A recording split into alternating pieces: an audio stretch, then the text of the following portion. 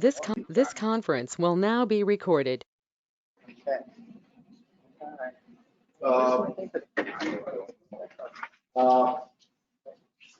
Want to get that agenda? Okay, roll call. Yes, ma'am. Mr. Lashard. He is traveling and I think he's going to call in. He still needs to acknowledge that he's here. Okay. Do you want me to call him? He's on. He's on. Yeah. Sam, can you? I'm here. Okay. Mr. Jensen. Here. Ms. Holloway. Here. Ms. O'Connell. Here. Ma'am, you do have a quorum. Your first order of business should be to acknowledge Supervisor Lashard's inability to be here and allow him to participate electronically. I make a motion to approve. I second it. All in favor? Aye. Okay, you're legal now, Sam. Thank you. Last year. Yeah. Yeah. Don't forget, drive safely. Yeah. Drive. Sounds that right. Pledge of allegiance. I pledge allegiance to the flag of the United States of America and to the republic for which it stands, one nation, under God, indivisible, with liberty and justice for all. Okay, before we do the next topic, I just want to remind everybody that we have sign-up sheets there. And one sign-up is if you want to say something about an agenda item.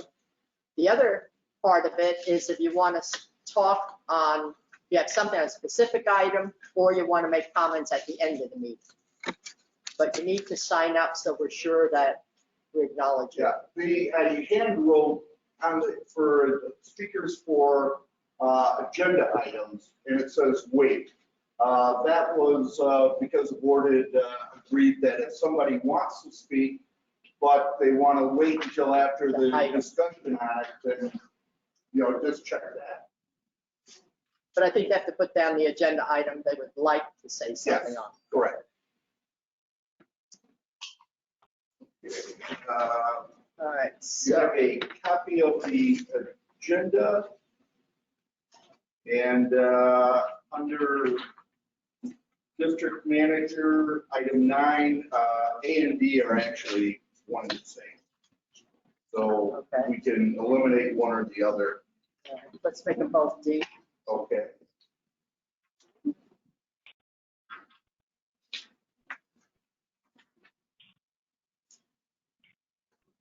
Are there any other corrections or changes to the agenda? I have one. Yes.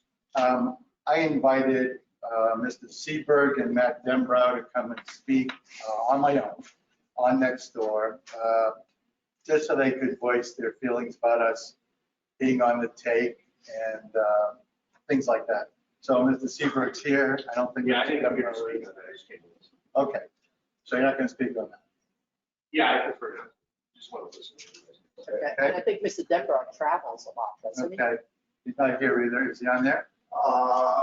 What's his Matt first name? Denver. Matt Dembrow? Matt? No, I don't see it. He's not here either, okay? Is Mr. Baldwin on? Do you know what his first name is? Let's be clear, I didn't say if he was going to take a question, the process of getting bids. So I'm going to make sure it's very clear. You insinuated. Leonard. All right. Leonard? You're right. You see, if I ask him questions, this is a bad thing. No, I don't see a Leonard on here unless it's Paul. Okay, if you see him on there, he did contact me. He's up in New York. He owns the property. If you see him, come on. And if he has any questions, please acknowledge. Sure. Okay. Okay. Any other items or changes to the agenda? Anything to be added or deleted from the agenda?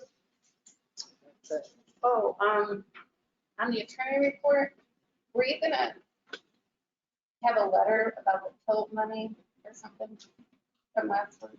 No, what I have, I've had conversations with the clerk's office and it's in the general fund. I don't have a letter to the county asking for that. Okay. I can send one after today. I know on the PILT money, we do get some funds for our fire and the sheriff, but the rest of those funds stay with the county. They go in the general fund. Yeah. So we're just asking for a greater allocation.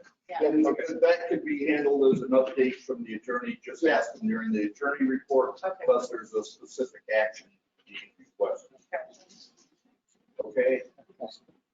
Anything else? There was, I had some communication regarding mosquito spray. And so I don't know if you want to discuss that, or part of it was the frequency.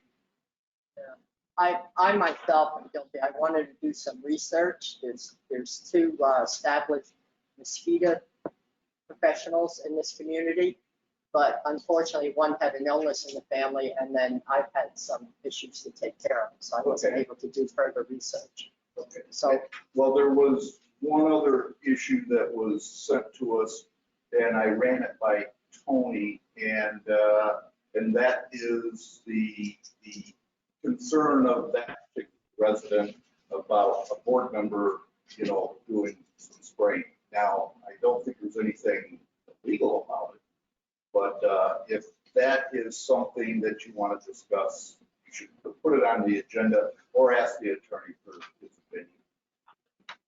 yeah, I think the question is, I think Russ, last time you said something about spraying, and I think that's probably what they're leading to. Yeah, but he said. Isn't he an subbing? employee? He's a sub for his son, right? I don't know what his status is. Did I vote on who you picked? Yes, No, you said you had no conflict of interest, didn't you? No, No. he filed a conflict of interest. Oh, he did. All right, Yes, I did not don't vote. remember that. And you did not vote. That's correct. Yeah, I don't think it's. So there is no conflict. If you want to, I want an RFP, and I want you to find out what it costs out there. Because I mean, if you're going to complain about me spraying, there's going to be a $50 They're not per complaining, they're just asking. spray gas Yeah. surcharge. I mean, I just They're like, just asking. everybody It else was charges. just a question that was raised, so. Yeah, well, and the I think frequency is only twice a week right now. Because the mosquitoes, it's just a suppressive spray, yeah, in case there's any standing stuff to keep them from coming up. Yeah. No, If that's too much, And, You know. and Mr. Kish is working, I'm assuming you're, an unpaid employee. I don't know what the status is. Yeah, kids never well, that's being worked out because, it takes him an hour to get here, an hour to spray, an hour to get home. Yeah. And it's, gas is doubled. So. you That's figure- right, I'm you- doing the same for my daughter. You so. figure it out, I'm probably going to end up being an employee. Okay. Technically, Well, I'm going to have to be. He's got to throw it Yeah, at so- 99. But In it's that instance, there working is under no- his license. that's what I. Right, but he didn't vote for it. It's not a conflict of interest, Then you're gonna have to- so he has the right to do Right, that. he abstained, We because can of. confirm. He says I can't do During it. the conversation, remember, Kel, the conversation we had was, Mr. Kish in that capacity, is arguably doing business with his agency, which you cannot do. It's different than with the son and staying, that this is a different situation. Well, he'll have to figure it out then, so. So But I know- I know- need to figure it out. Yeah, you're gonna have to put out a new RFP because of the price of gas and everything else that's out there. And he told me the way people are gonna bid this job is they're gonna charge you 1,800, 2,000 a month. Do they spray once or 3 times? And it's gonna be at their We did have. We a did bid have from our- Clark. Yeah, we Didn't we did an vote RFP for when this? Robert Edge was no longer doing it. And we had a proposal from Clark, who is the supplier of the chemical. And, but they were substantially higher. They're all good. And they were higher than Robert Edge too. And then Chad submitted a proposal which was less expensive than even Robert Edge. Yeah. So I just don't know if you want that on the agenda, you just Yes, want because we have staff to to. decide, Yeah, are we gonna get Okay. notice, are we gonna go out for bid again, or what are we gonna do? okay, you want to put that under new business, 13A? Yeah. Okay. All right. Okay, so we've eliminated 9A and added 13A. Motion to accept agenda as amended. Well, I have one thing. I don't know whether it should be under old business, the storage at the water treatment plant. Oh, for mosquito sprayer? No, yeah. Yeah. Mitch is going to records, cover too. that under his report. Okay, all right, good. All right, that's all I have. So, Michelle, you made a motion to approve the agenda as prepared with the.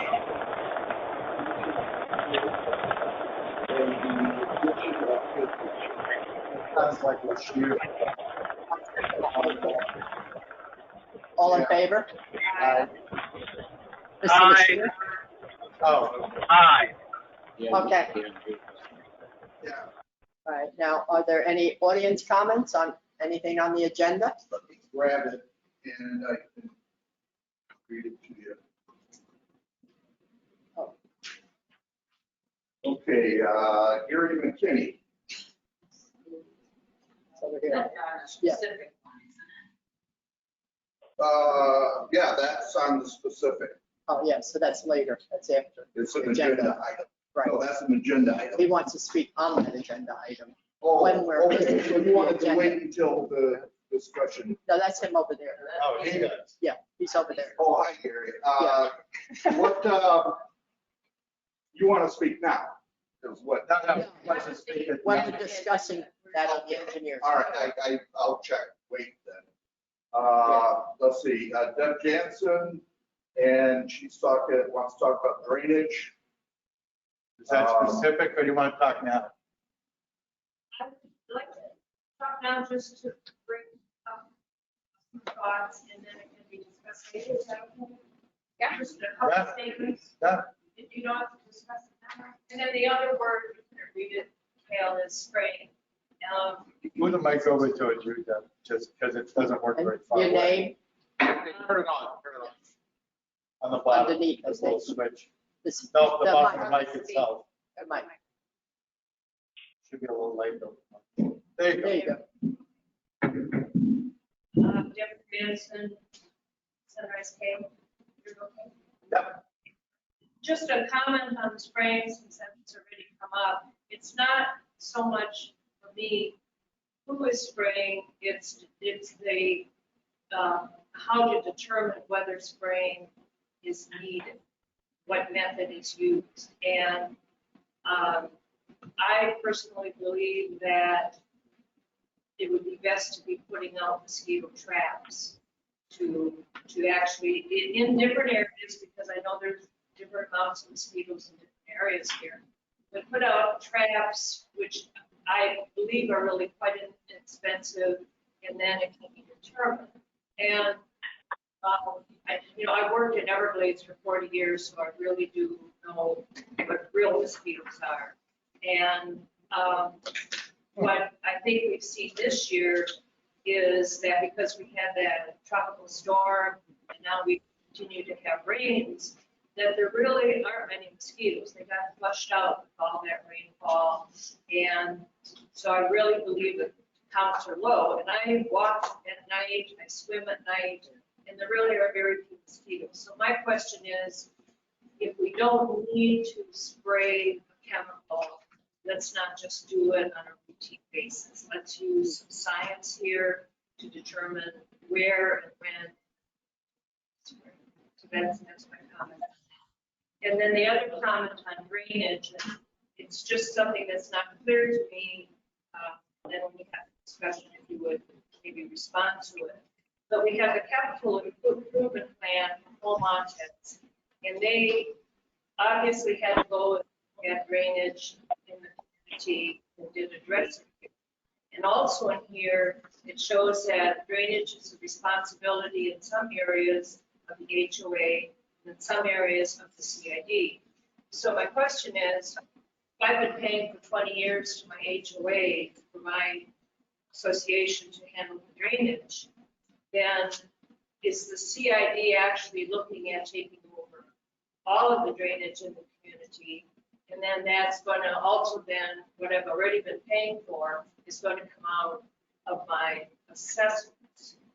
And I've looked at some places where I know there's been some issues, and I mean, I looked at Stella Mara South where there's pipes actually that are draining right out of the road after a rain. And so my other question is, has the county code enforcement and DEP really been looking at these areas to see if they're in compliance?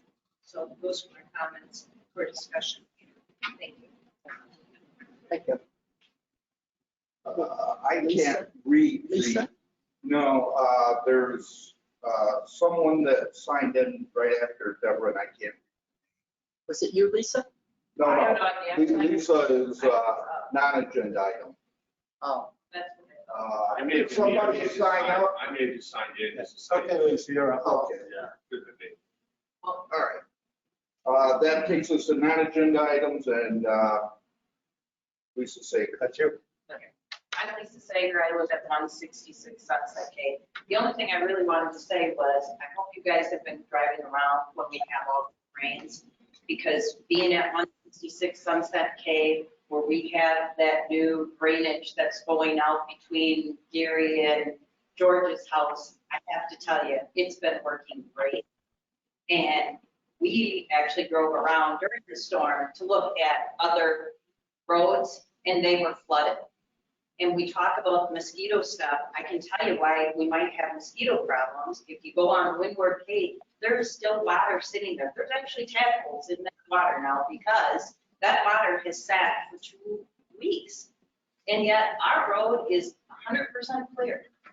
So all I'm saying is I think whatever your issues are with whatever's going on at the end of our road, I think you guys should maybe take note of that and maybe install it every place else. let me just say one thing. I've lived on that road over 20 years and we have never had a water problem. So this is working good, that's fine. Oh, it's But it working didn't great. fix the problem. There was never a problem there. That's all I have to say.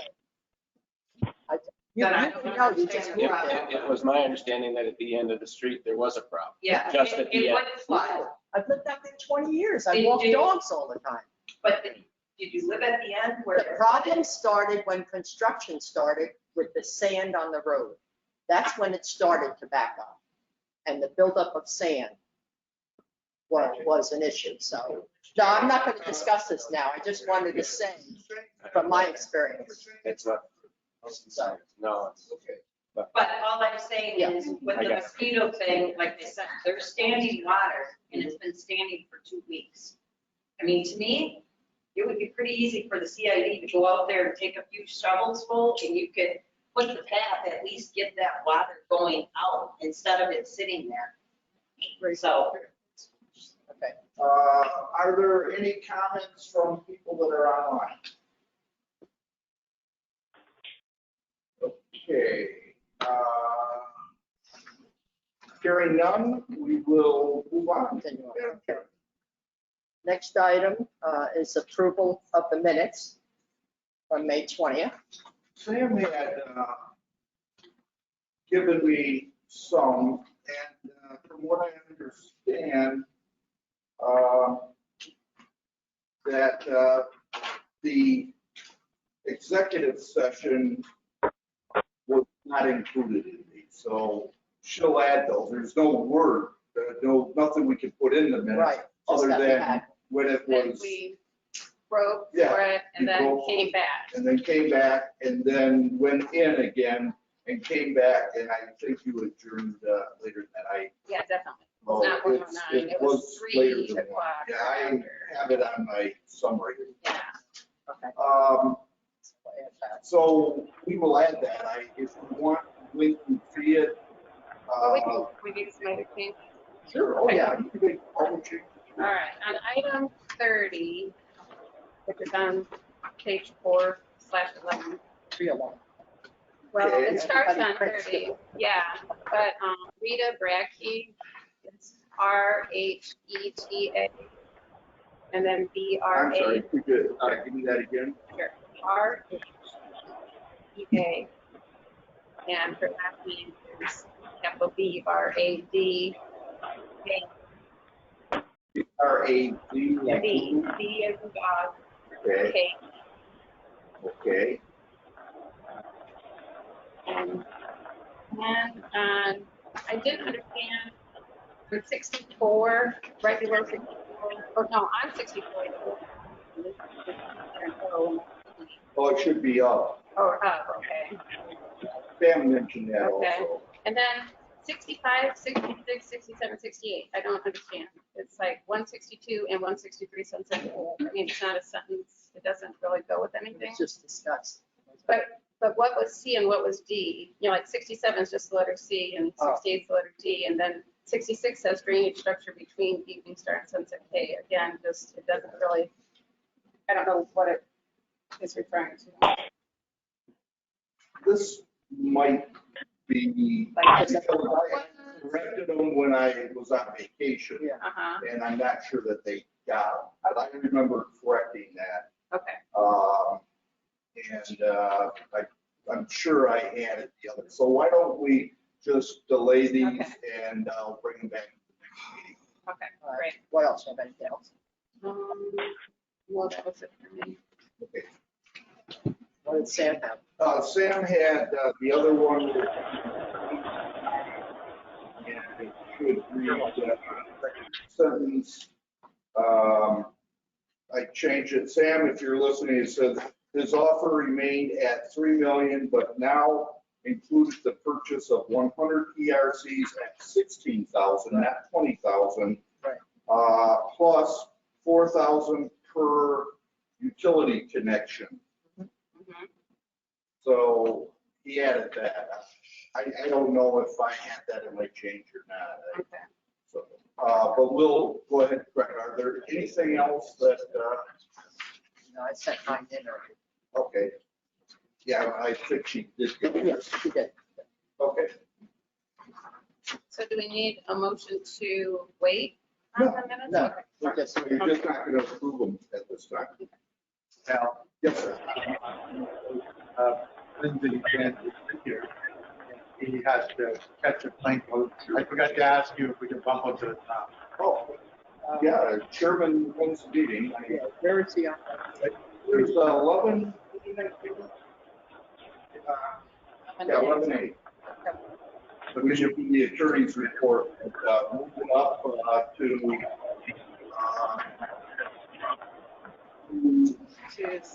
11A to, yes. All right, but he's not going to discuss covenant because we have to approve it. No, we just want, we need to bring everybody up to date. Okay, good. And, He's okay with If that. you move that whole thing up, you can discuss covenants, everything. yeah, why don't we move the whole thing? Yeah. Yeah, that's what I Yeah, thought. we speak. Okay. Yeah. So you want the attorney to start out and then Lindsay will fill in if needed. Let Lindsay. It's different. I think that Mr. Case has proposed some changes to the contract and other terms. I think those are matters that should be discussed first, and the second part is review of the covenants. They're still in the draft format.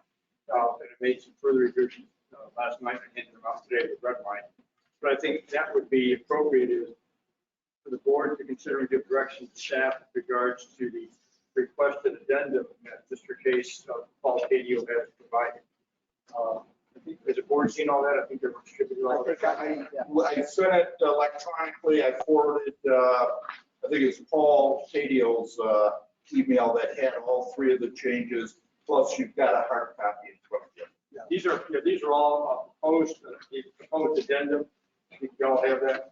That was dated June 7th from Paul Cadio. And there's a revised site plan and proposed first addendum and other matters. And so I guess the question is, would you rather have Mr. Case make a presentation of proposed addendum changes and also discuss the site plan? We all have this, we have this email, right? Yes. I That's in the handout, which would be the smaller one, not in the actual agenda package. The top of it is from Paul Cadio. And there's several things in there. Because I'll take it. It's right on your bottom there, Ray. dated Tuesday, June 7th, 2022. At the top, and it has attached, it's a short email, but it has a graphic attached, the contract attached, proposed addendum attached. Yeah. I got it. So. Same, perhaps I could just explain it. Yeah. Well, I don't need to, but I have extra copy, but Michelle's got it. Yeah, I Got it. Great, let's see. I'm not sure, wait, I think it's this. Right, it's in, I think it's in this. No, this is Soto Lawn. Yeah, that's only the top. Yeah, it's in all of It's that. in there. Oh, okay. That's all of the handouts for today. Yeah, in one time. Yeah, I'll give it to you, sir. They're all in that, they're bound, all of the handouts are bound with a little. Right, yeah. Yes. Clean. I like it. I am. following all this. What I would suggest is, Lindsay, you want to walk through this email? Lindsay likes to add lib. Just so you know, as a community, I'm ready to close cash, ready to wire you money today or whenever you can get it. I don't know.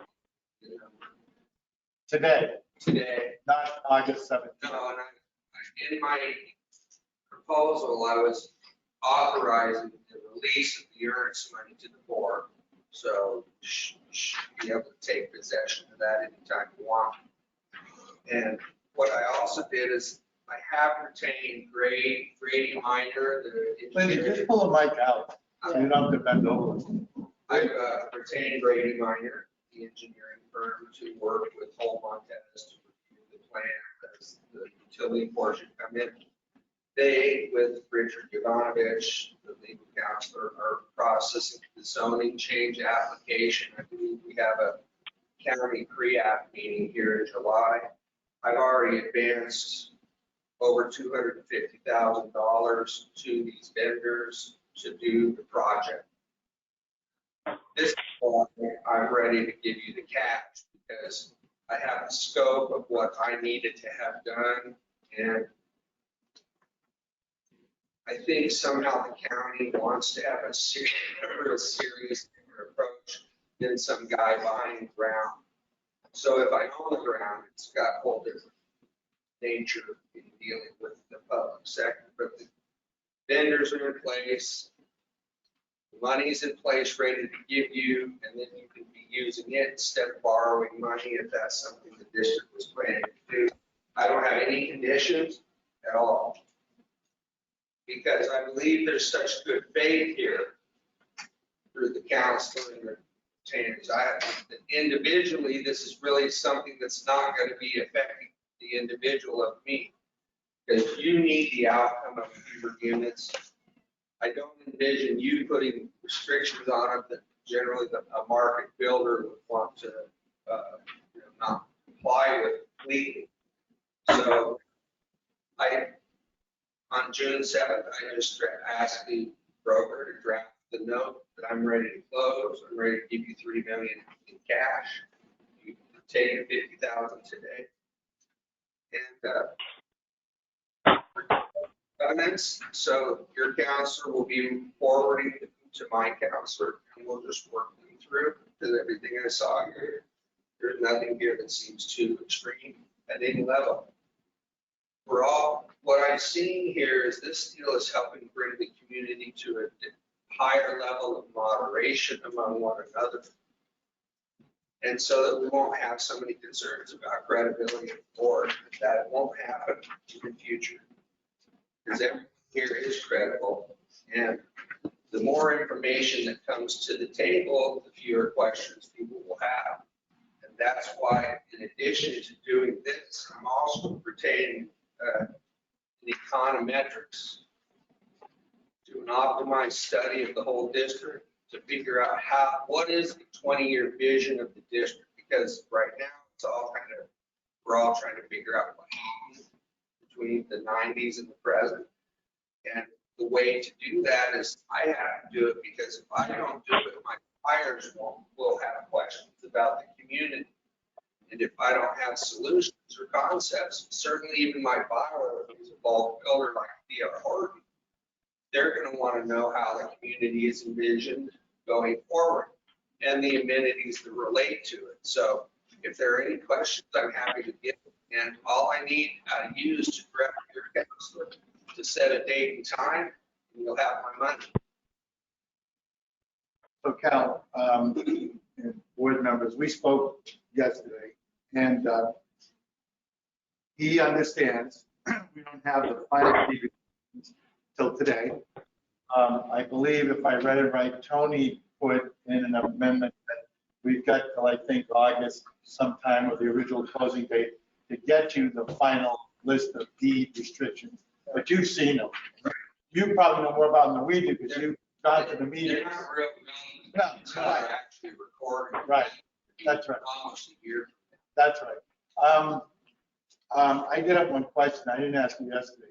On the final map that you gave me that shows the final boundaries and everything, the red line map, It's a draft. the draft, Everything's drafted at this stage. it includes the old hotel property in the map. Oh, Yeah. that's an error by the engineer. Yeah, Okay. yeah, that's not part of this. I No, sometimes that's what I'm wonder getting if at. people test me, Yeah. We're taking your temperature. or else. I know what you mean. Or else it is a very detailed, and just that you were able to notice, and I'm listening to the different comments about what people were concerned about. And yes, if we don't detail it succinct, it can lead to misunderstanding. Right. Yeah. Yeah, this way, a lot of people have asked, is it a one-family residence community? Yeah, a lot of And so people. it is. Yeah. You don't have to worry about me in this matrix. It's really going to be the third party buyer and what they would see or perceive. And because of I've done 10,000 lots in my life, so another 100 is okay. It's not a major complication, and I'm capitalized for the program. So I'm just delighted to be here. I'm so very excited for this community. It's going to do that. So- I think so. Yeah, we think so. Anything else I can help with just answers to? Do I have any questions?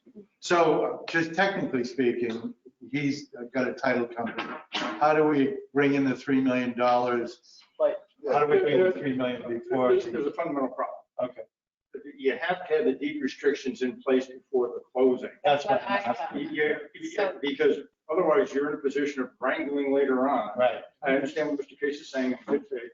And then they may never get recorded. Then we have a litigation over what's going. So those need to be in place Right. before the close. They get recorded first, then the deed gets recorded. I don't see that happening. You just need to put all the restrictions on me anyway. Do you guys have any documents of this proposal you can distribute to the public so we can? But if I could, I think that what proposal? What's going on here? I mean, at the end of the day, we're listening to this, but is there anything that can be given to us? Here's the, Just, that's what I'm curious about. this is what I do. So I'm gonna close early. no, the covenants need to be on record before the deed is of record. So Makes if we can lock them in right here this meeting, can I'm not going to be can able to. he close today? No, No. I need to prepare the deed, and then we have a closing statement. Yeah. And next week, and I was telling Kale, first of all, I'd like the board to see the final version of the covenants. Right. Okay, we've had many discussions before, we all thought we knew what the document said. Yeah, that's And right. then we come back, and in fact, I missed a couple of the covenants, that's what this red line. That, and I'm out of town June 30th to the 4th of July. Mhm. So What? I know got to this. Let's cruise this up. Let's do it maybe How July. about the July I'm thinking meeting? July 8th. How about? Oh, yeah, July 8th better. Perfect. You're all right with that? Yeah, I mean, I think the chair has to sign, right? We don't have to have a meeting on that. No, but the board needs to We have to vote on it. vote and finalize the covenants, okay? You know, to confirm what you're saying, all you gotta do is just jam down really hard. And then you'll have to amend them for me, right? That's the other way to do it. Oh, my goodness. No, I don't like to do that. See, I still have to wait for an easement from the county. Yeah, but again, So I'm taking a risk. I'm happy I to. understand the covenants need to be of record before the deed. And by the time we come back, we go back and forth, have the board finalizes, and we'll send them off to Lindsay and Rich and Paul Taglio. And we can wrap that up, and if the board, when's the next board? meeting? That's right. 15, July 15th. 15th. That's what I'm saying. I'm already scheduled to come back. Why don't we just shoot for that time frame? In the meantime, we'll have. Yeah, We have all final documents for that closing on that day. Pardon? So we'll have all final I think documents. so. I'm fine. I was just trying to move it up a bit. Yeah, it's okay. Well, and I was just trying to let you know the money's at the table. There's no need for me to pull back. I'm done with my due diligence. I'm ready to do some. So we could do it the 8th, I mean, like a special meeting or? We could, but if Mr. Case. I think my council's gonna want to have it's gonna take a week to have Look at it, get back and some forth. back. Yeah, I mean, one other comment on the proposed addendum, just from the points that are on here, prorations will remain the original August 17th closing date. I'm fine, my guidance to the board is that's okay. But there really aren't no prorations because you don't have taxes, you don't have assessments on it. It was the time I thought we would do the covenants, and then that would be, the covenants only need to be in for your discretion, but because for my discretion, they'll only happen once they get recorded, once the plat's approved, but they'll be amended, I'm sure. Well, but they do need to be a record beforehand. Yeah, Secondly, the subsection F proposed amendment that Mr. Case suggests is basically the 4-year period as to the payments, August 17th. I think that's fine. That's a board policy decision. We're only talking. Yeah, we were fine with that. So that section F and G, I think are appropriate for the board. So the proration is appropriate. No, I appreciate it. And the subsection D will go away. Now, The first addendum, because we still need to, and we'll just move it up and we'll change the closing date to be July 18th at the latest. Sure. once that's July done, 18th or 15th. 15th? 15th, I'm sorry. 15. I've got 8 in my brain, July 15th. Sorry. No, you don't And have if to we have a can- special meeting then. no, Right. let's do it then. Yeah, I mean, again, that's one way. to He's cool with it. Yeah, and I guess one other question is, when's the pre-app with the county? That same week, right now, it's scheduled. Yeah, So is there- we'll probably just have on the 13th or 14th, I think they're talking. What will you have, you think, a revised site plan to bring to the pre-app? What I did include in here is the Florida engineer's draft of our agreement. Which one is that, Mr. Chair? It's the last, Is it this area- one, or- it's the one that says grade minor on it. That's it. Okay, this one here that's dated June 3rd? Yes, and perhaps the boundaries when you refer to may not have been tweaked properly. Okay, if you can get with Grady Minor Shop, we'll just change that. Correct. Great, okay. And well, of course, all the survey that we're closing to will be done on this 18th as well. 15. 15. 15. I'm sorry, I mentioned 18. No. Well, It's on me. rolling to Monday is not uncommon, right? So, That's good, but Friday's are better than Monday. yes, much better. Thursday's the best day to shoot for it, and Friday's when we close. April Fool's Day is worth it. Lindsay, the engineer, the draft, the most recent draft shows the edge cut out to accommodate your road on the hotel land as well. It's just it's our rendering. Yeah, you see the red line on the hotel land? That's just the utility line. That would be that's either the existing, Is the blue the Fire utility or the line. red? pardon, Is the red the utility or the boundary? Red's the boundary. no, red is sewer line here. Oh, it is? Yeah, Okay. yeah, it's the fire hydrant. Oh, okay. So that goes all the way around. like Black is the black, this is actually an extra boundary. that. Okay. Yes.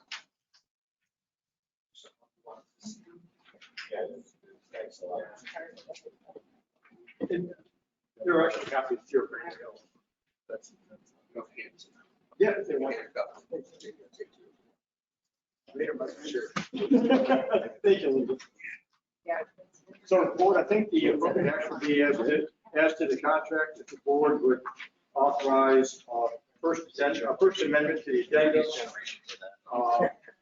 Which is to change the closing date to July 15th. Prorations will still remain August 17th.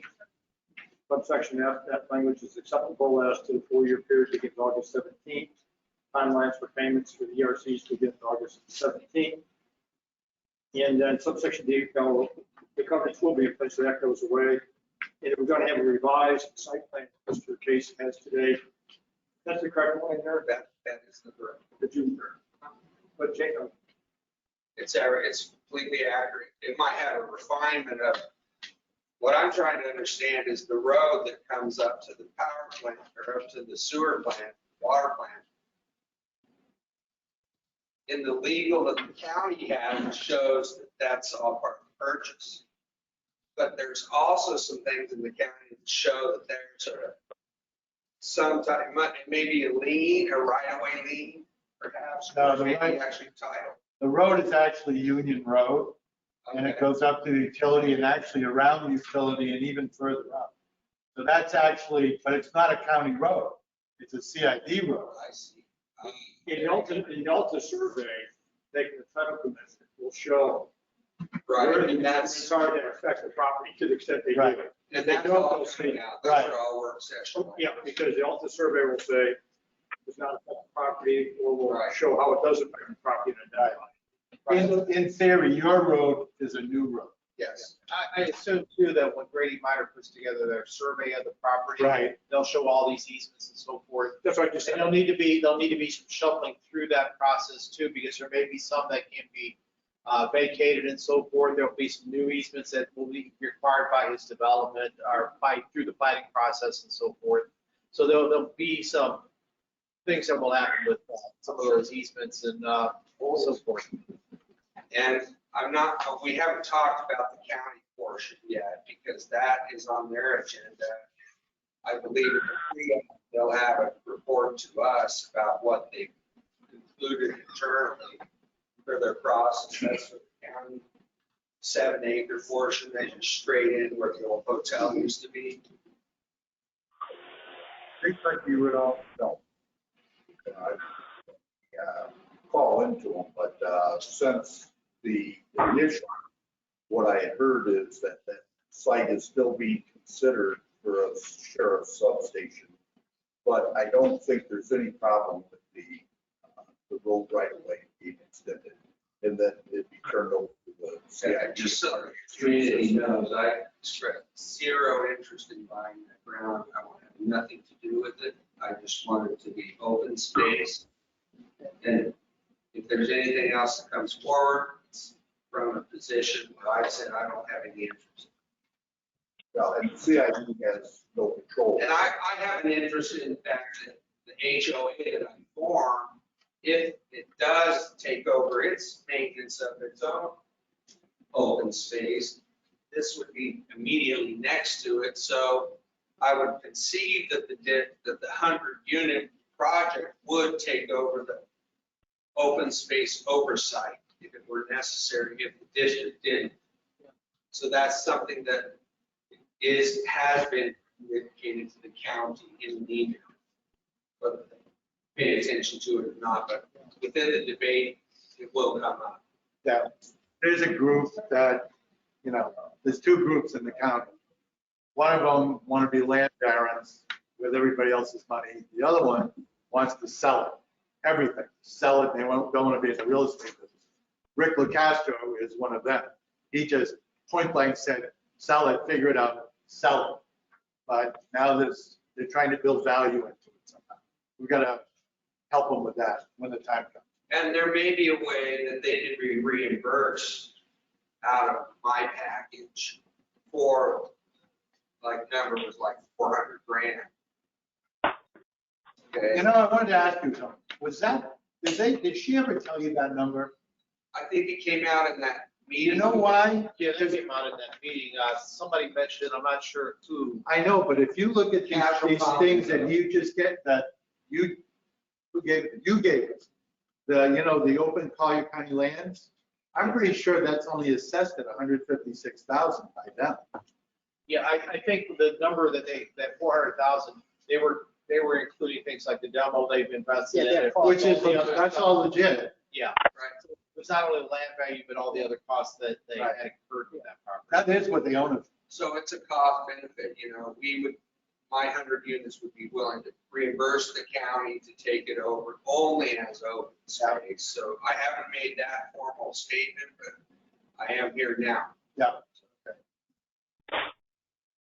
Okay. Tony's got a few actions for your consideration. The first he mentioned was the First Amendment with changing the closing to July 15th. So moved. Well, I would suggest we do it all at one time, just that Okay. the addendum that the board authorize the first amendment to the addendum to change the closing date to July 15th, 2022. Prorations will remain to the original August 17th, 2022 closing date. Buyer authorizes escrow agent to immediately release the escrow deposit to the seller. It applies same as credit on closing statement. Contract exhibit B is replaced with an essentially similar 100 subdivision plan by civil engineer Grady Minor Associates. Attached to exhibit entitled POTISF. POTISF concept exhibit 6622. Subsection F was amended at the addendum. The 4-year period of the section begins August 17, 2022.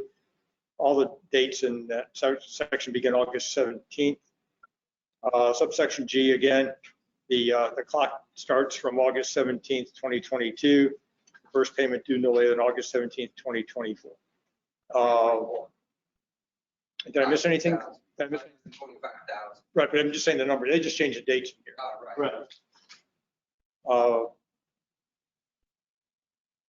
And those are all the changes that he's proposed as revised. All right, I make a motion to accept all those changes.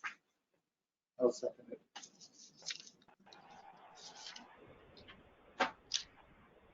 And Lindsay, if you can have Paul make, if the board votes on it.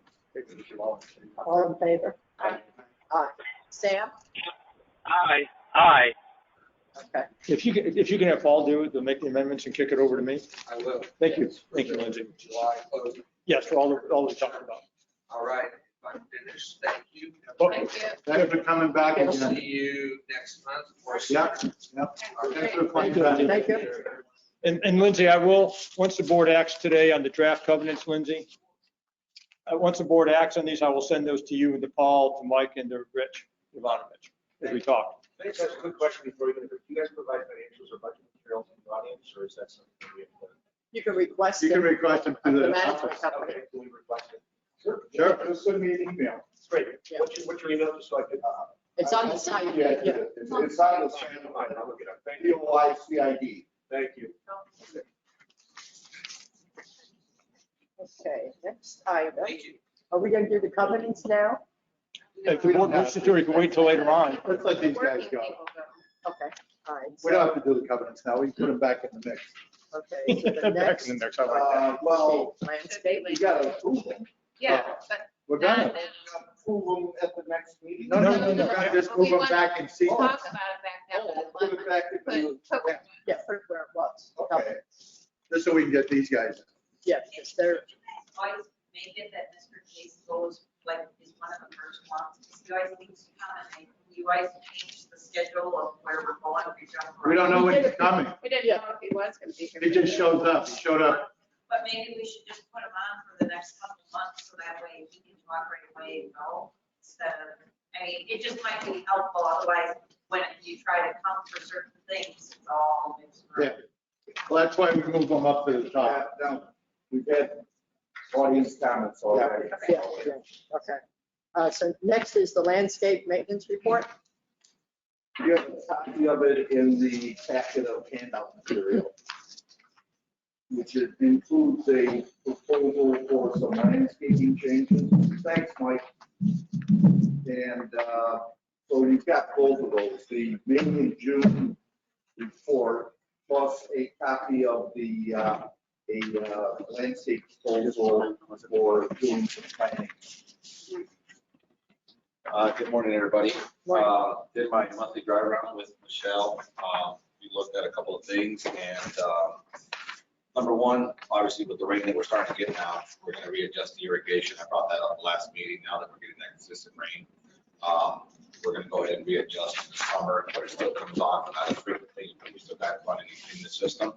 So the guys are doing that within the next week or so, as soon as I get them back out here to take care of that for us. I did mention from the last meeting that there was a proposal for Newport Drive for the Panama rows on the left and the right side, 10 and 10 and 10 and 10, that equals a 40 of the landscape design that we did in the front with a monument sign of Newport. I know it was mentioned that it was kind of fair to add a little something there. You know, that was a proposal that proposed the previous month, and somehow my emails didn't get received on our end to your end. So that one is still open. During my drive around with Michelle, I had to go see a resident on Wilderness K. The reason, Michelle, you probably don't know about this, but I submitted it.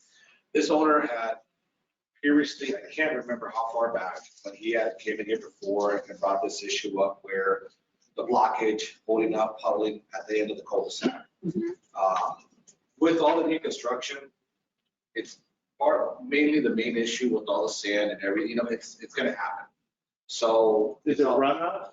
It's just runoff, sand, leaves, it's accumulation of everything. I'm not blaming it on construction itself, but I mean, with as much as we've had in the last year or two, I don't think this has been done since, I can't remember. I gotta look back and you'll see.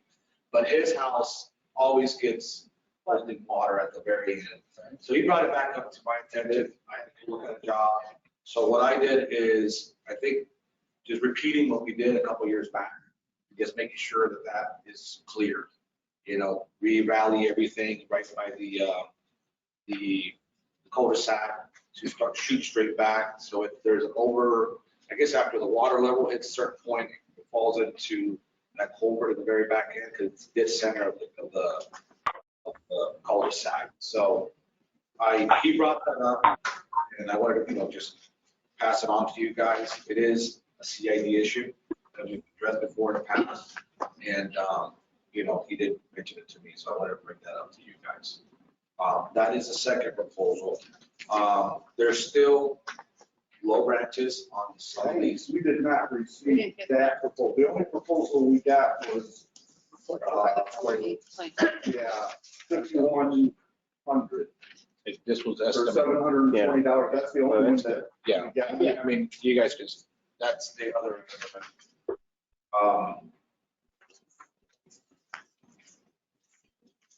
The other thing too that I saw was there's still hanging branches that still need to be, I don't know if you guys want us to help you guys with that or, but there is still some overhanging low branches through the, the roads, and it's just being proactive with you guys as far as, if you guys want to have Chris send out letters, or I don't know how that works out. Privately owned, you mean? Privately owned, yeah. And it's associations as well. It's not just, the CID stuff is pretty clear, and there's no issue there. But there is privately owned areas, that do need to, be brought up to their attention, the low branches. That's one of them. The other one is, I had an issue with, thank you for calling back now on that gentleman that called me. I want to make sure that I say the right things and not the wrong things to the owners, because I do work with private individuals in here and, done work for them for years. A couple years back, I don't remember where this happened. Somebody had a busted line and got a massive water bill. I'm sorry, it was Orchid Cove. The line broke on the other side from the meter. After the meter, the main line broke and it flooded out there for quite a bit. So they got a massive water bill. I think it's $3 over or something. And you guys, kind of met them halfway, or I don't know what was the outcome to that. The reason I'm bringing this up is I had a resident on Venus K who left it, and his water is bound stuck in the back of the home. The water ran like for 4 days solid, without nobody seeing it. It's in the back. It's no neighbors to the left, no neighbors to the right. So it ran for 4 days. So it, I said, we did the repair. So he's paying us for that. And then on top of that, he's going to get, it's irrigation water. If it would be, your potable, your good water, you know what I mean? It's different, but I deal on the irrigation side, and I deal with them, and I also work with you guys. And I don't want to put anybody in a, I am neutral, I'm right in the middle. So I said, reach out and see what they say. And if they deny it, I'm just saying, reach out. I don't know. So I want to be correct as I say things like this, to them. So, I don't want to say they'll reimburse you. You know, when in all reality, I don't know. It's a private home, private irrigation line that was put in when they built the house or somebody built the house. Correct. And what is it that let go? So the valve went out. It's mechanical failure. It happens over years. The valve went out and stuck and it ran for hours. I mean, it ran for days and hours. I spoke to this gentleman, and whether it be right or wrong, I told him if it went through the meter, it belonged to him. That's the problem. Yeah, that's the. Yeah. Now what happens, like if I go away and I turn off my water, does my irrigation water go off also? Only if you call us and ask us to turn it off. That could be. Because it's separate. Right, that's two separate fees. Okay. And now, that's a good point, though. I mean, how difficult is it for you guys to come and shut the irrigation? If they call us and ask us like they're going away, we'll come turn it off Yeah. at the meter. That way that doesn't happen. If they turn it off at the home and it breaks between the meter and the home, that water. Yeah, now there is a $10 charge for that. Yeah. Turn it off. And in your rules you just adopted, Yeah. you stressed nobody could turn it off on their own. Right. That's what was going on. Right. So they have to contact either our office or Mitch's office and request it. I And, thought once a year was free. Yeah, I think once a year. well, the first one's free. Yeah. Yeah, you're right. Once a year. I'm You sorry. still got to call. Right. So anything from the meter on is private. Right. So, for example, this owner left during the dry season. You know, he's not gonna wanna turn off his irrigation or turn off the meter. If it's, you know, if it's to the water inside the house, I completely understand that. Something happens, it's inside, but outside. But what has happened in the past, in other, like if you show a bill from a plumber, they actually, you know, they work with you, like, you know, so I'm just, if it's different here, it is what it is, and I respect it, and I just know what to say moving forward. And I know that, when they got a water bill, I didn't know the outcome, and that's why I wanted to find out today. And so I know what to say to the owners if this was to reoccur again. Yeah, I think they have to contact Yeah. the utility company They have it work turned with off. that. But Well, if it goes through the meter, there's no way we can tell Mitch, what the profit. I thought there was something built into the meter that would tell us when there was an unusual usage. Only when we read it. So we read every month. We actually been reading every 2 weeks. So if we drive around and see it, then we'll catch it. We'll call you. and say, Oh, it "Hey." doesn't send an alert, okay. No, only when we. But is the reuse going to show up on the meter? Yes. Yeah, oh, it's a separate meter. Oh, I see. All the same time. because that should help avoid this. You know, you say how, if it goes through, that's the rule, this is what we do, this is it. And I just told Tony a minute ago, I hated how we changed the rules for us all the time. But we don't change it for anybody else. We're changing it with this contract for the land, which I'm all in favor of. But all of a sudden now, in ERC 16 and the connection's 4,000. That's not in our rules. Connections is less. So we changed everything for this. It's not a rule. You Not, want to bet? Well, it is a rule. Well, but I it's mean, a rate, it's not in the rate. it's right, it's like market value, No, it's in our rules. Not the What a rate. connection is. not the rate. Not the rate. Oh, That's separate. God, Well, the it doesn't rates are matter. We too. change things all the time for What you us. change, yeah, the rates are in there Christ. and it can be changed without changing the rules now with the new rule. Now. Yeah, but the new. Is also in there Jesus. and it's, I don't know, it's about $2,500. Yeah. 46, okay. Yeah, but we made it 44, but because that's for us.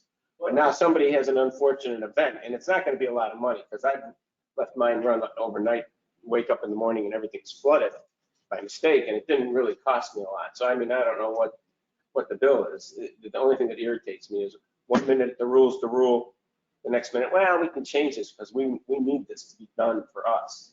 So I'm just letting you know, I'm tired of that crap. So it's one way or the other. The rules are the rules, or the rules aren't the rules. Has that rule changed? No? No. It was. I'm not talking about that. I'm talking generalities now. It's part of the contract. Uh, I'm just Yeah, so I'm irritated by it. Not sure what rules have changed. Well, I think I know what you're saying. I called up, I had to refill my swimming pool. So the rules say, I knew to call up and say I'm filling up the pool. Now, had I not done that, and I would have been charged full rate, You've been then that charged was for my sewage. fault for That's not, for sewage, it's just for sewage Yeah. that you get to break on. I know, not the water. Yeah. But Had I not done that, I'm just talking about generalities. I mean, we're paying for something for this. I read something where we did something for the water line to this pool, Orchid Cove. Yeah, we did charge for that, so we You said. charged us for that. I charged. Yeah, yeah. You got the charge. Yeah, Orchid and Cove. they paid us and then we paid They paid us for what? for the new meter that they had installed to read how much water was going for the. Well, why would we pay for them to hook because it they up? paid us, and we used that money to pay. for it. We voted on it. Yeah. You voted on it. We voted on it. I know, it was a while ago, but I'm just in general. I just, when I hear something that the rule's the rule, you know, that's it, and then it's done, and then we change them all the time. So That's what Russ is saying. it's just ambiguous. It's arbitrary. Rules are for somebody and then rules are different for somebody else. Yeah. I- That just, I don't think they're different for anyone. okay, I'll point it. No, but I will what point he's it saying, out. like right now, we're considering helping out in this situation. That's changing the rule. Oh, for the 4,000? No, No, for the water. for the, For what the he's 4 talking days. about. I talked to that person myself and I already told them that if it goes through the meter, it's his. I tell everyone that. Okay, so he's just making us So aware what of I'm the saying is, if situation. that's the rule, I know what to Yeah. reply back to them. That's all I want Yeah, to he know. just doesn't want to say the wrong. Yeah, I don't want to say the wrong thing, and I'm in the middle because, you know, I work for you guys as well as them at the same time, but I want to make sure that I say the right thing, and that's why I'm coming. And I said, you know, reach out to them. If they work with you, great. If they don't, I can't, I don't know, you know, so. I don't know why it was ever changed for anyone. It I was, mean, any that's come to me, we've always said, if it goes through the meter, it's yours. okay. Okay? The thing is, I don't know where it left off from where it go in the last conversation, but now that you clarified it, I know what to say. Yeah, I talked to the one gentleman, it might be the first gentleman that you talked to, one you and I talked about. So, but if that's what it is, it's what it is. So, you know, I want to make sure I have the correct information to say back to the owner. Yeah. So as far as that, those two proposals is what I got open right now to approve. One of them I know definitely is an issue. The other one's an aesthetic.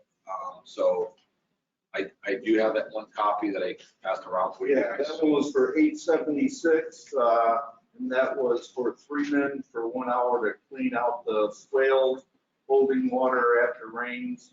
That one's 876, and the other one was for planting 40 Panama roses, 3-gallon Panama, and that was 720. If you want to approve both of those, they can be done in one motion. Gail, on the one about wilderness, there may need to be additional clearing. If we want to really do it right, it needs to be clear to the entire easement. And ideally, all the vegetation that's in there needs to go bye-bye. Yeah. Anything within that easement itself.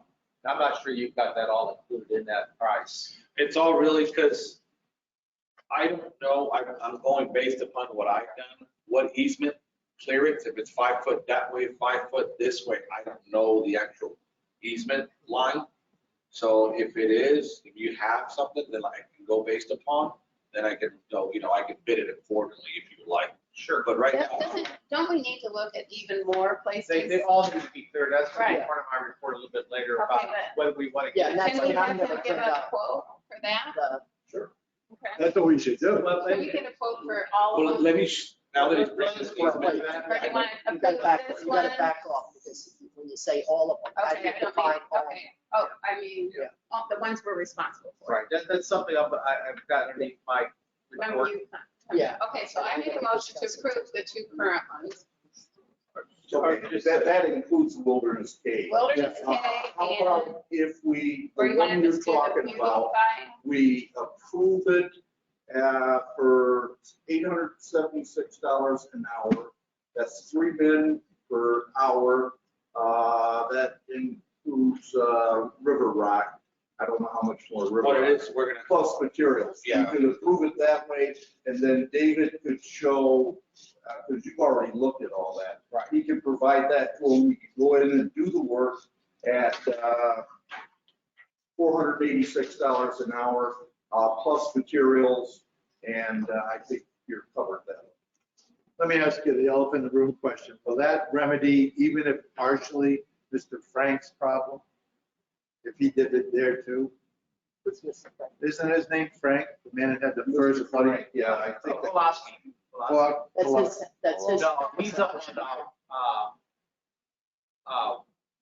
Windward. But I mean, with that, even if to some extent. given- that's something I want to report on later. We got, Okay. We need to, we need to take all these yes. into mid-yard consideration. drainage and cul-de-sac drainage. We need to take that 10 foot each side of the property line easement, and we need to make sure it's clear of vegetation. Yeah, That everything. is properly sloped from the street all the way back to that swale. And we're gonna potentially upset some people because they planted vegetation in their palms and everything else. All right, And so, the other thing to be discussed is, what, if we do that, we have to maintain it. We can't let it get out of control like it has.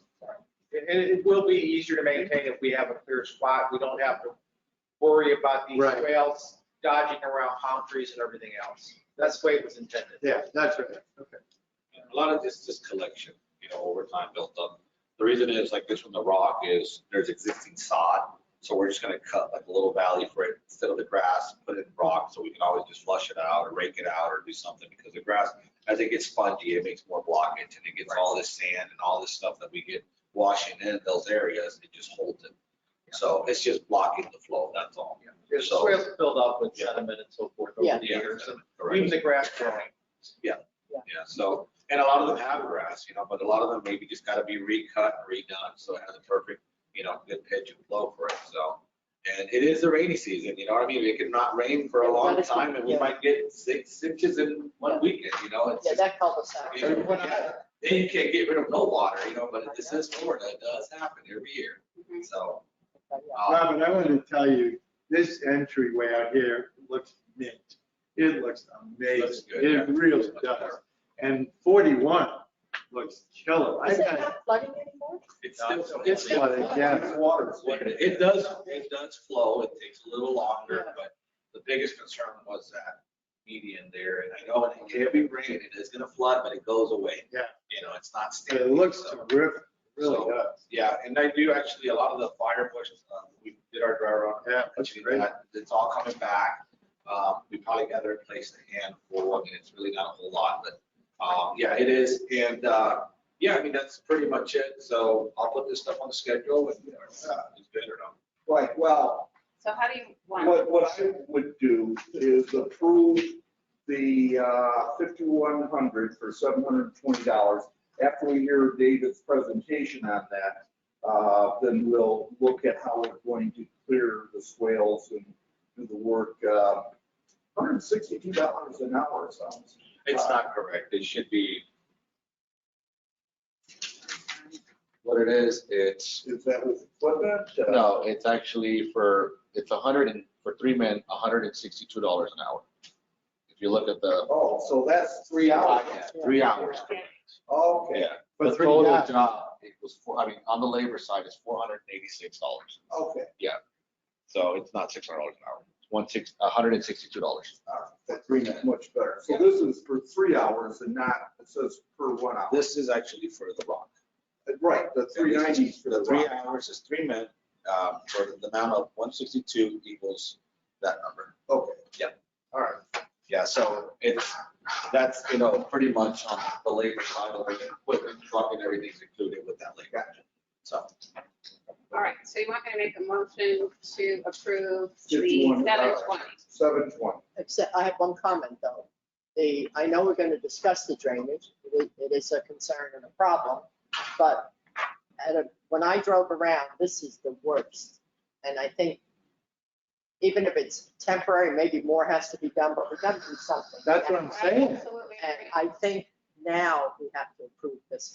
That's what I'm saying. I agree. Because that's not the entire problem. Once David tells you the entire problem, you can go Right, ahead and I- approve. The whole thing. This is what Robert suggesting is maybe just a Band-Aid. Yeah. And Right. maybe we just need to clear it out as the flume itself where it comes out of the road and clear back a little ways, but not put a lot of rock or anything, because we're gonna look at taking probably a 20-foot swap. out. Well, let's do the labor side of it, hold off on the rock. Yeah. Okay.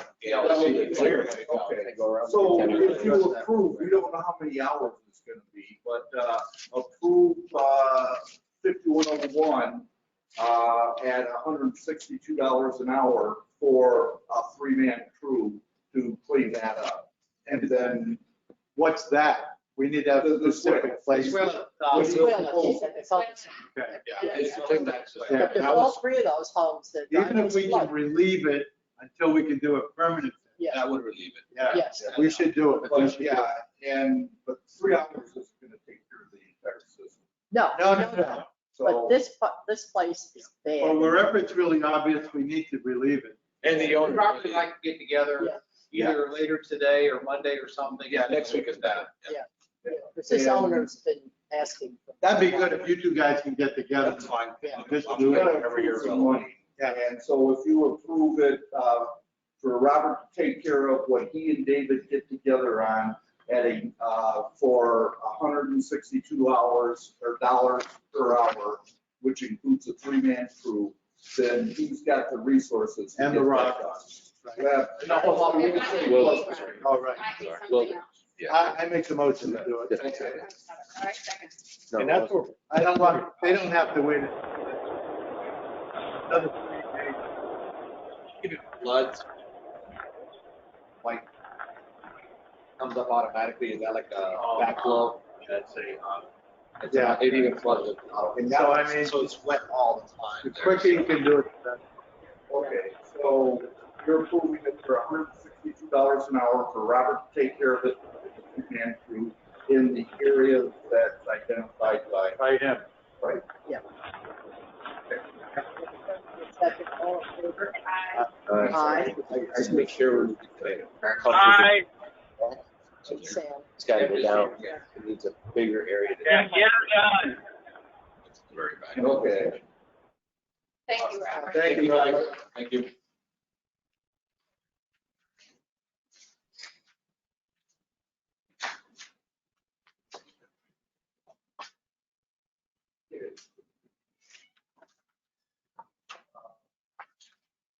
Next. Mitch.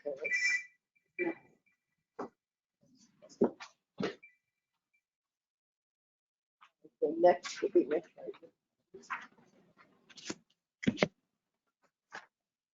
there you go. Good morning, everyone. Wastewater plant this month operated great, no issues. We met all of our requirements. The water plant, we met all of our requirements, no issues. We did have some issues with some of the membranes, but that never took us out of compliance in any way. The reuse pump station, it operated correctly with no issues. We treated 3.3 million gallons of wastewater. We put out 3.3 million gallons of drinking water, and we distributed 8.9 million gallons of reuse water. Used 800 gallons of chlorine.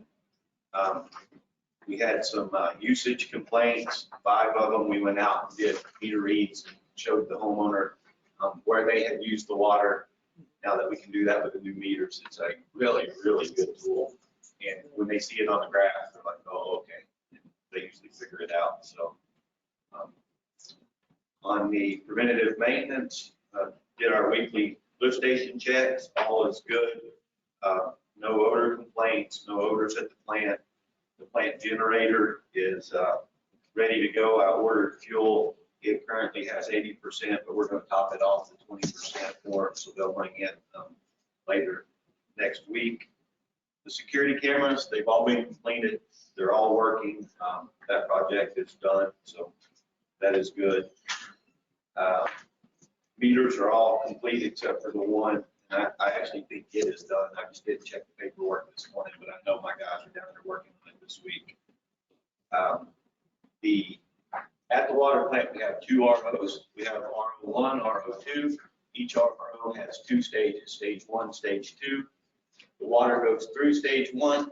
It separates the good water and the bad water concentrate, permeate. The concentrate is then ran through stage 2 so that it can be separated and pull good water out of it.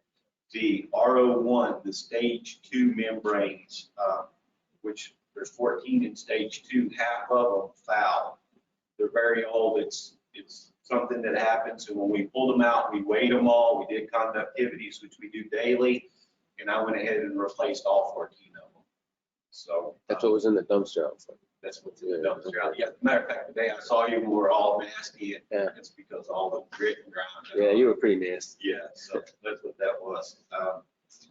We set the container, I got electric into it, and a ramp put up on it for the mosquito spraying equipment. The storm drain over off of Newport Drive, that there was some issues, trip hazards.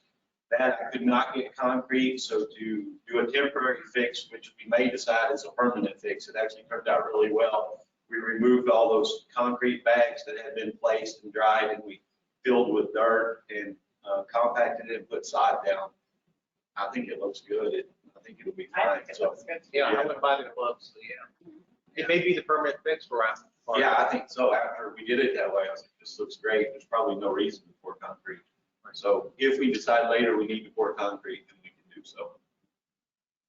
And it was much cheaper. I think it was a couple $100 worth of sod a few hours later. The well field, there was a complaint last time that there were some locks off, and that was correct. That was on me. They were off. We went back and made sure everything's locked up now that can be locked up. We put signs on everything, and it's as secure as it can be without fencing every little thing off back there.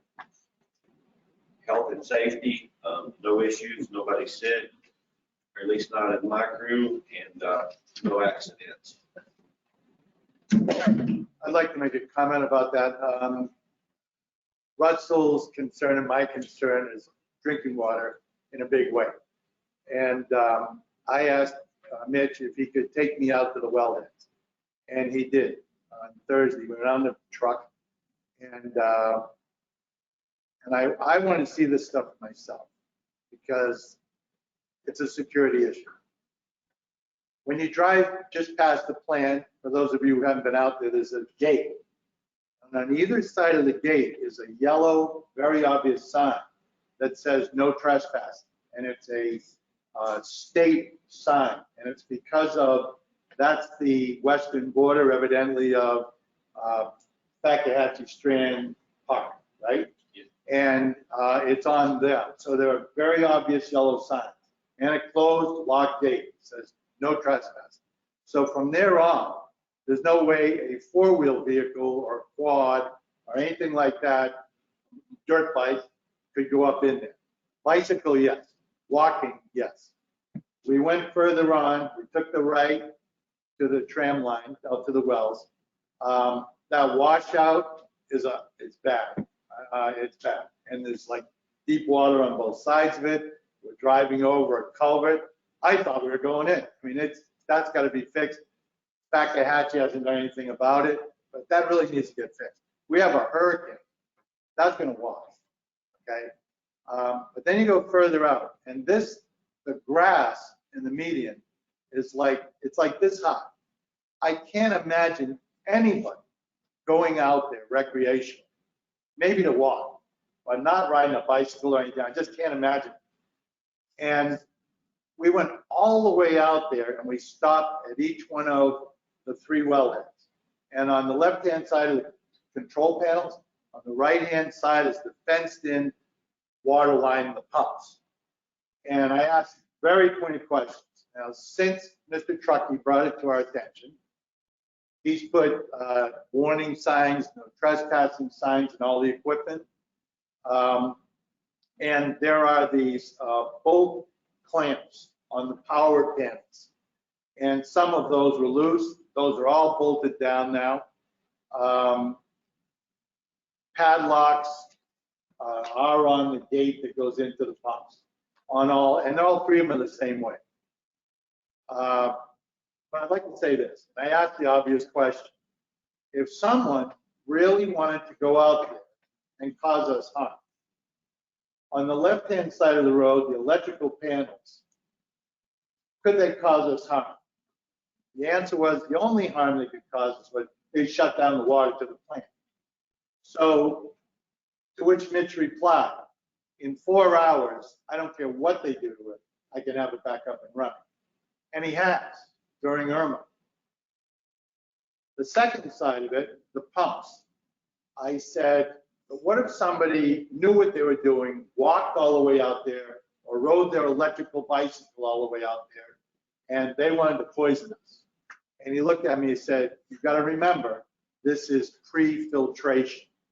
So the water that comes out of here is raw, and it goes to the water plant, which is state-of-the-art water plant. I said, okay. So my point being, I think Mr. Truckee, I'm glad he brought it to our attention. And there were some locks missing, but it wasn't anywhere near as dangerous as it was made out to be. And I just want to make sure everybody was all right with that, calm about that. The other thing is, if we're realistic, what else can we do? Whether there's a lock on these things or not, it's a regular padlock. Trust me, I could go out there at night and those locks will be gone in 10 minutes. You know, so there's no real way other than put cinder block buildings around them, you know, and television cameras and stuff.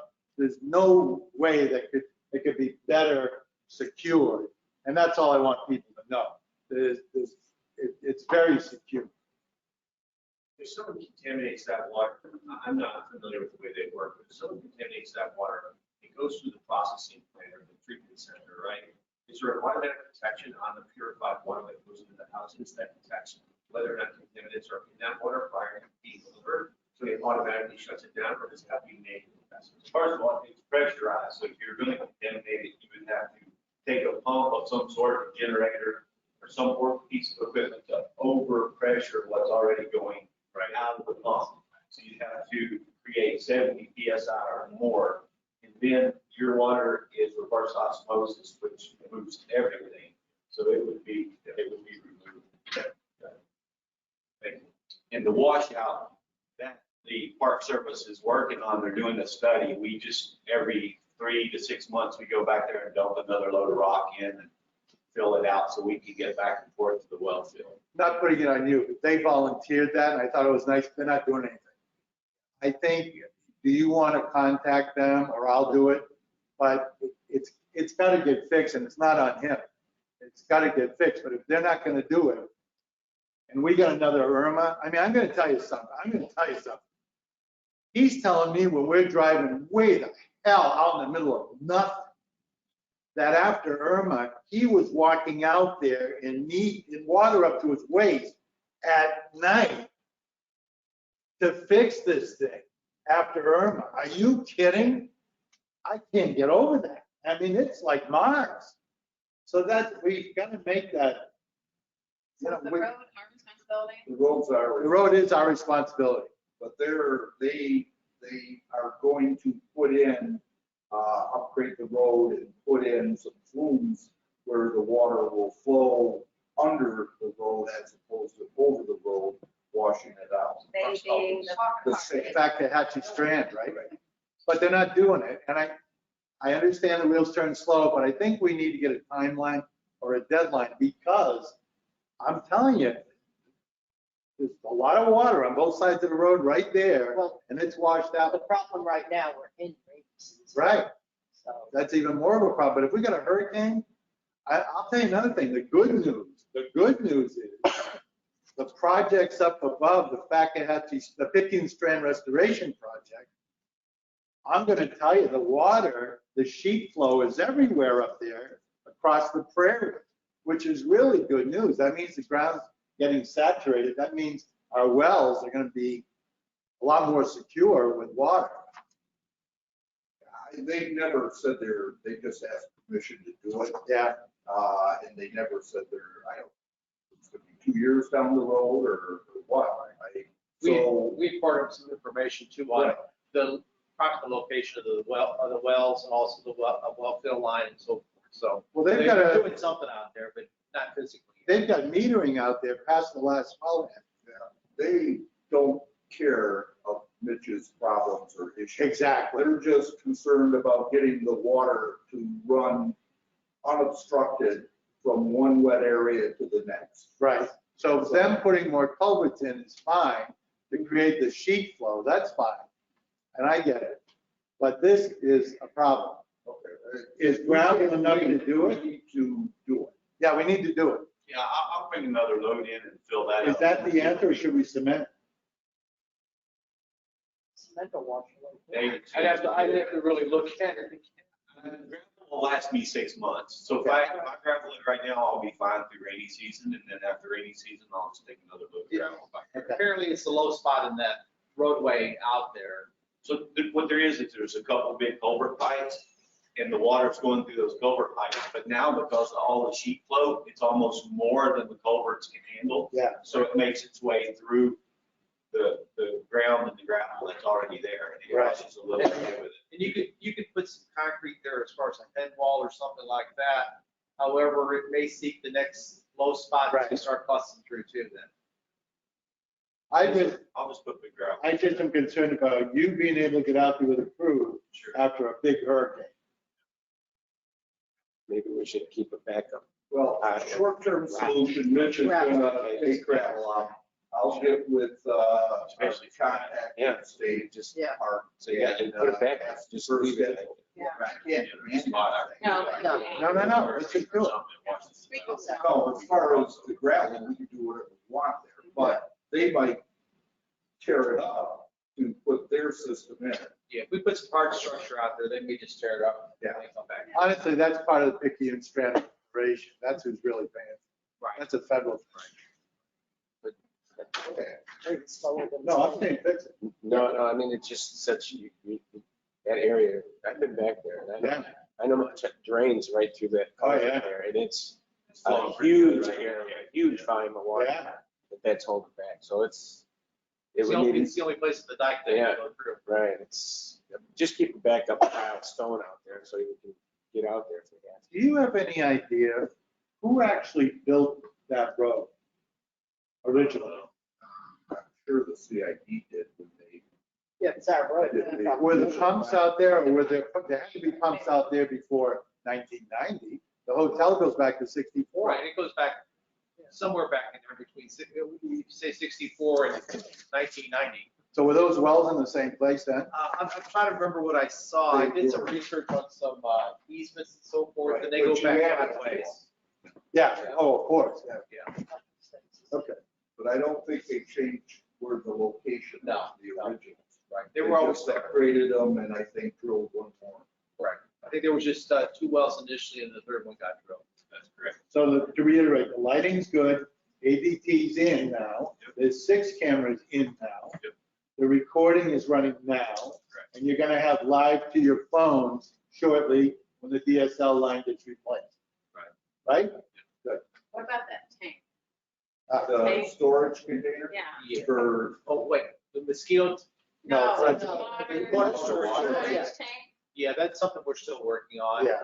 One thing I was gone for a couple of weeks there on vacation, but I need to get together with the fire district and try to come up with what kind of usable fire storage they would like to see out there so we can incorporate that in the additional tank potentially. Okay.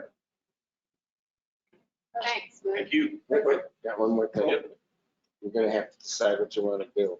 That container of insecticide that's in the box, it says store in a cool, dry place.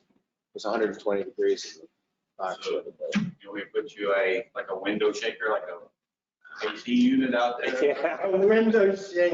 Mini I'm split. just saying, you spend how much, what is it? No, you're Is right. that stuff $12,000 for that barrel? no, how, oh, for a barrel, yeah. Yeah, how much was it? I thought it was 7. 7? Okay. How about these little cooling things that you're seeing on, Nah, that's crap. okay? I just wondered if if it's okay to store it inside the your enclosure there, and we just set up times to fill it while you guys are there. I mean, there's someone there every day from 7 a.m. till 3 p.m. Okay. Well, I just mean I want to make sure it's okay. No, that makes sense. Because I don't want the stuff to break No, down, it makes sense. We don't need but I can't move it. It's full. Right. I don't know how you got it So back there. when you fill up your sprayer, how many rounds can you do? I don't know, I think that thing holds like 10 or 15 gallons. I think he gets maybe almost a month. If he fills it all the way up, I think he can get almost a month out of it. If twice a week, you know. If you could just call me and tell me what day you want it filled, if you call me in the morning, I can have my guy fill it, and it'll be ready for you. And leave the tank. Right, he's gonna pull the thing out. Yeah, I fixed the trailer for you, by the way, so. Well, it's not my trailer, but. So I could move it, otherwise I was wobbling all over. Oh, good. Is there an electric socket in there? Block? Yes. So you can put a trickle charger on It's on it, that. right. Good. It's on, it runs great, Okay, good. made a big difference. So, yeah, if you want to do that, we can store it in the building. You call me the days you want it filled, Yeah, and I'll have my guy. it's too bad I couldn't just put it in some kind of transfer container or something, maybe. I don't know, my son's gonna, I might do that part of it for him, and then he'll have to do the spray. I'm not doing it. Whatever we figure out. But you've got the shipping container done, you've got power running out to it. So Yeah, I got a light outside, it's pretty cool. But you're gonna move it inside the store. Okay. Well, that's- Yeah, you're gonna have to. Material. Yeah. Yeah, we haven't tapped that one yet, it's full, so it's sealed and. Yeah, that's good. Thank you. Okay, moving on, engineer, next. All right, the first item we've got is just a little bit of an update on 162, 163K, Sunset K. That's the cul-de-sac into the cul-de-sac drainage that has been piped by the property owners without authorization of the district. I did meet with Mr. Ched and Mr. Best last week, Friday. Discuss with them what I thought the board would be looking for as remedy. And I suggest that we look at putting in FDOT approved catch basins at both ends, and also replacing that existing pipe with a DOT approved pipe, 15-inch diameter. And that would also meet the county specifications too, if this was under the county jurisdiction for culvert pipe and so forth. They were to review that and then get back to me, hopefully this week. I haven't heard back from them. I know Mr. Jed's here today. He wants to speak on this item. So that's where we're sitting right now. They told me that with the big rain we had from the tropical storm and so forth, it functioned reasonably well. But again, there could be bigger events. The big reason why the county requires a record catch basin and also the bigger size pipe is for ease of maintenance and being able to maintain it so they can keep it clean. The existing pipe right now is corrugated, so it's a little bit harder to clean. It's a smaller diameter. The access points through those little inlets it's going to be difficult for somebody like Mitch to bring his back truck in and so forth. Mitch, just out of curiosity, what size opening, what's about the most optimal opening you need to be able to suck out a storm sewer? 6 inch is the smallest that we can do. 18 inch is really, we do well, but if you get up to 24 inch, it takes a lot of time to slow. Right. So So 15 is good. 15 is ideal. That's that magic line there. Yeah. I think that I might be wrong. I don't know if that pipe's 8 or 12 inches that's been installed there. The openings themselves are quite a bit smaller though. And then to be able to take your jet and be able to bend it and take it down there, it's the difficult part. So that's why the county and most jurisdictions do require the use of a regular concrete catch basin box and the bigger size pipe. Now, I haven't looked at this thing. I just heard it all. And stop me if I'm wrong. Am I right in saying that Jack, somebody from the county, an engineer, came out, and what you gave to Mr. Metz, this gentleman whose last name I don't know, is what he recommended? Am I right saying that? Correct. That's what he discussed with myself was Right.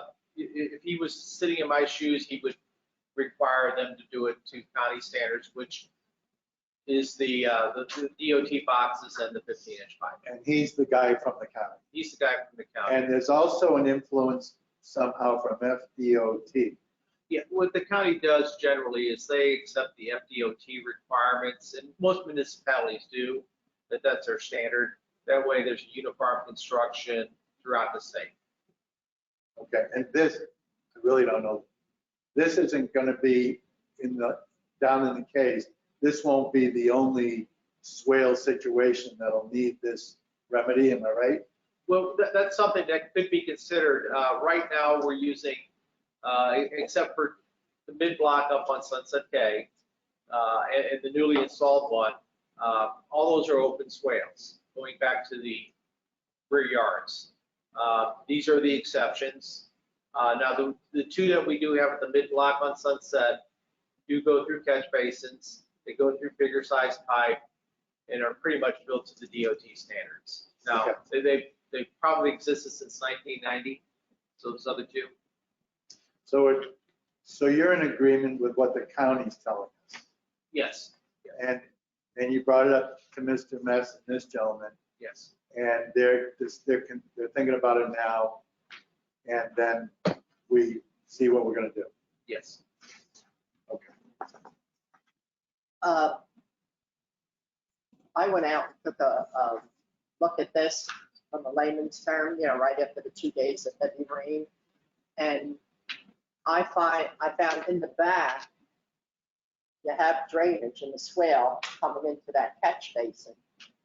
But the other house being built on the right, there is no drainage coming over because there's a culvert put in the swale that's higher than the swale. And Yeah, I went out and looked at I believe it's 171 Sunset K. yeah, it doesn't flow. And there's probably two issues there. I walked behind there. The sod itself appears to be set a little bit higher than the ones adjacent to it, maybe an inch or two higher. So we're actually seeing some ponding to the east lot. Yeah, that's quite a bit. Yes, yes. So there's some ponding that's occurring. We can talk to the property owner and the original builder to see if they can relay that sod to maybe a lower elevation. The other picture that's being passed around is at 163 Sunset K. The property owner there is Mr. Mess. He had requested and received a license to install a boat dock back there. The plans that were presented to us showed an elevated crossover. What has been installed, whether it's temporary or permanent, has been that piece of pipe now through that swale. I haven't talked to Mr. Bess about that at this point. If the board wishes to pursue that, we can inform Mr. Bess he's in violation of this license agreement. How big's that pipe? Is that 15 inch? It's at least probably a 15 inch, yes. Now, we do have at least one other location where we have allowed a culvert pipe like that to be installed. And it's actually, I believe, I'm going to get the street messed up, at the end of Venus. We allowed that only because the resident is handicapped, and in order to get his wheelchair across, we did allow it. And he's kind of at the end of the system too. Didn't they come to us about that? Yes. It's at the end of Sunset Cave. Okay. They asked us about that though, right? Before they did it? Right, they did approach me Yeah, about that. because I remember that conversation. Right. I don't want to, I'm going to be honest, this has got to end, but I don't want to harass either one of these guys. I don't. And I don't think that was ever our intention. And I think the county's come up with a less expensive, easier solution that they'll accept. So we're off the legal hook. If it ever came down to it, and we ever get visited by code enforcement or DOT or South Florida Water, county's happy with it, they recommended it, you're okay with it. I think it's the best way to end this. And I don't think it's going to be the only one. So you're saying replace all the end culverts and the side culverts and just make it all like Venus, make it all the same, which, you know. No, I didn't say No, that. he's not saying that. I didn't say that at all. We're just talking about I'm Sunset Cave. just talking about one. Just But Sunset Cave. I think there are going to be other changes that are going to have to be made. And that's something that I'll bring up a Another little place. bit later on a different subject, but that may be one of the things that we Yeah. may want to look at doing for the overall stormwater improvements in the case. A lot of this is still privately owned, and a lot of it is on us, I guess. And That's what needs to get figured out. But it's in the easements. Right. Those are in the easement, so they're not private. They're. We are- We have governance over that Right. easement. I think Tony's got something. Well, there's 2 points. One is, are you recommending that this district accept the conveyance of those pipes in that system for operation and maintenance?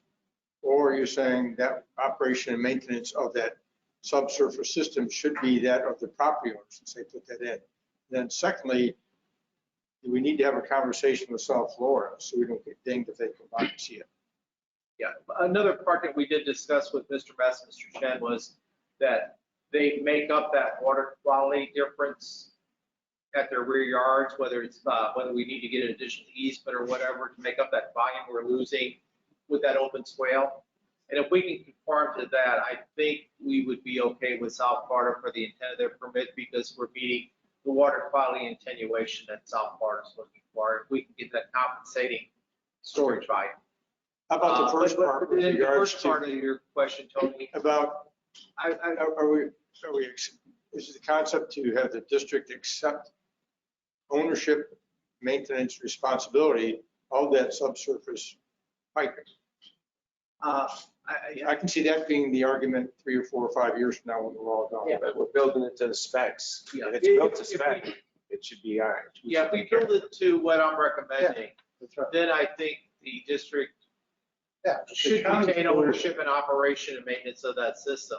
If it's something that's substandard, I would, first off, not really recommend that I would recommend that we take it out and we restore the open swale. What I would suggest then to have a good trail of this, that if the board ultimately accepts it once they do the additional Yeah. improvements, Right. is that there be a bill of sale with a warranty period, which is typical of developers when they convey and do subdivision improvements.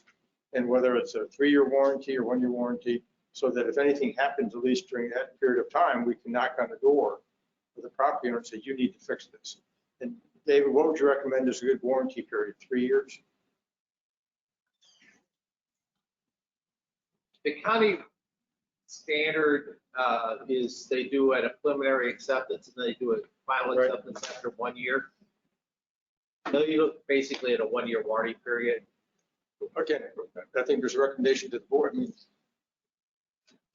so you would recommend a 1-year warranty? if the Yeah, district was basically a accept- 1-year warranty Okay. for final acceptance, basically. And that they build it to the county standards or CID standards. And then we would look at taking ownership and maintenance. And Now, now there is more maintenance in this setup.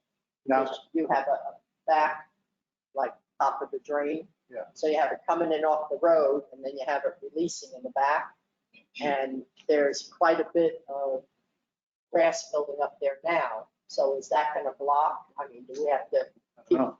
going on the property to look at this and clean it out?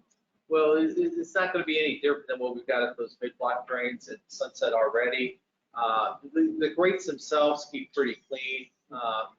Fortunately, the grasses, plastic clippings or so forth are pretty small. So in the bigger catch basin openings, again, it allows it to go down a little bit further. But there will be some cleaning that be required. Because something like this, you don't see from the road. Correct. Correct. Somebody will have to make a visual inspection, just like they do at the control structures. now, your name is C-H-E-N?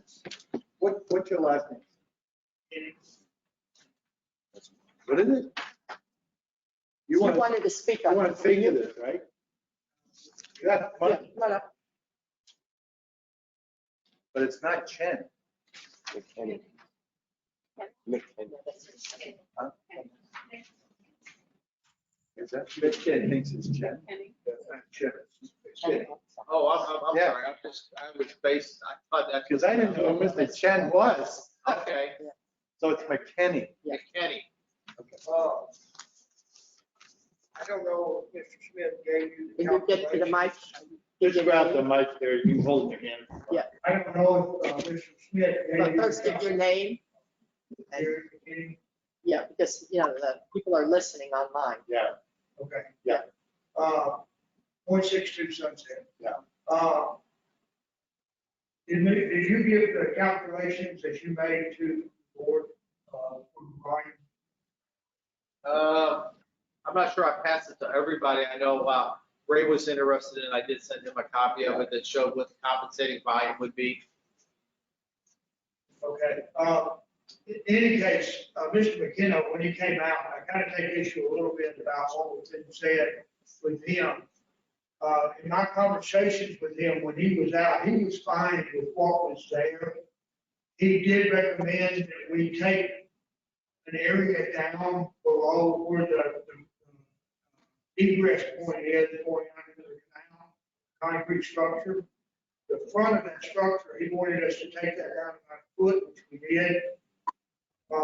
He was fine with the pipe, and he indicated to me and to Mr. George that as long as the CID would be fine with it, he was fine with it. So I'm not really sure about all the other things about when you change this, when you change that. We just had a 7-inch rain. The system performed perfectly. No issues whatsoever. That's the second 7-inch rain we've had since I've been here, which is kind of, you get a 7-inch rain across a 5 or 6 hour period, it really doesn't mean a whole lot. What is critical is the rain rate. The system that I designed to put in there would handle a rain rate of 4 inches per hour.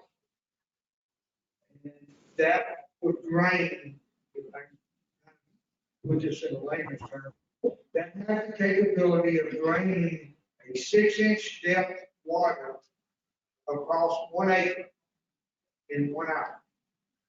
It would drain that amount through that pipe. That pipe is also an approved storm drainage pipe. I think Mr. George might have told you that it had holes in it, but that's not true. It was an approved 12-inch smooth wall pipe that is there. So it is we call the pipe that met the standards, if you will, for stormwater drainage. In any case, I did the calculations for the volume as compared to Mr. Smith's. His number was 1,200 cubic feet of volume that was existing. I think that calculation is a little bit light.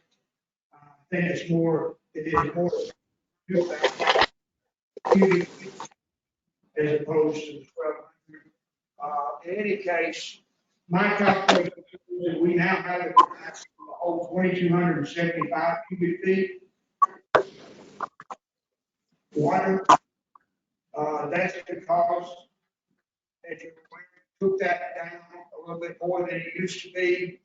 We also expanded the ditches a little bit wider than what the standard calls for. I think the standard is like 10 foot. I used 10 foot in the calculation, but however, more like 11, 12 feet wide. The standard also calls for an inch, a foot and a half depth in the drainage ditch itself on the back of the house. Okay, these ditches are pretty much about 3 foot deep. They're quite a bit deeper than the specification calls for. So the system has the capability to handle water. And I guess my position is I'd like to see closure to this thing. I agree. As far as the 162, 163 issue is, I think there's some other issues with the ditches behind the houses that probably later, I don't know. But also Southwest Florida came out at a point in time. They looked at it and that individual indicated he was fine. He wouldn't put his stamp on it, Is that correct? Because he said that he goes off to his suit fund. That's the problem. Yeah, and so we're waiting to hear results of We that. Yeah. never heard any more about it. That's the problem. I think, I know you know what you're talking about. And that's not the issue. There's a couple little issues. And I want to see closure almost as bad as you. One of the issues is, the smallest of the issues is that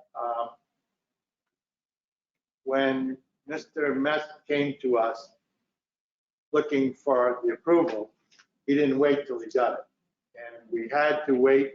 It was right before a meeting. It wasn't on the agenda. We couldn't discuss it. And that was the only reason we asked him to wait. It was a halt bank who goes there and they went ahead and did the work. That was number one. Number two, I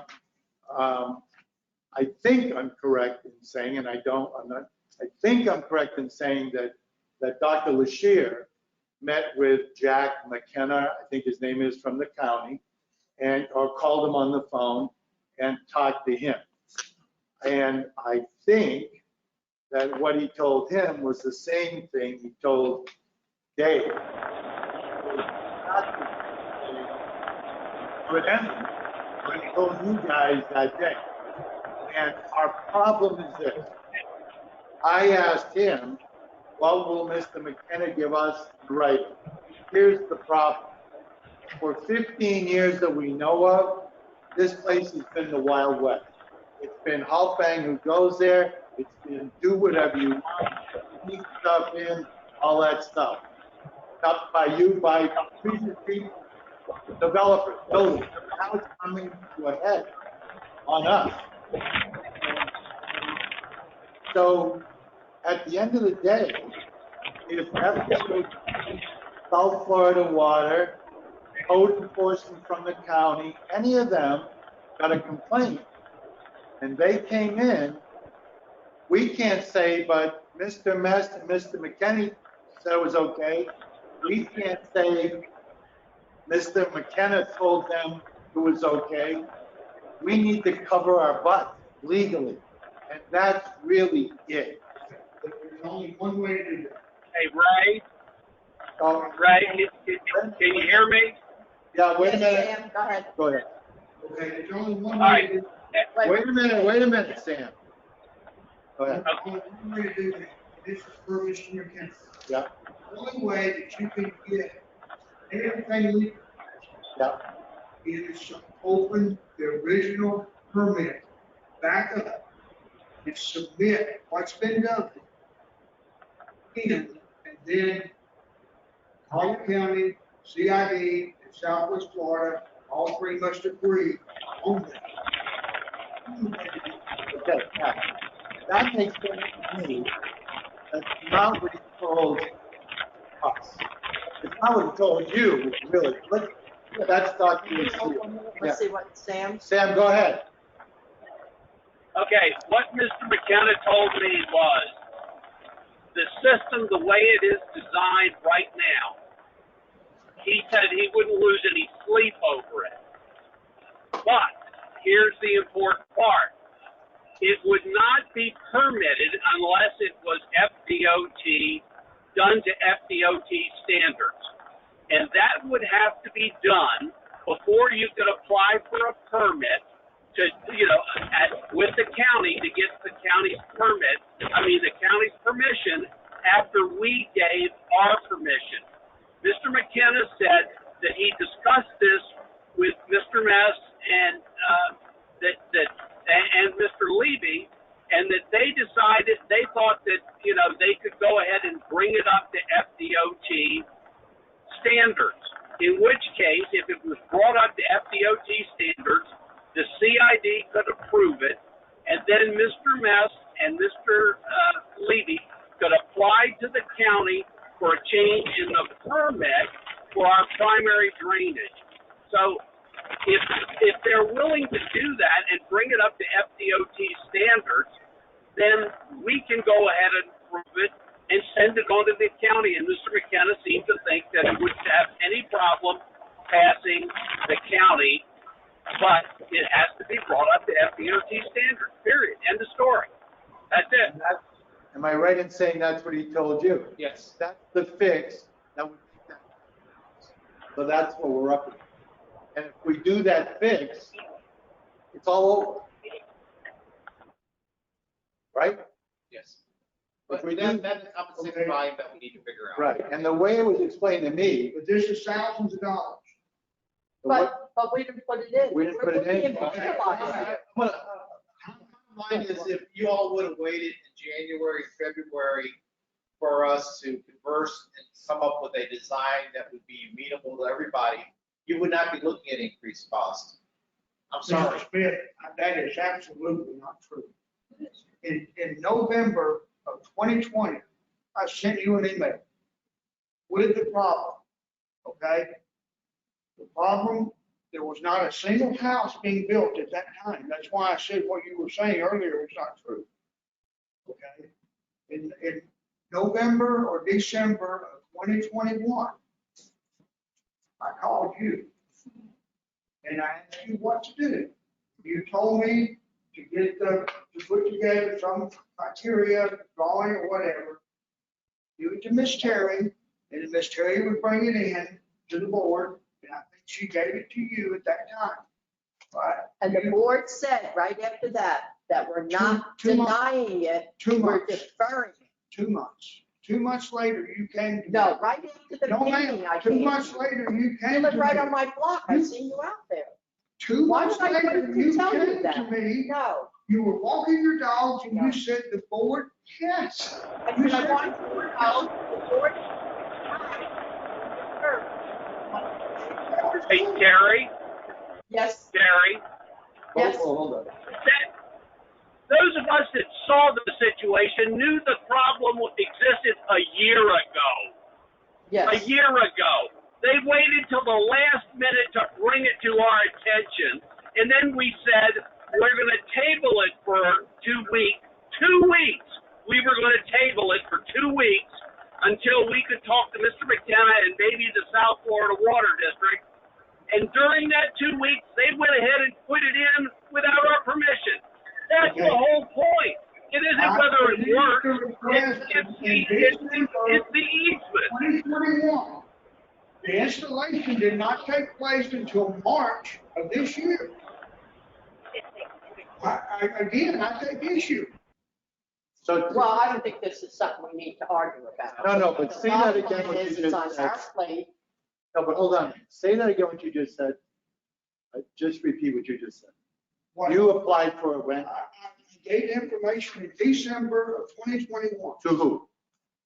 To me, I Okay. brought it to the board meeting and gave it. Okay, And on top of that, Mr. Cowell said he was going to ask the engineer to come out that Friday, and look at it. Never showed up.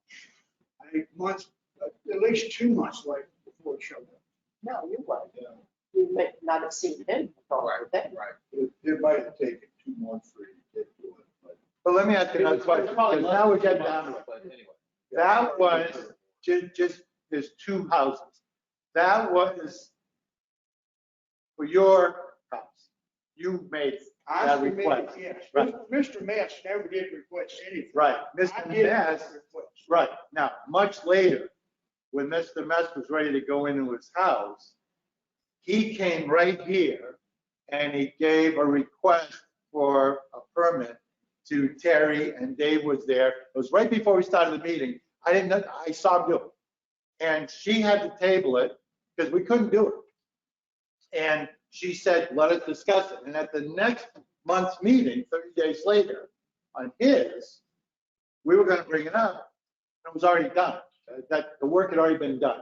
So it's now we're talking about 2 separate things sharing this one problem. It's 2 separate things. So he did, from what I'm hearing, the right thing. And evidently Mr. Metz didn't do the right thing. And they share the problem. Right? And we do have the sketch that. That's the first I've heard of that. And then there was also, I responded back to the board at the February board meeting concerning it. That of what year, 2022? Yeah. Okay, And that was at that point- February, At that point, we had recommended that the request be denied. and that was his request. Well, the request we received, I don't know whether it specifically came from Mr. Mess or Mr. Chen. I kind of remember Mr. Mess being the lead on it at Yeah, I that think point. it was. Well, what was that? That was 2022. Yeah, that was, the memo I sent out was February 15th, 2022, and the sketch we received was at the January board meeting. But your request was when, 2021, when? December. Oh, well, right before that. They might have been looked at the same time, but David is formally on the agenda at the February meeting with his report. He recommended rejecting it, denying it, and the board said, let's table it until we could get information back from, the water management. Now, is your house, I don't know which house it was your house, is it new, it was being It's built? existing. Or it was existing, and Mess's is new, and This it's, is new, mine's 20 years old. Mr. Mess, it was more critical probably Mr. Mess because he couldn't get out of his third garage bay. right. And I remember the plan that's on file with the county, if I'm right, didn't show driveways. Correct. It still doesn't. So it doesn't show where the driveway's dumped onto the street. Is that common? It's a permeable surface. It's not- It seems to be common that the counties basically wash their hands of doing any kind of driveway permitting or right-of-way permitting down here at, for the islands. That's not the only thing. Yeah. They collect their money on the building permits and do that inspection, but that's about it. Okay, I'm gonna give my 2 cents. I understand where you're coming from, and I understand that everything is over-engineered down here, which is why we have to do what he's talking about, as far as the FDOT rates and the size of the pipe, and then it becomes ours. But when you figure in all the costs we were talking about, what were the sidewalks with the culverts underneath them that we were gonna replace? Were they about 9,000 or 12,000 a piece? How much? I want to say that it's probably pretty close. 12,000. Yeah. Okay, so you developed a acceptable FDOT county approved, CID approved method to take care of this end. So I think all the culverts should be taken care of. We were gonna have to pay for those sidewalks. You take that cost out of it. It probably was only gonna cost that much, or say it costs 15,000 to put drain underneath the sidewalk on the side culverts, and it dumps it to the back. We do it at Wilderness, we do it at Windward, we do it at Venus, and we make everything's the same. Sunset K's the same.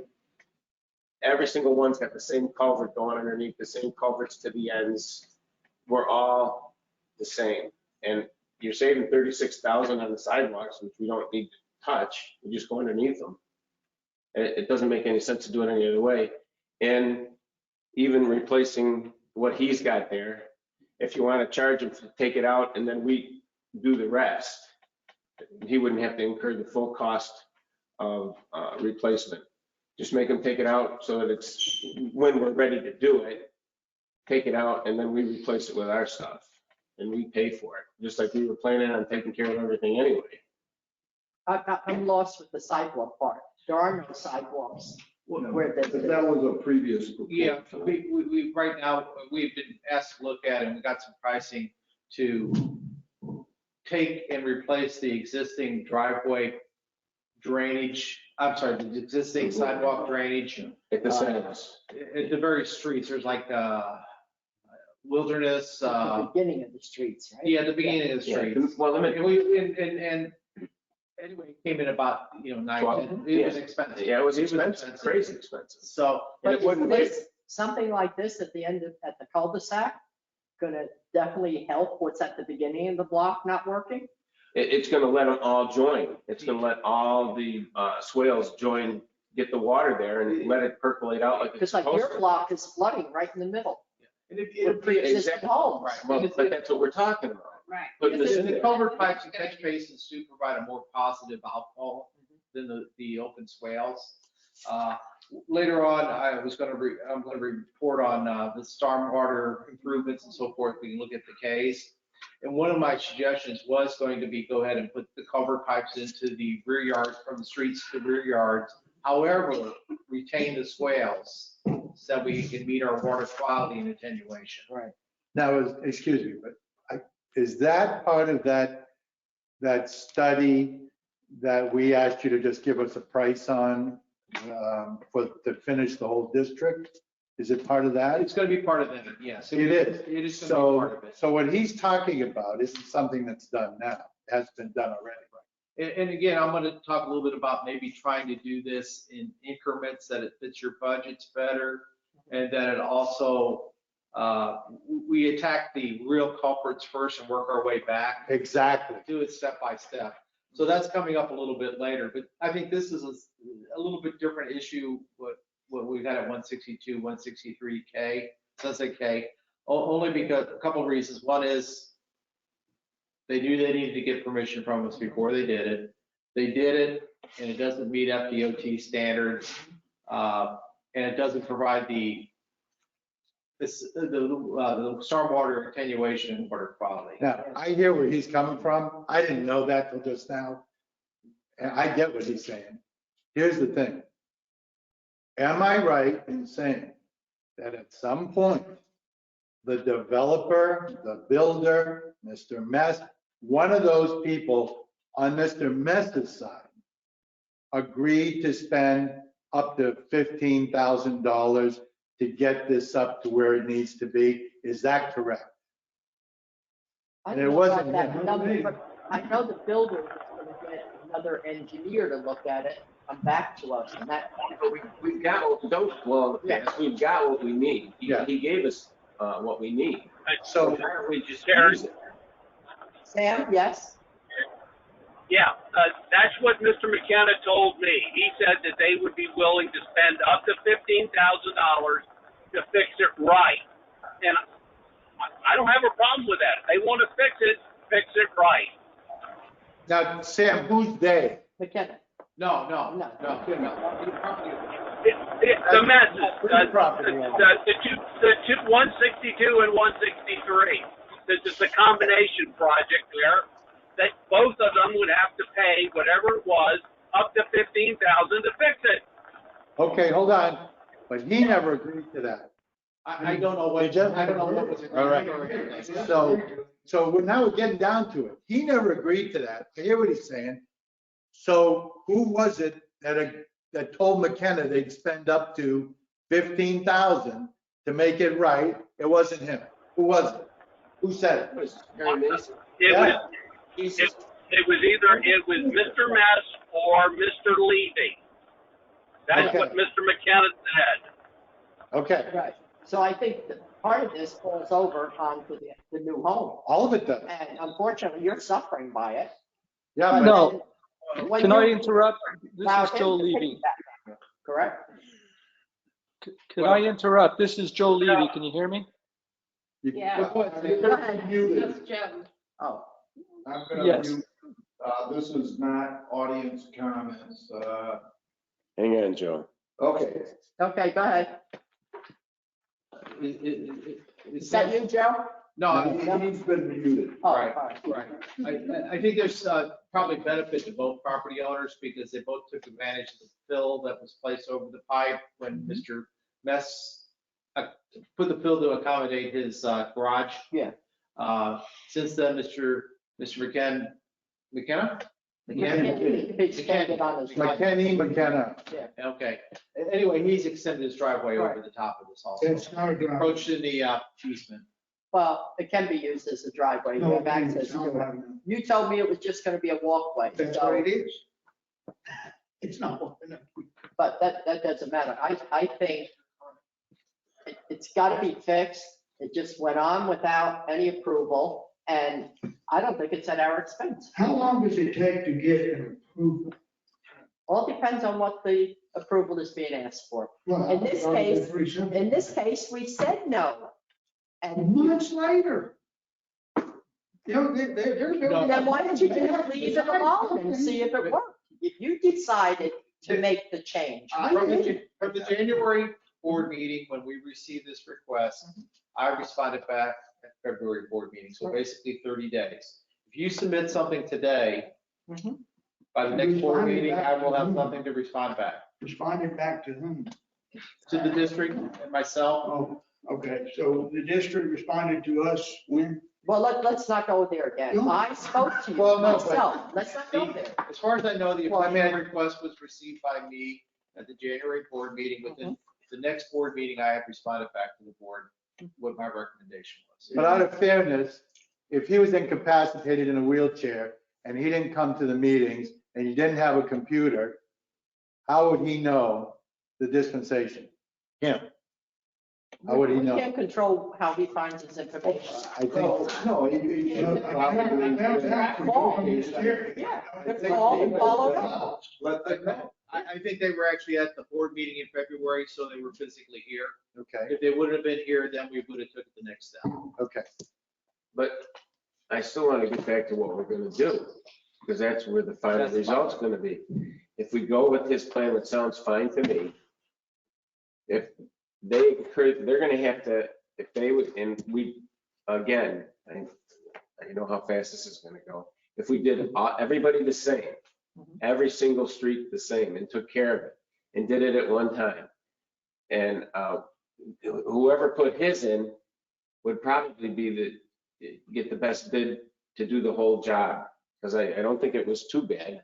How much was that? Not counting all It the was approximately 12,000. 12,000. With the pipe. So that's the same as just putting in almost one sidewalk thing, which we had 3 of. So if we do all 3 streets, make them all the same, he incurs the cost of getting the pavers and stuff out of the way, getting the dirt out of the way, the stuff that's in the way to bring it up to the way the other ones are. And we do all of them at the same time. The papers are in the way. Okay, so if you don't have to remove them, you don't have to remove them. But whatever expenses incurred, so that we can just pop the pipe, whoever's doing the work. So you're proposing that for the end of all 4 K streets, houses. All There'd be 4 and the sides. And the sides, there'd be a total of 9 This is locations, Yes. essentially. But the only difference is with the other ones, The side ones? the side ones and the other 3 end of cul-de-sac drains, we would look at putting the swale back over the top of the pipe. Okay, but hold on. Okay. What so- you're saying we're doing is part of that $365,000 just estimate, right? It's part of that project if, and we haven't agreed to do this, if we took over the whole district, right? No. No, these are sunset. This is separate. The 365 was from the CIP through 4th. Right. And that was basically just cleaning out the swales, not doing any elaborate pipe work or anything Right. else. It was basic work. So there would be some increased costs because we're looking to pipe these. But to be clear, because there's a lot of confusion all of a sudden, we never voted to do that, just asked you to give us a number, right? We didn't budget that money. We just asked you to give us a number. No, we budgeted the We money. budgeted, but the budget does not mean we're going to spend it. Right, You have to have exactly. it set up. We haven't So it's necessarily approved. budgeted either. We Right. identified it in a CIP Right, that No, I dare say it's coming up 2 years old now. we right. put it in the budget. It's in the CIP, yeah. Yeah, we're not done with the budget. So that the yet either, total, but the it's in there. 360 was the total CIP? It wasn't just a No, survey? No, No, no, no, 1.2 million. Right. So we haven't voted to spend the money yet. Let me make sure, We haven't even I'm sure I budgeted for understand your next year. question. There was, David submitted for budget 0.2 million, Right. okay? and then that was from the CIP, which is a lot of millions. The board asked for a $1 million loan to fund a portion. And that 350 for the stormwater was part of that $1 million loan. Ah, okay. So it's not part of the projection we asked them for. Well, It's separate. it was from the CIP. Yeah, I know, That's that's the number that separate. was used, placeholder. Right. Yeah, It was a because placeholder. we didn't spend that money, and we're No. not spending that money. No. A lot of We haven't confusion authorized about spending. We haven't We- authorized spending. Say that one more time. We never Never authorized. authorized spending the $365,000. We never authorized spending it. Right. Is that recorded? But back to Good. this, I hope it is. we need to decide, are we gonna pay it or is the homeowners gonna pay it? And I'm just hung up on, it should have never gotten this far. Okay, but it did. Now we have to deal with it, and I think there has to be a happy medium. I would like what Russ said. If we're gonna put these in on all 4 streets. Did we agree to do We that? haven't We agreed to do haven't, that, I know, but Okay. if we are going to, But that- it makes sense. but we need an answer now, Yeah, not if. we didn't agree to do That that. is a very cheap solution to the problem. You're talking about spending 20% of what you would spend at $360,000. But see, no, we're not doing that. Forget the 365. Okay, but you can do all 4K or 20% of that. Could I suggest doing something for right now is that we go ahead and perhaps put this to the side right now. Let's talk a little bit about some of the other stormwater improvements that we're suggesting for the case itself. And then we can look at how we incorporate this issue into that potentially. The problem is, I'm gonna be honest with you, Dave, you know, I've been talking to you all week. I want this thing done, and I know he does, and I get it. We can't keep milking. We gotta come up with a solution, and I know everybody said, oh, Ray was bouncing, I'm bouncing again. I want it fixed. But I think How we have can the we fix it? solution, it's just I the think- financial. I think we came up with. We got 2 potential solutions for taking care of the road drainage in the case. One is to do the basic cleaning of the existing swales and get those restored back to the way they should be. The other way is to take it, do an enhancement, do an upgrade. Basically put some catch basins at the roadside, pipe it to the rear yard lines, maintain the swales that we've got. So we can achieve our water quality attenuation, but we got positive discharge. That would be the Makes solution. sense. If that's something you wish to do, in the next 2 months, we can obtain bids for that. Short term, we can get Soto out there to do some basic clearing too. So that, they've already approved that. Yeah. But to extend that to the other case. Well, it would be kind of hard to dig that all up during rainy season and, you know, because everything would be, with the rain, everything would be Yeah, flooded I'm in. just talking about a Band-Aid that we, Yeah, Right, if we need to just dig a little tunnel, right. a little valley dot there. but on this, But I we're think saying a bigger pipe, but who's gonna pay for it? Isn't that what we're Right. at right now? Well, if we're gonna pay for the pipes on the other 3, then it would only make We sense. don't know if what we're gonna do. we just said, No, he did.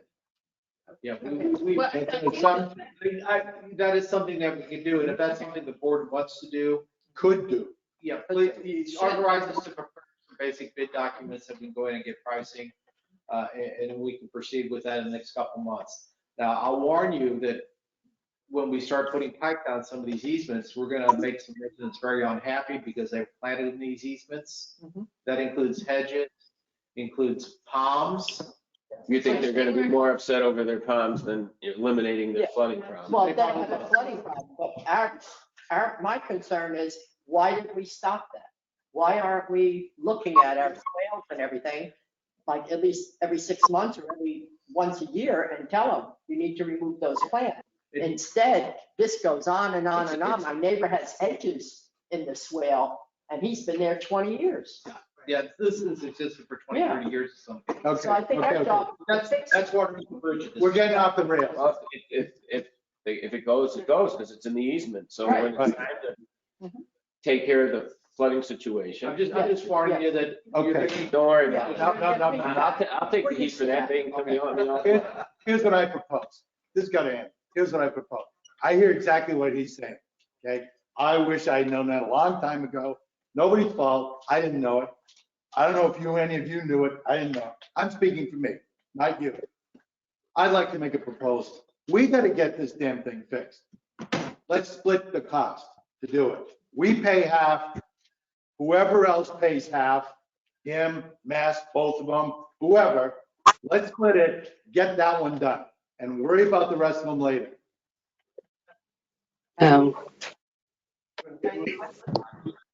My cost would be half of Mr. and Mrs. cost, or the total cost. Right. No, I think he's saying you pay half. We're gonna pay half the total. You and Mr. Ness will pay Pay half. a fourth and Yeah, Twenty you miles. and Matt pay the other half. Yeah. What do And I you feel think about that's that, fair. Sam? And who would do the work? Sam? So we put it off for bid. I We didn't- can put it for bid to the What guy. did you say, Jerry? We absorb half the Hold on, cost to Sam. fix that drainage, and the two homeowners absorb the other half.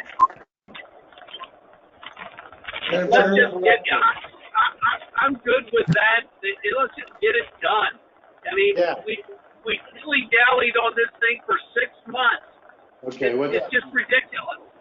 Okay. What I'm asking for clarification, when we use the word cost, are we talking just the additional cost to make it compliant with what the county states or the Yes. equipment Yes. specifications? Yeah. We're not talking the cost of the whole project. Right. Okay, I want to make sure. Just to fix this 15-inch issue. pipe. To meet the What I would say, Jerry, Yes? hey, Jerry, if we do split the cost with them, that's fine.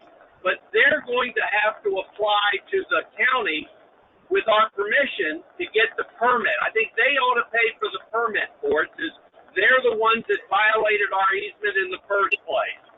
We shouldn't have to pay to the county to get the permit for that swale.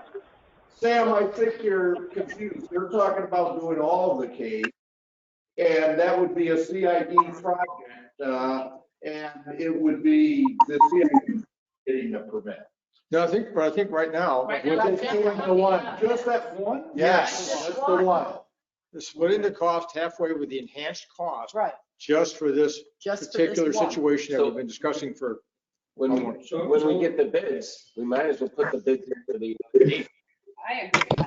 at least then and then we just do, and we know what numbers we're working with too. If it, I agree, but I don't want to track theirs up. Right, but Yeah, they- what we can do. I agree What with I that. think we can do is set up the bid that we specifically identify theirs as a separate line item.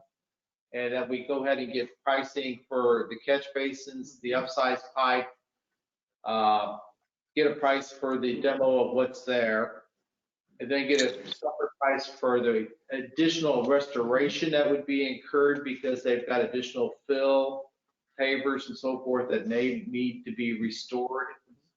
And that they be responsible for those additional costs associated with it, and half the cost of the pipe and catch basin. Yeah, that's right. Okay. Of course, on the top. What do you think? Matt? Two things. One, I would like to see the cost estimate. Sure. Before I agree. to that. Second thing is we as homeowners cannot request a permit to do any of that work.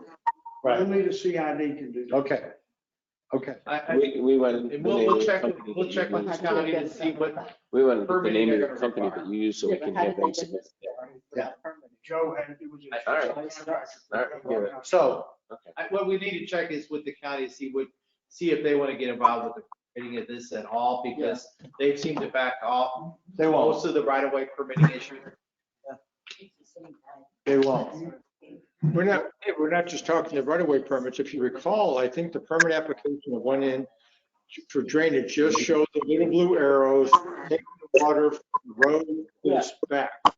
Didn't show the level of detail. Right. So I think the county would require the level of detail as to what's in the swale.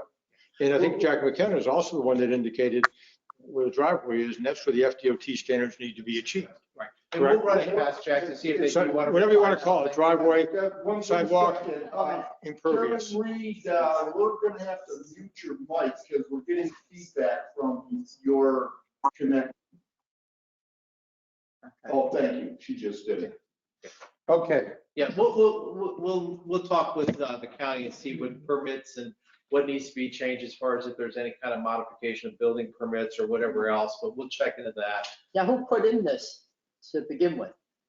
What it was a contractor, you, subcontractor what? from Joe, was the guy, whoever the guy is. Arturo, I know that, because he did ours also. He does them all. He does them all. He's on Case Drive today doing that Who? house. Kate. Arturo something. His name is Arturo, but I don't know what his company I don't wanna name go is. there. Did the drain? If somebody can provide that to us, we'll source, we'll. You did the drain? She's still, he knows, hopefully he knows what he knows. Well, he. Tell me. he Is was- he licensed? did all the- Yes, well, I know answer the the bid. pipe will be about $2,000. I know that. Okay, so we're gonna put it out to bid. We never do that, Right. but we'll put it out to bid, even though we never do it. And we're gonna go by the bids and we're gonna see what happens. Okay, the bids, we're gonna see what happens. Just like, what is it? All right. Stella Maris North. We're gonna do That's out it, to but we bids want to too. do it, we want to do it timely.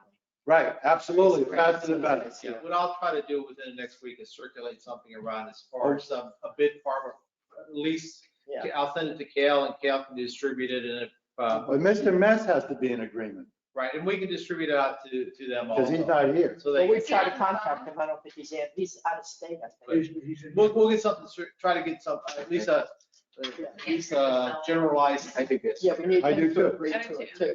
Would you be willing to talk to Mr. Mess and Yeah. explain it to him? I'll talk. I just think it'd be quicker and easier. We want to get to the end of this. And I know you do. So this is the best way to do it. We'll split it. Everybody's happy. We're whole. Okay. I want to make one more comment before I hang up the phone here. In the 7-inch rain that we had, I know we're talking about doing some swell issues behind the homes. And I'm only speaking for the new homes right now because I'm not familiar with the older homes around me. We had a blowout behind Mr. King's house, which is 2 houses up from where we live. Because his swell was accumulating water. And the Sager house was fine, it drained fine. The home on the other side of Mr. King drained fine, but Mr. King's house didn't, and he was accumulating all the water from upway. And by doing that, without it being able to move, was blowing out his seawall. Jesus. I'm sorry. What I want to say is, what I believe, in my opinion, because the county changed the standards of the floor height versus the swell height, I feel they should be responsible partially for correcting some of the swell problems. Oh, so do we. But they won't, the county, We agree with you. But if somebody doesn't stop it now, every home they build is going to be different, because if they build a home in between 2 existing homes, it's going to drain, it's going to swamp them. I agree, and I want to tell you what we just had to do. I had to go to Rick Castro. He thought I was crazy. And I said, we don't have any liaison. We don't have any liaison with the county. And all of these new homes went in and they elevated them legally, FEMA, all the things, not saying anything bad. They never told us a damn thing. There was zero communication. And just a month or 2 ago, I had to get them, Premier Management, a liaison. And you know what they told me? Well, it's not up to us. You're going to have to stay on top of it and call us. Well, the damn houses are built. And they never, ever talked to us, ever, about any of the new homes. And you're right. I can understand, I mean, I don't understand them not talking to you, but even not talking to you, their engineering should have been such that they would adjust that swell height. No, or not allow the swell height to adjust with the floor height. Because when they did that, they automatically lifted the swell height by a foot. I agree with you. I thought the bottom of the swale was based on the mean high water mark. The swales, elevations and so forth are based upon a 1990 South Florida permit. The FEMA elevations down here have changed at least twice probably over the years. I'm not so sure that the FEMA elevation, the fact that the houses have to be elevated higher, has an impact on the water drainage itself and the water quality and attenuation that swale was meant to achieve. it's made it more difficult for return to slopes, maybe the need for additional stem walls back in that area when the houses are built and the pools are put in. But I thought this, no, I'm talking about the base of the swale throughout was based on the mean high water. Yes, So that the didn't- bottom of that shouldn't be swale way affected. back when in 1990 was based upon maintaining a certain distance between the groundwater level and the bottom of the swale, basically. But these came in way after that. Yeah, but that wouldn't have an effect on how high the floor. Now, the property line is affected by the mean high water line because the mean high water line is the property line for all these lots. In some cases, Well, yes. it sits out North in and the canal south, itself. yeah. And we've lost that easement area that we thought we had, the 20 foot. Some places it's as narrow as I've seen 5-6 feet. Yeah. You're exactly right, but I want to this is a textbook example of what the CID's up against. We inherited that. Now there's all these new houses. You're exactly correct. And you know who it lands on? Us. And you know what the county says? Oh, well, This particular problem occurred you're right. with new homes. You're right. They were both new homes. You're right. And the county changed the floor height in the process there. And it just screwed everything. It also is increasing the velocity of the water. So we're going to get proposals. To help move things through a little bit, some of these items I'm going to be talking about in my stormwater report a little bit later. Okay. I don't know, do we need to have a motion that we go ahead and move ahead with soliciting bids for the? If the board wants us to go ahead and.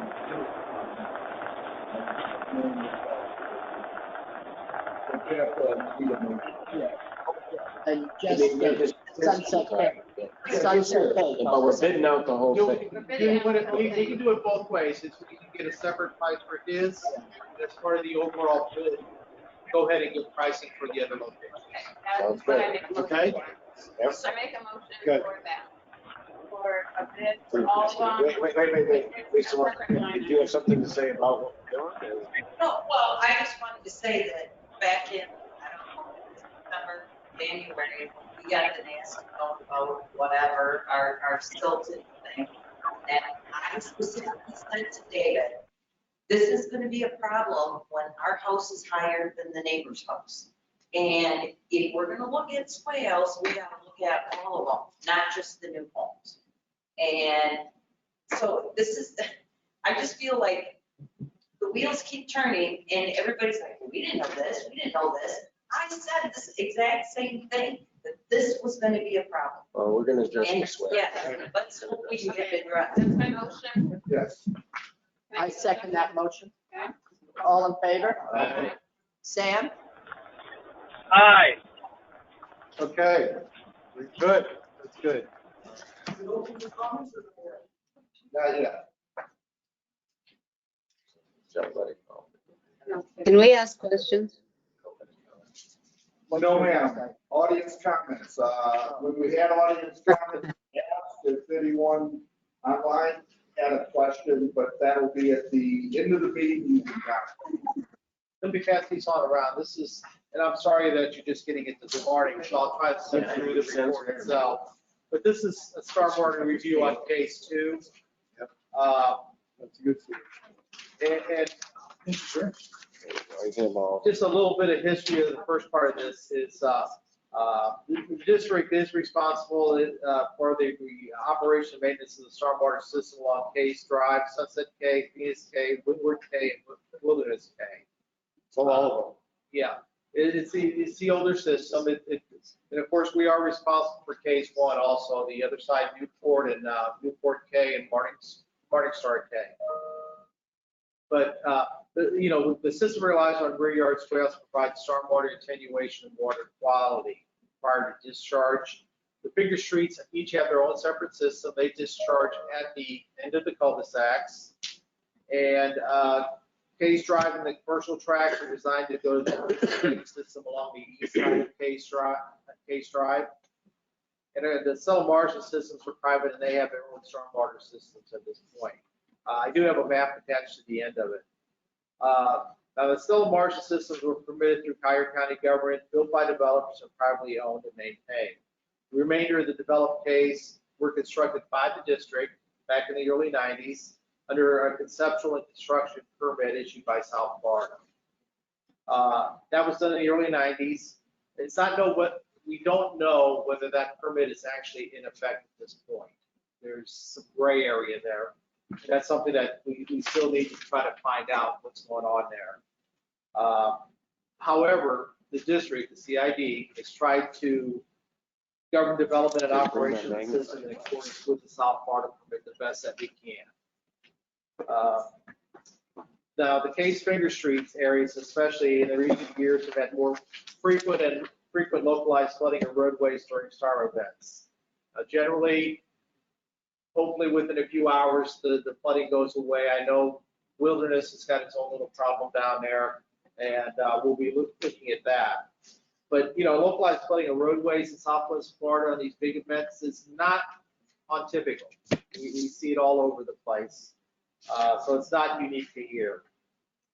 The rear yard swales, they also fill during the storm events like they're supposed to for the water attenuation and water quality treatment.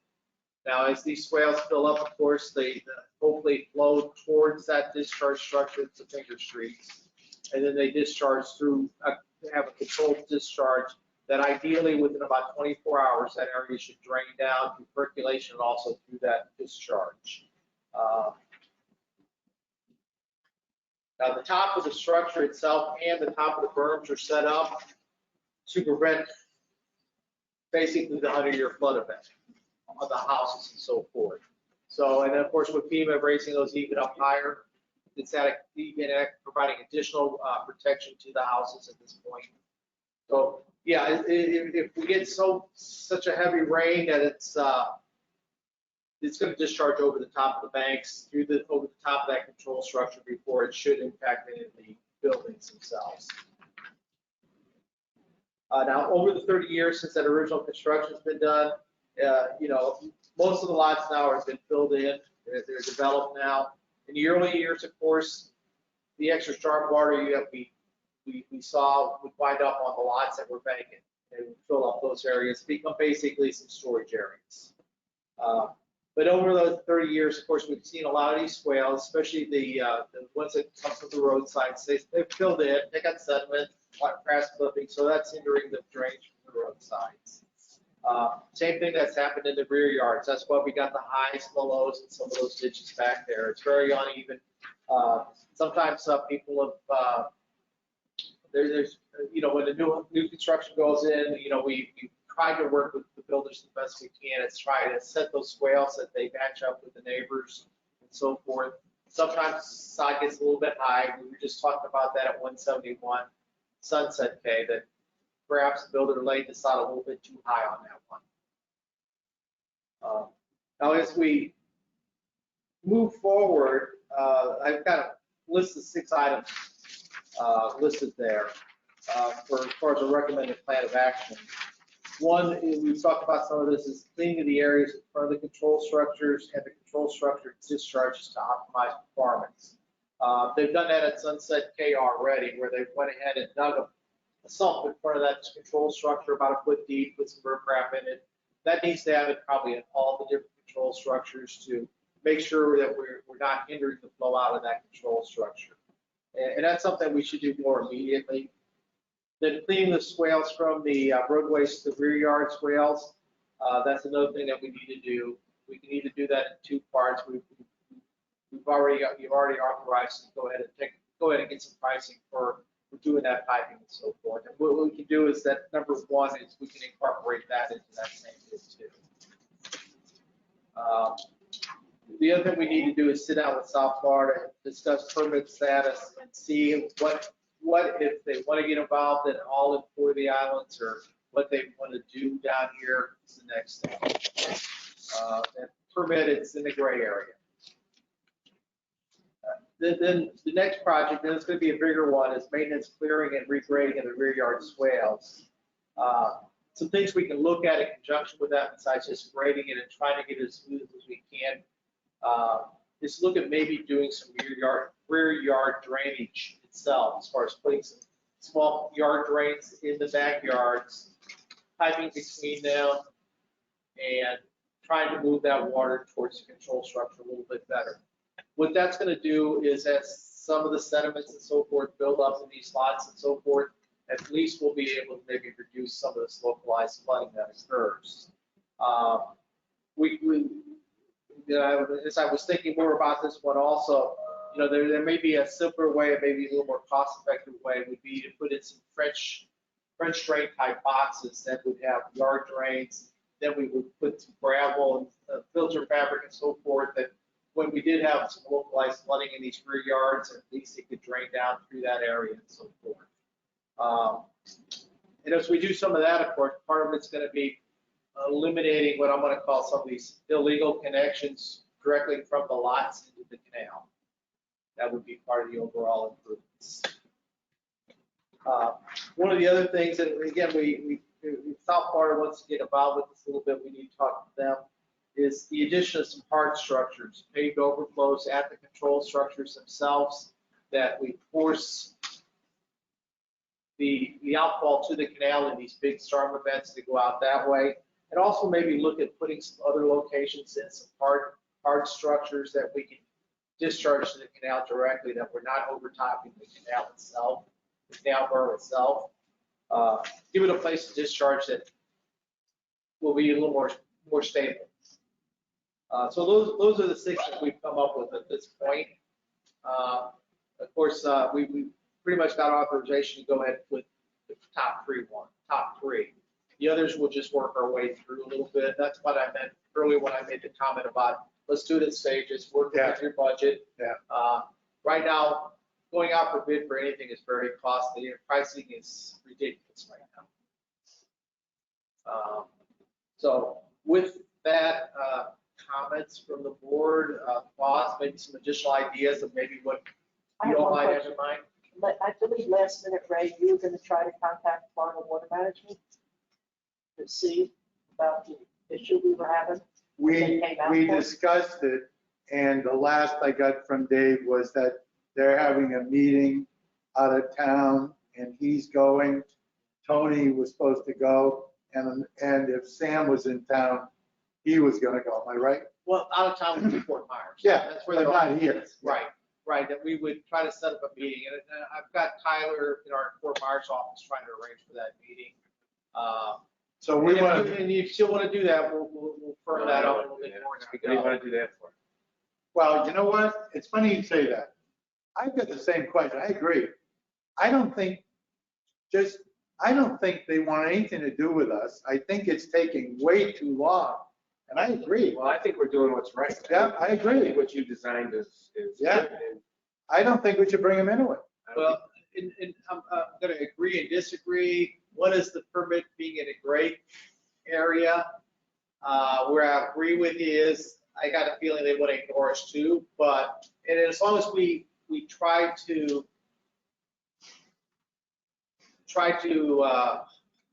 think of the right word to use. Try to be in compliance with that permit. I think we're a little bit more safer grounds. You're keeping the swales, you're keeping the volumes, you're doing everything right. So if anything, we're making them better. Yeah, we just need to make sure that that we don't do anything that violates the heart of that. Right. That's like calling the IRS and saying, I think you want to check, make sure I'm. The county has Tony's opinion here. I disagree. South Florida is already aware of it. Right. Okay, and other people may call in the future. And the last thing you want to have is have somebody call in, complain to South Florida, then we're reactive as opposed to being proactive. This issue is aware of it. You just said they're aware of it. Right, they're aware of the issue, but they're not aware of what the thought process is about changing the entire nature of. We're not changing the entire nature. Yes, we are. If we go this route of getting proposals to do what we did on what was done on Sunset K, all of those, that's changing the nature of the drainage system. Correct, David? Yeah, from the permit. Yeah, and we need to. The intent is basically going to be the same, but we are changing it. Yeah, and the concept is to get their sign off. Number one, verify the status of the permit, which is that issue. And secondly, get their sign off that what we are doing is maintenance. Yeah. And we don't need to do anything further. The last thing we want to do is do this. Somebody calls, they come out there and says, oh my God, this is not maintenance. you need to then modify it. And now we are in a potential compliance, then we're in a potential enforcement. And that's expensive as hell, pardon the language. Because it'd be the I've been safest there. way to go. It is the Okay, safest so if way you're to gonna go. say it's maintenance, not a change. But Yes, that's what we need to emphasize. is maintenance. Try to get them to say it's maintenance. Maintenance, yes, okay, Yes. I'm good with that. So then back to the meeting. Yeah, we go ahead. Now, what may come out of the meeting is they may say, well, you need to get a new permit because we don't think you got an existing permit. Okay. So then we Okay. go through that process. Wait, we don't have an existing permit, whose butt do we kick for that? What do you mean? And what do you mean? If we don't. If we don't? If we don't, right now, it doesn't, it's in the gray area. Why do you say that? I mean, does it run out? You can't find it? I think, I don't. I think what may have happened was they got the conceptual permits for construction of the system. They got specific construction permits for phase 2. And it got built, but never certified as complete with the ownership of the operation and maintenance being established with the CIP. I think that's where maybe the ball got dropped 20, 30 years ago. But that's another thing we need to explore. Okay, so then we need to set up a meeting. Right, we'll get a meeting set up. And who do you want to go? I'll Yeah, 'cause they check got all the with power. Gail, and whether it's yourself or Dr. Sam. I think Sam should go. Tony, if we need Tony there. Well, a lot of times, yeah, I'd like to be there. I mean, only because you don't know what kind of. right. A lot of times that meeting gets more complicated when you bring the attorneys in because they're going to want their attorney there. But not more complicated, just may take a little more coordination. Right. The meeting itself isn't complicated. He'll wear a golf shirt, he won't wear a tie, all right? I wear shorts, flip flops, and a big old hat. He'll go incognito. Yeah, we'll get it. Well, We're working on. Don't call me Dr. Phil, because I got a JD. We'll see, that's just. But that's kind of where we're at as far as the stormwater assessment. Okay. We'll continue to work on that. The next thing I've got is the Eden Star drainage report repairs. And Mitch already talked about how he went in there and filled that area and put some sod on it. We'll see how it performs over the summer. We'll get a few more rains, and if it does fine, we may not need to put concrete there. Wouldn't that be nice? Yeah, it definitely would be, especially with concrete. Now, if you want to get concrete right now, you're probably 6 to 8 weeks out. If you're a big contractor. If you're a big contractor, yeah. Some of our pavement bids. Here we go. We again, I'll pass this memo out, but we got bids yesterday for the project. And we had 2 bidders on the project. We actually reached out to 17 different contractors to see if they'd be interested in bidding on the project. Wow. And the 2 bids we received were from Boness and Southern Striping Solutions. They work underneath that name. They're also known by Tiger Paving and Grading. And the bids range from 146,823 to 149,663.12. Very, very tight bidding. That's always encouraging when you see that tight bidding. Southern Striping Solution was the low bidder. Bringing you back to 2021, about a year ago, we got pricing for the similar work, and Vanessa was low at 117. So there's your inflation factor. Yeah. And your difficulty in obtaining materials and so forth. You know, back last summer, I don't know what the price of oil was, but it was probably like $60 a barrel, now we're 120. So big impact there. And that's with that valley. That's what the concrete Concrete valley. valley. This is done. Yes, if you're willing to accept the bid of Southern Solutions at 146,823, we'll get contracts drawn up. I'll let Tony take a look at it. Now, we're not requiring bid bonds, performance bonds. We streamlined it this way to attract more bidders. So to be clear, It's still only got 2. We only got 2. so to be clear, you reached out to 17 companies. You got 2 bids. Yes. And these are them. Yes. We had a bid opening last week on another project involving spot repairs of asphalt and so forth. Same number of bidders that we reached out to, two bidders, same two bidders. So it's hard to get bids right now. Oh, we said we were gonna do it. Yeah, I say we do it. We have to start. Motion to approve, Southern, what is it? Southern Stripe I'll second. bid of 146,823. What are you gonna do? I hate it. All in favor? I, Aye. Sam? Aye. Do you know, I don't know what meet is here, but do you know how long it's gonna be before they can do it? At best in the summer. So, okay, that's good. Yeah. It's probably gonna take 30 days to get everything in place for contract. Got to get materials. And then they've got to worry about getting on schedules for concrete. Asphalt's probably not such a big problem, but How those people gonna get in and out of there? Yeah, that's the thing. yeah, if we can beat, the goal is to beat the seasonal people coming back. Yeah. Good, thank you. Yeah, good. The next item, you've got something in your board packet on that. And those are replacement easements for parcel 75, 76, and parcel 89, 90 in case 2. That's on Sunset K.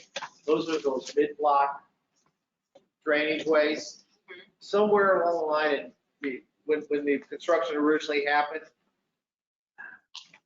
the plat showed easements on certain lots, and the improvements actually, the construction plan showed to be built on other lots, so they got built on the lots that don't have the platted easements. So this is more or less to correct those.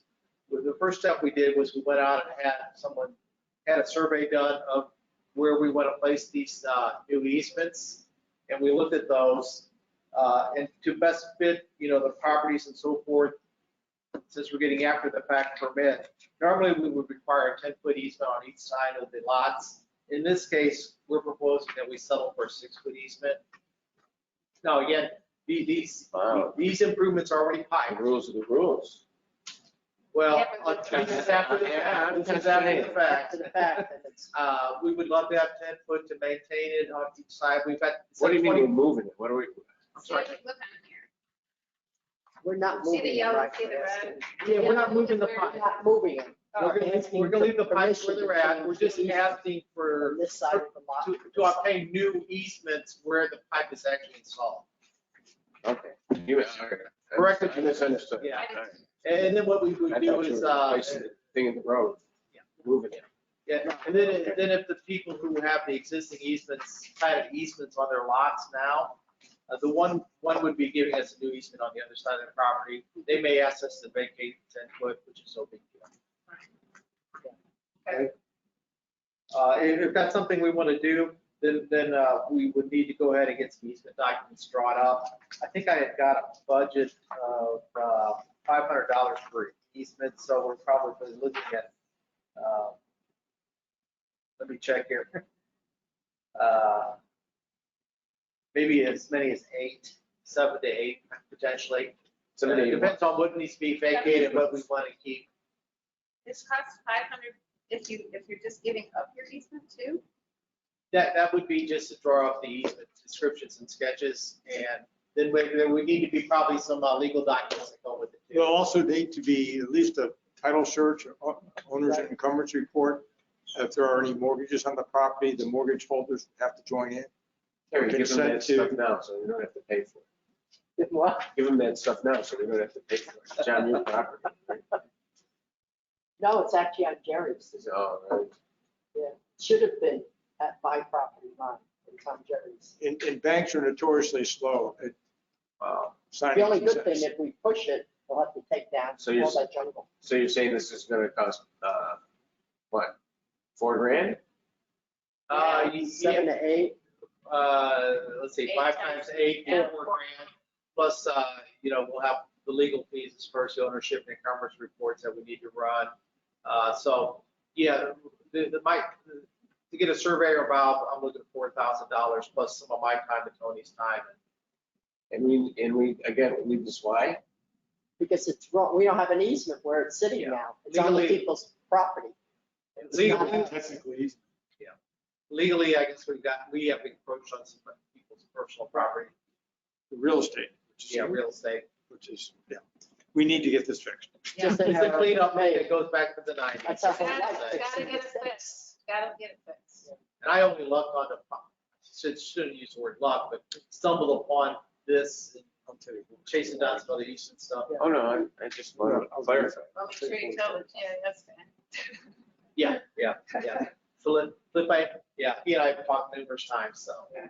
You want to approve this with a not to exceed number of $6,000? Yeah, I like that. Reasonable. Approved, working towards You think fixing that's the easement reasonable? problem on Sunset K. Oh, yeah, and then, if we gotta go outside and get some ownership and encumbrance reports, hopefully that can cover that. Okay, motion to approve not Not exceeding to exceed 6,000. 6,000. I second that motion. All in favor? Aye. Sam? Aye. Aye. The next thing on my list is just a quick little report on undeveloped parcel listings. That's also in your packet. It had come up about what undeveloped parcels and so forth there is and what there is in over in Argent Cove and so forth. So we tried to put together a pretty complete list of that. I did not list the vacant lots like in the Ks in those areas, but these are the bigger ones. So that's just something we put together. The fire department did request some information, and we have been able to provide them with some GIS information on where the fire hydrants are located, and we did transmit that to them. I was able to get one of our guys to come out here with a handheld, basically his phone, and get the GIS information. So we did transmit that. I do need to get together with, I think it's the assistant chief, find out if there's anything else he needs for the ISO report that they're putting together in the ratings. At the same time, I'm going to grab him about talking about minimum fire storage we need to have as far as volumes. Yeah, he's new in that position, so. Okay, maybe that helps. Understand it. The last item I got to report on is House Bill 53.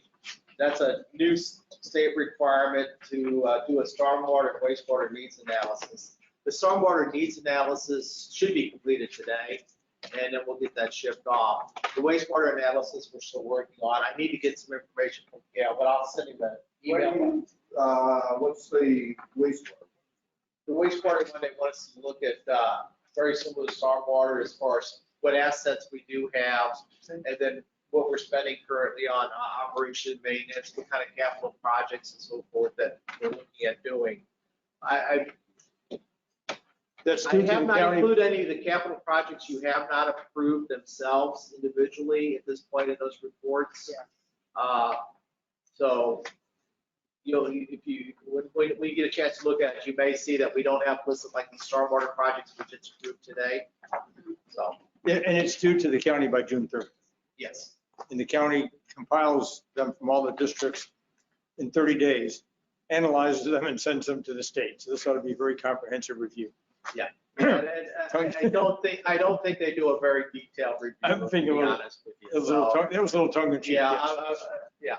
yeah. Okay, thank you. Anything else? Anything else?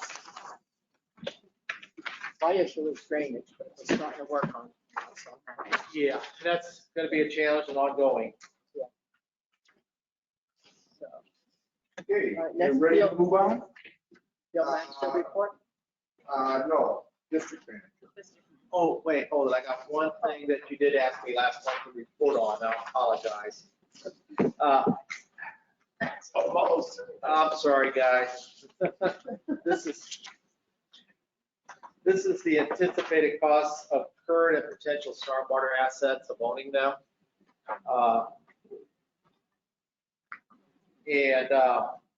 We'll need to get Sam a copy of some of this information too. What we did was he had requested that we look at the depth analysis of the annual costs associated with the current and potential stormwater assets for the islands. And that's the cost of the money that we need to be reserving annually, ideally, for operation and maintenance of the stormwater system. And that would include also renewal and replacement down the line. If when they did reach the end of their useful life, we would go in and replace them. And what we did was we looked at, well, again, these annual costs, as we move forward, we can look at those, see if we're accumulating perhaps too much, or maybe we're not accumulating enough to meet those needs in the future. And then again, those reserves can be adjusted up or down at that point too. We've kind of taken a conservative approach to what we looked at the life of different structures and also what the anticipated life is. You'll see in that table what we've used, like culvert pipes, things like that. We use like 50 years life, which is hopefully pretty safe. Hopefully we get more out of that. The swales and so forth, we kind of looked at maybe a 20-year life on that before we have to do some maintenance, cleaning, and things like that. So what we looked at the reserve is what they looked to set aside 2%, like something that was going to last for 50 years, just on a frequency basis. So that's pretty straightforward. And then we took a look at what the current costs of those facilities were and plugged that into the formulas and so forth. And those are all the little pages you see behind the actual report itself, how I came up with some of those reserve numbers. This is for the stormwater needs analysis. Well, Bill 53. Well, we're not going to, no, until you accept that, I'm not going to put that in that analysis. All right, so. This is life expectancy. Yeah, this is, Well, yeah. Budgets. Yeah. Yeah, I would say for what's due on June 30th, this is not going to be. Okay. Now, when the next update is required by the state, then that's where you would plug this in. Right now, you've got responsibilities for the stormwater system operation and maintenance in Newport Drive and the K, Morningstar K, the Case Phase 2 area, the Case Drive and the Vicker Streets only. And then the utility site itself, and then Union Road. And Union Road doesn't have much drainage at all. And what we've come up with there, that you probably should set aside about $55,000 a year. That makes sure that you've got, as a sinking fund, that you've got that money later to take care of those needs. Now, you may take out 10,000 this year, you may spend 100,000 another year, but over time it should take care of itself. Just a line on the budget? Well, I'm suggesting that perhaps it become a line in the budget in the future. And No, it shouldn't. I suggest it should be Yeah. not in this budget we're working on, the following one, because I think in the following one, we're probably also going to have an increase in revenue because of the construction going on. Now, this was never line item ever before, right? No, there's never funds Never. to set aside a reserve. Right. But now with the sale of the land Right, and the increase in assessments, right, we can Right. really have a reserve. there, Right. Which is what we need to do moving Right. forward.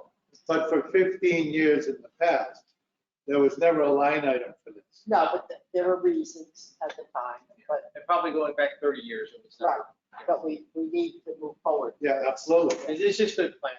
It's just good Oh, I planning. agree. Yeah. Absolutely.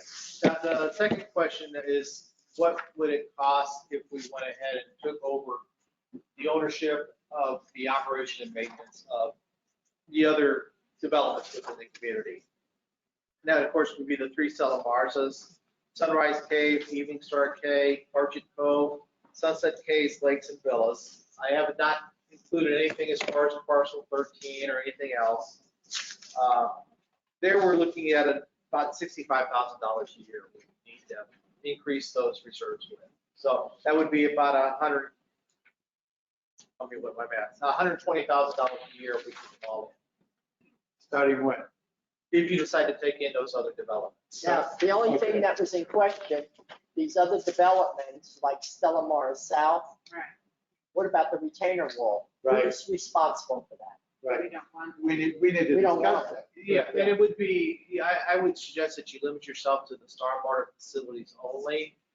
And I did list a few things that we need to do as far as steps, preliminary steps, if we're going to seriously consider taking these other areas in. One, of course, is find out whether the associations even want us to take them. First I step. know Stellamar South, I believe, does. Yeah, a lot of them And probably North. would, Yeah. but some may not. And, you know, hopefully the associations have been collecting their own reserves for stormwater Yeah. maintenance and so forth, but, and if we take it over, hopefully those costs will disappear from their assessments themselves, that it'd be neutral to the property owners, but that's something we have no But there's control over. no increase to us. No increase to the individual residents when they move The us homeowner, charging versus the association charging. We would want to take an inspection and review of the assets that we would be acquiring, just to make sure there's no serious defects with anything that we'd be acquiring. Just prudent. And then we need to figure out what conveyance documents we would need. I could see we're going to need to get some easements, bills of sale for the assets and other turnover documents. And that's more Tony's bailiwick than mine as far as some of these turnover documents. but I think the first step is to find out what the development's on. First step is really, do you want to pursue this further? And then we can take it to step two, and whether it's myself or Gail staff or however we're approaching these associations. I think I want to get that feeling of more stability financially before I voluntarily take on I more agree. costs. I agree. Yeah, I agree. Originally, I thought this Yeah. was a great idea. I did too. Right now, financially, I don't think it is at all. I'm I not agree. saying In the future, it may be a No. good idea. Yeah. Yeah. But we have so much on the plate right now, and everything's operational. Right. And we don't know what the impact for roads, going to Yeah. this thing in the back, there's a lot of things we don't know the impact of. Yeah, we're playing a lot of catch up right now. Right. A lot of catch up is exactly right, that's right. A lot of catch Yes, I'd say let's hold off on this. up. But I almost forgot about that, but I think that was something that was We did specifically ask asked for about last that. Thank you for meeting. doing Yeah, that. that's nice, that's Yeah. really nice. Just so I'm clear, the, Gary? What, yes, Sam? And I just wanted to tell y'all, I'm going to have to cut off for a little while, but I'll be back as soon as I get some internet. Okay. All right. Bye-bye. Talk to you later. Those private systems is on hold. Right, Yeah. Okay. Yes. we can't afford it right now. And that, I know one of the big concerns right now, who's interested in that is Stellamar's North. But it has to go. That was the original one, really. Right, Yeah. that's what started the ball rolling. Yeah, that's what I started. Right, and we may address some of their That's just concerns sushi. with I do the the road. project that's. The paving, Yeah. yeah. That's good. No, it's fine. Okay, so Yes, it's financials. That's right. Wait and sign. Correct. Oh, yeah. Of the financials, you're, you guys told not to say you're in good condition, but you're Yeah, not. don't say You got money in the bank, you're almost 100% collected. I just checked on what we received this month, and, you know, you were, you got 176,000 that just came in, delinquencies and so forth. So you're in pretty good condition. The other thing I wanted to point out, that we negotiated a fixed rate, a minimum rate on your investments. And, you know, we were looking at switching a couple other banks, or communities from, one was Truist, another one was Siberia, and also Valley, which is your current bank. We got a guarantee of a minimum, it's not much, I did not beat my chest, but 0.25%. And all the other banks we checked was 0.01. That's pretty good. Yeah. That's really good. But if you look at the cash investment report, you're actually getting 0.46. So they boosted it up a little bit for you because of, you know, they've got all of our districts 20 rates. So it's almost 0.5%. That's good. But they're good. They monitor it and they adjust it all the time. Other than that, I can answer questions. How much money we got in reserves right now across the board? Well, you have, you don't have anything designated. Right. But you've got cash of $1.5 million. $1.5 million. But Right. remember, if you look at the overall picture, of the year, we're, in this portion of it, Right. we have basically most of our revenue. Yeah, you Right, got I understand. So a lot of that revenue is sitting there for us to finish out the year on Right. the expenditure So side. my point is, we have, yes. No, we don't have that much to spend. How much do we have to spend? The remainder of the budget, which is Reasons, right? for, and you've got two funds, but in the remainder of the budget is, you've got 150,000 yet in the general fund and quite a bit more in the spend on the three, and you've got almost 1,800,000 in the general, or the water sewer fund. That's to be spent. in reserve. Well, Well, that's earmarked. That's to cover operation. yeah, Yeah. you have your reserve, you have no designated Yeah. reserve. Right. It's not like we're You gonna have a replace the fund roof. balance or a, a carry forward, Right. whether it's a cash. Right. And that's what you see in your balance sheet. That's 1.5 million. And you probably have under $1 million to carry on the rest of the fiscal year. Some of that is undesignated for capital that hasn't been identified yet, but there's money of that, you're spending in the water sewer fund, if you look at in the general fund, you're spending roughly 30,000 a month.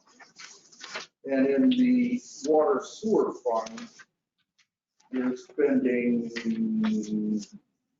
let's say 75,000. Now that Lindsay has accelerated this process to July, where will the 3 million? That was gonna be my next thing. Right. Because we're gonna have to find out investment wise, Right. do you get a financial planner? Do we stay with the bank we're in? We're gonna have to find out from someone our options on investing that money. Right. Because we're not gonna spend it in 1 year. Is the 3 million or the Yeah. 1 million or? The 3 million. Yeah, you could look at investment opportunities, but they're right now, CDs, 12-month CDs aren't paying any No, better than what you're getting. No, there's no returns. No, Yeah, and that's on everything lately. yeah. But if you invest it, how fast can you take it out for projects? Well, it Well, depends the on money where market, you you do it invest it, daily yeah. with no penalties. Oh, okay. Yeah. Good. And the other thing, we have a fiduciary responsibility Right, to make sure that money is safe. exactly. We were gonna sign with Lindsay on the 18th, 15. 15. 15th. Thanks a lot. You sure you don't want to do it on the 8th? Or this note you have here, this $1 million note, doesn't have to be signed until July 15th. But that's actually a term sheet, not the note, I think. I know, but no, you didn't sign it yet, did you? No. So it hasn't been signed yet. So we haven't borrowed the money. No. We said So if we to them, sign the deal with Lindsay, we shouldn't borrow the money. we don't know that yet. It's, What do you mean we don't know that? it didn't come in my hand today, did it? What? The money? That's, I think, what he's saying. If- If we close sooner, we would If- know if what happened. We didn't, the option was today. I think it was his intent to close and give us the money. Right. We didn't get it, did we? For other reasons. So as far as that's concerned, what's the worst scenario? We pay it back shorter than we're supposed We to. spent 40 grand on fees and interest. That's But we only if don't you kept it have the whole that money term. yet. No, that's 40 grand for the first year. But we don't have to keep it out. Again, I think what's important is the term sheet is good until the 15th. Right. This isn't the loan. Because Right. assuming, so up until the 15th, you have the ability to sign it and accept it. Right. Correct, Al? Sure. So that on the 15th, you can say, no, we don't need it, or 15th, say, yes, we do need it. And then you enter into the transaction with all the actual documents for the loan. You don't borrow the money, you don't get that money on the That 15th. after miss the case. Well, yeah, that's, yeah. Cal, you look puzzled, Cal. I Yeah, I my tell point them is- timing means a lot. Yeah, the fees for taking the loan is 12,000. 12,000, right? So you're going Right. to be confronted with that. And then you just pay the interest for, you don't pay anything until November of this year. Yeah, and one other aspect too, a lot of times on these notes, that cost of issuance comes out of Right. the borrowed money. And the cost of issuance is 12,000. Right, plus, Yeah, it's right Yeah. here. so I mean, I guess what I'm saying is, you have until July 15th to say yea or nay. Yes to the term sheet, correct? Right. Cal, it says right here. Yeah, yeah. And I'm not gonna be here July 15th, so you already got my nay, all right? Maybe I can be online, I don't know, I don't think I'm gonna be able to. Now, there are two schools of thought here, and I brought up borrowing the money. And when we did it, when I brought it up, I don't know anything, but when I brought it up, we were looking, I perhaps was wrong, although she's my neighbor, she was under the same impression. I don't know about everybody else, that the water tank situation was way more immediate. Right. That's $500,000. However, it's not immediate. It can wait. It's just the roof. The roof's okay. I was just there Thursday in depth with Mitch. So there's no immediacy to the freshwater tank. That was $500,000. I know we had the money in reserves to cover whatever it was going to cost us to do Stella Maris North. But rather than do that, if we could do a low interest loan for it temporarily, that now we know is 146,000. We thought it was 120. So let's say it was 120. That's 500, 120, that's 620. Then we have 3, what I call hot swale projects. And I figured we could put that into that borrowed money as well. And at the same time, I spend every month with Lindsay when he's here. It was doing the beginning of his due diligence, and she said, we don't have it in our hand yet. We've had developers fizzle on us over the years, so we didn't have it, and we wanted to get Stella Maris North done, and we thought we had to get the tanks done quick. Plus the interest rates. Plus the interest rates, and you were able to secure below prime, and they're holding to it. Prime now is going to be almost 5% as of Wednesday. We're at 3.95, and it's going up again, according to Powell, okay, next month. It's in a spiral. Yeah, but he was just saying, Right. do we need it now? No, I know that, and I'm asking the same July question. 15th. I'm asking the same question. Do we need it where we're going to have 3 million next month? Do we need it? Well, we have to decide by July 15th, Right. not today. No, I'm just asking what the board thinks. Well, I think we need to wait till July I 15th. want to make sure it happens. Oh, I agree. If it doesn't happen, I would Absolutely. decide. What if it does? What if, I don't want it. Well, what do you think? I never could have, would have, should have. Wow. Tony had a comment. Just a couple, there's a couple little nit terms in here I'll get with Cal. Example, it calls this the Renaissance CDD, and it calls it the Core of the Islands Community Development District. And there are a couple little nits on here, and it also talks about it's confidential. So maybe I'll get with Cal about fixing those aspects up. But I guess, Cal, is this a drawdown note or a disbursement? Because if it's a drawdown note, then you only pay the interest on any principal that you draw down. Yeah, it's not a drawdown, but we could have it structured at that. Well, what would the rate be? A lot of times it's the same. The Try to keep it the Renaissance same one rate. is a $5.5 million deal that was refunding. They added $1 million to the principal and, plus added 5 years to keep the rates the same. But the problem was that the rate changed also. 5 years, I don't think it's going to change very much. No, it's got to be fixed. Yeah. Got to be fixed. Yeah, it'll change. No. What I mean by drawdown notes, you have the same interest rate. No, I know. If it's a drawdown note and it's fixed, That's good. how do you beat that? That's like a credit line. Yeah, that's what it'd be, a line of credit. And you're only paying interest on the money you use. He'll have to, go to the Interest on upper money level drawn to down. get approved Draw for down. that thing. And, right now, that rate is, assuming it's gonna be, if the change, it's gonna be. But you haven't, always needs to ask your question. But we'll have that option, whether you do line of credit or whatever it is. But I like the sound of line of credit. The line of credit, the rate is going to be fixed. That's what Okay. So, It's going up like there now. did we I get wouldn't put my money in that bank. a motion for accepting the financials? Motion to accept the unaudited financial. Man, Is there a second? I'll second. I have one thing to say. If anybody, some people are having trouble understanding the difference between the budget and the actual. And in government accounting, you have to estimate or plan for what you feel is going to happen a year in advance. Now, unless it happens, you're not going to spend that money.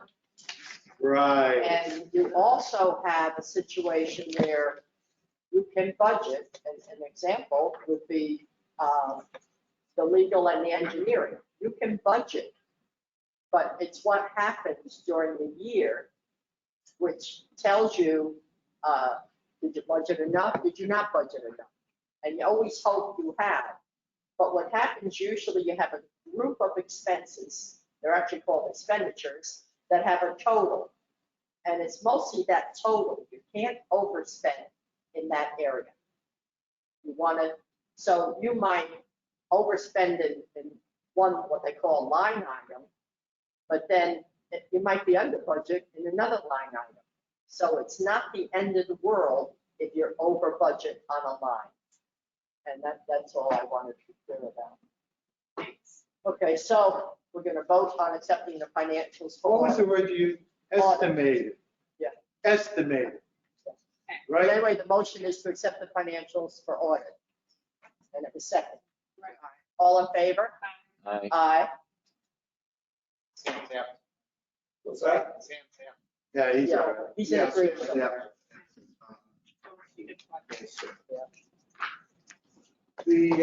Just going real quick on the budget now, we haven't put the loan in, even though you guys have approved it. We haven't put it in the budget, and we should amend it at the August meeting. One of the thoughts I had is that maybe we create a third account, which should be a capital account, and we just put the money in there. But otherwise, we're gonna have to split it between the general fund and the water sewer fund. Because the 4 projects that were identified, 2 of them are general fund, 2 of them are water sewer fund. So is there a cost to doing that? No, Okay. if we do it, I think we should That's split what it. we should. You need to Okay. get the There's probably 2 subcategories. No, 2 subcategories, if we split it. If we do it. Well, no, you can put it all into one. You say put it all into one or split it between the 2 accounts. And just spend it between either fund. Right. We've got to make sure that'll work with our account. Yeah, I'm not sure it's going to work that way. Yeah, well, your water sewer fund's an enterprise fund, and you can't spend, but we'll see how that goes.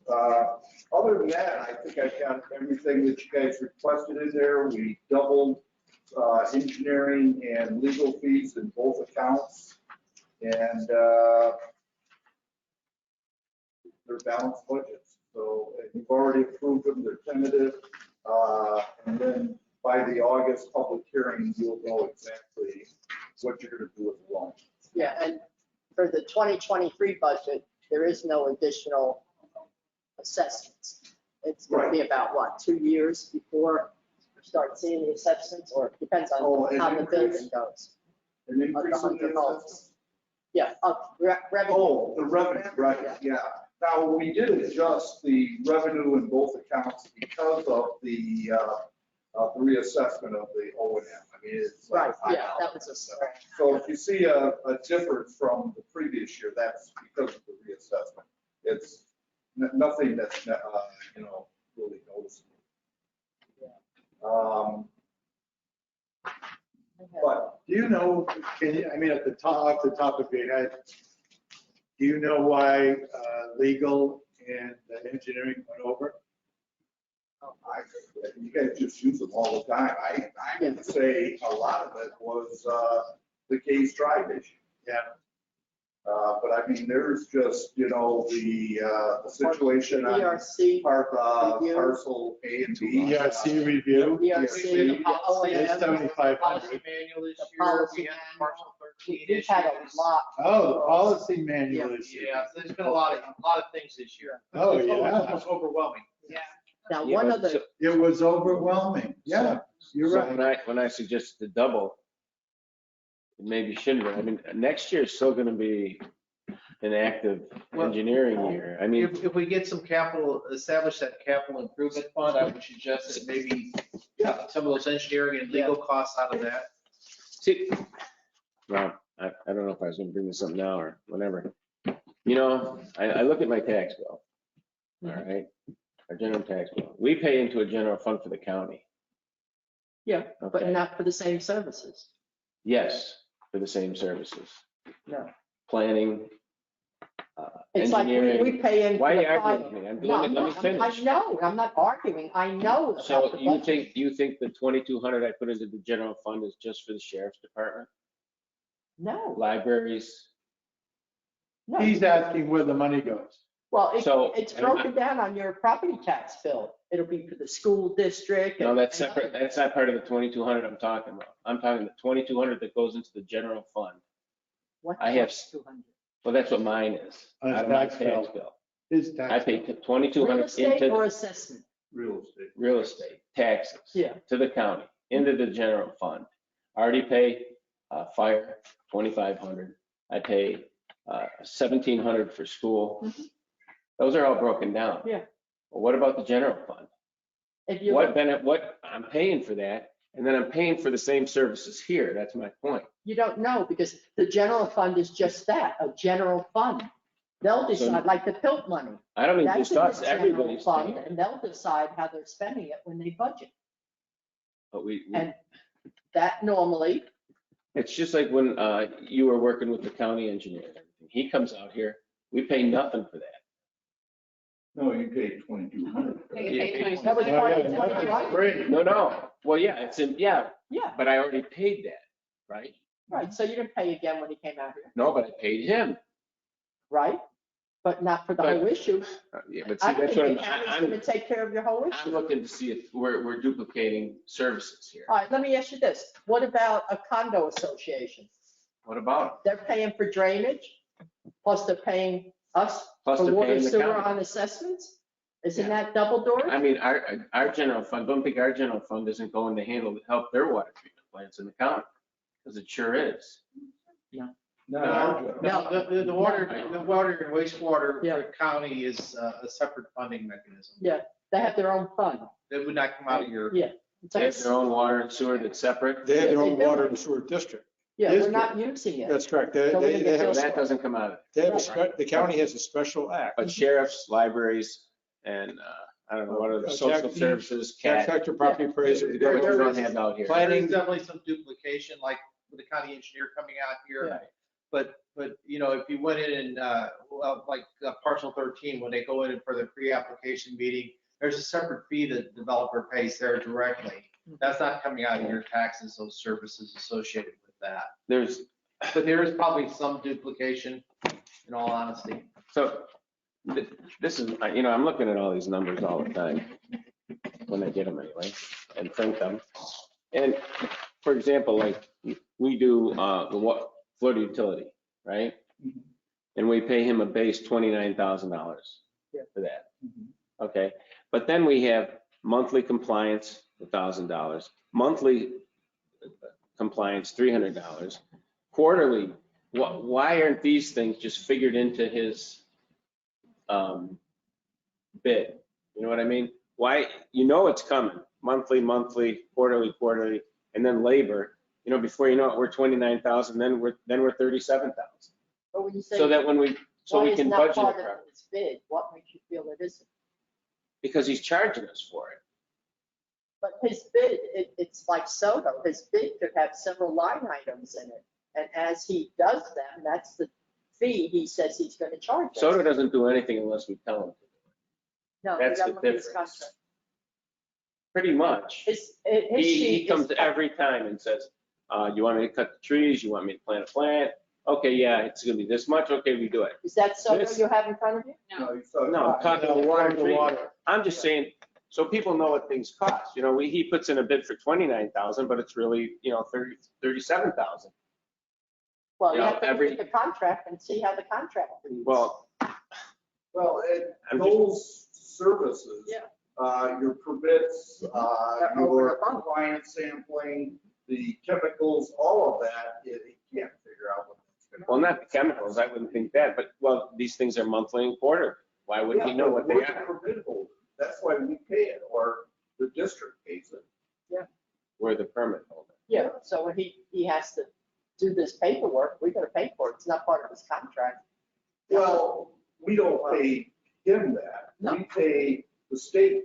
We send a check to the compliance sampling. Right. Then he does that and he bills us. That's, But I think on his contract, it will say like compliance sampling, and he has a fee for that. That's what I'm saying. well, it's not in his contract. That's a But- direct billable. But he does have expense. some line items in his For contract, if I compliance. recall. If, I'd have to look at it, but if he does, it's because, you know, it wasn't identified by Severn Trent as an expense. And then, you know, the board wanted, you know, they just billed it. And so the board had that separated out. Yeah. And told Mitch to not put it in. That's the way the original contract was. That just bill us separately for the compliance sampling. It's just lab costs. Yeah, well, that's what I want to know. Is that a cost or is that a fee in there too? You know what I mean? It's, So I don't think it's, well, because he's got labor written down there. He's His got- labor, he But has the not labor is- increased his labor in 3 years. Yeah. That was part of his renewal on that contract. No, he's increased his labor. It's 3%, isn't it, every year? No, he doesn't. not the past 3 years. No. He did He took increase that it a out. while ago. I Yeah. think it was 5%, When but he we, said it would be for 5 years. yeah, when we went over his contract, that's when he said he wouldn't increase it for 3 years. Okay, it just muddies the water for me. There's stuff all over the place. You know have to what I look mean? at the contract and that together, you do. And then remember, I think it was on Pole Montes, you wanted more detail. Maybe that's why you're getting more detail. I don't know. This has been on here all the time. Yeah, he's always had that in there. I mean, that's what he was, you know, told to do. But I know at one time I compared stuff like that to the contracts when I first got on the board. Yeah, But see, that's just like this budget, you know, we budget for legal and we doubled it and we did it to 24,000. But we're already, this May statement, we're already 33,000 just in the one fund and 17 in the other. So we're $40,000 between the two over that already and we're not even through the year. All right, let me ask you, So why wouldn't you budget this 24? Why wouldn't you budget an each 75? well, that 24 is actually 48. Right. 2 funds, yeah. Well, then we make them Tell me 100. what you want it to be. Yeah. I'll Put whatever you want in. Because that changes all the other Well, lines. It let changes me all ask you the. this year has been a horrible year, and we spent more than we budgeted. What are you predicting for next year? Well, it's just like, Greater amount, more problems? I can't predict that. I don't know, we're building a whole new thing back there with. Yeah, but roads it may and not be done until 24, 25. Well, there's still gonna be costs incurred, you know. I like the numbers there. It's like when you pay the IRS, you know, I like to get a check back. Well, everybody does it. That's not how it works. But, you know, if you get extra money left over, then we're not scrambling at the end. That's all I'm talking about. I don't want to be scrambling. Every year you've got money left over. Yeah, this is the first year I've seen it get so bad. And it's Well, because we covered. it. Overall, you're still going to be less than what you budgeted. Right. I mean, typically that's, every year you guys have been under, except for when, you know, you had over $1 million a year not being paid by a you said we had almost $1 million left for the water fund, right? And it costs us $75 a month to Right. overhead, usually out of that water fund. Okay, so how many months we got left? We got July or June. June, July, August, September, 3 more months. 4 more months. So, okay, so that's 300 grand, Okay. right? So that leaves us with 700,000 still there to use for the water treatment plant? Yeah. So why aren't we doing something? Why aren't we taking care of some of that CIP stuff? If we still have 700 grand in there, and what would we need $1 million loan for? I'm just throwing it out there. I get, you just throwing it out cold turkey and I can't process it all. Well, I I'm I don't know how to answer. I'm not gonna be Okay, here in the one thing 15th. I really like about what you just said is, I think we should start addressing the CIP. I feel Yeah. like we're not.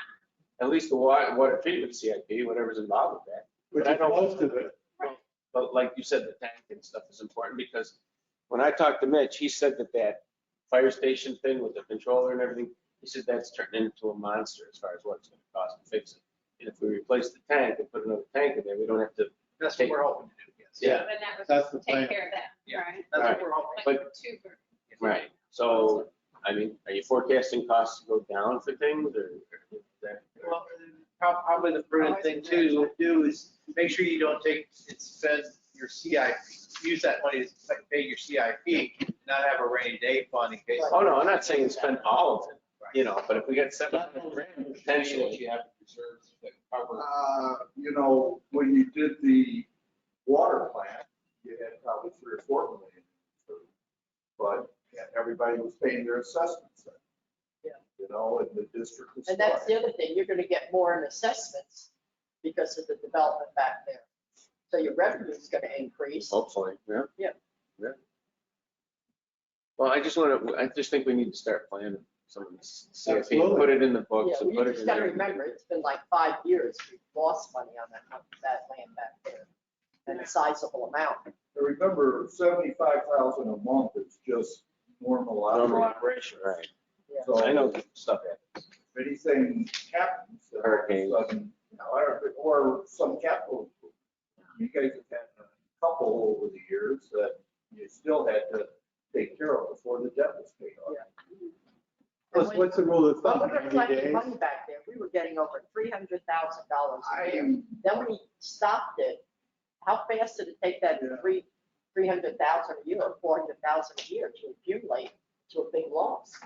if it was a general fund operation, you know, 3 months would be pretty good. I'd like to see 6 months. Yeah. But with a utility plant and utility operations, you know, you probably should have a couple of years. Yeah. Total operation. Yeah. I agree. In reserve? Yeah. Then we need to put that line item on there too. Right, well, you could create a reserve account. Sure, you know. It's because we're a solely operating subsidiary. We have our own district, we're the only district with our own water sewer facility. That's the key. It's not the county. And that's another number that could be developed, just like we did with the stormwater, is try to get some annual cost renewal and replacement. And then reserve it. Yeah. That's what we were talking about earlier. There is nothing specifically reserved. Right. In the future, yes, that's what we want to do, is need to do reserve that, it. yes. And But use you it don't for want to just put, you don't that want to put it in specific- the next budget. We can, but what item do you want to work on? Both of them. Well, you can't, you're not gonna have the money to put in an assessment amount. We might, you know, and I. No, I think you're talking about the sale, No, Well, the same. or the money we already have to start using it for capital outlay, and that's what we should do. and I mean, maybe we put a line item, you know, reserve on the water treatment plant and the drainage system. Maybe we do half of what the first year, you know, and then the next year go to the full amount that you were talking. I don't know, I'm just saying, I like the books clean, you know, I like to know where the numbers are coming from. But, all right, remember, like he said, you have your assessments. So I have so much money here, and this is what we budgeted. You have a zero budget, ins and outs. So now I'm going to turn around and say, I want to put money here for reserves. This number is greater than the revenue. So where is your revenue coming from? Like you're saying, you're not going to increase assessments. If we Your make revenue mistakes, right now would come from I the guess, cash reserve is how it would come in, but you have to have a balanced budget. You can't just reserve something without having the money coming in to put Right. aside. If you put, if you had a capital fund, you could identify reserves, put everything in there. And, but I mean, if you look at this budget, you've got capital outlay of, 130,000 for the wastewater plant. You're paying the debt. I mean, if you're not going to do the loan, then we'll take the debt out of there. But, you probably, like But I that said, when you capital first outlay started, that you see you have there, $300,000 that you can easily budget as reserve, as capital, whatever. It's discretionary spending that the board makes a decision on. and we did that to start fixing things. And start so doing we things. just put it in as capital. But if you want to put half of it in capital and half of it in a reserve account, that's your choice. I mean, part of that's going to pay Stella Maris North, right? Yeah. That's where that's coming from. Yeah, that'll come from the general fund. Right, And you have 800,000 there. right. So it's money in reserve. Yeah, but right now, that money right now is, came from the revenue for that year. Right, It didn't come from our. but cash that's like reserves. saying, where are you gonna put the line when you get the revenue from the sale of property? You're just gonna put, where are you gonna put it? Well, We'll make a line. it depends on how you want it. The sale of property, you could, like I said, you could have a capital account and you could put it in there. Or you could figure out how much, a portion go into the general fund and a portion go into the water sewer fund. It's still, I don't know how still should different- flow through the budget. I don't know how, Yeah, it'll flow through the budget. Right. If you had a capital account, you can always roll those over, right? Everything, because the Yeah. government likes to spend everything, you know what I mean? So, Well, they As long- even as set long- up reserves. They got their Yeah. reserves. right. Who? What? The government, The government, county government has a reserve fund, Well, that's because they get. and it's budgeted. They- especially on the water and wastewater side, Yeah. they've got reserve funds for renewal and replacement. Because they're an enterprise fund, they run like private businesses. and if you guys want us to set up reserve accounts, we can fit that in. It takes away from other. Right, no, I get it, yeah.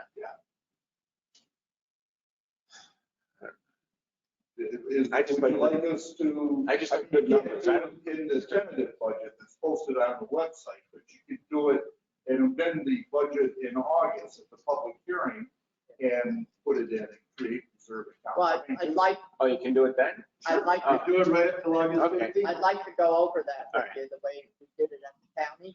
Because at the end of the year, when you're closing out, that's when you're gonna have to move that capital into a fixed asset. And that's why it's what we call below the line. I'll explain it to you. Okay. But we didn't actually have capital fund. Yeah. In 2008, when the market crashed, this was kind of almost in default with the code. Do you have any, I know you're not, off the top of your head, what percentage of arrears there was in non-ad valorem coming in, the assessments coming in? Did it drop a lot? When you first came on, I gave you. Yeah. Yeah. Because we could show both, Lake Lincoln and Lake Huron. And we go back to when they were paid. No, I don't mean that, but I mean your revenue, I guess, the revenue coming in. Did it drop considerably during that time period? It did, and that's why there was the huge increase in assessment.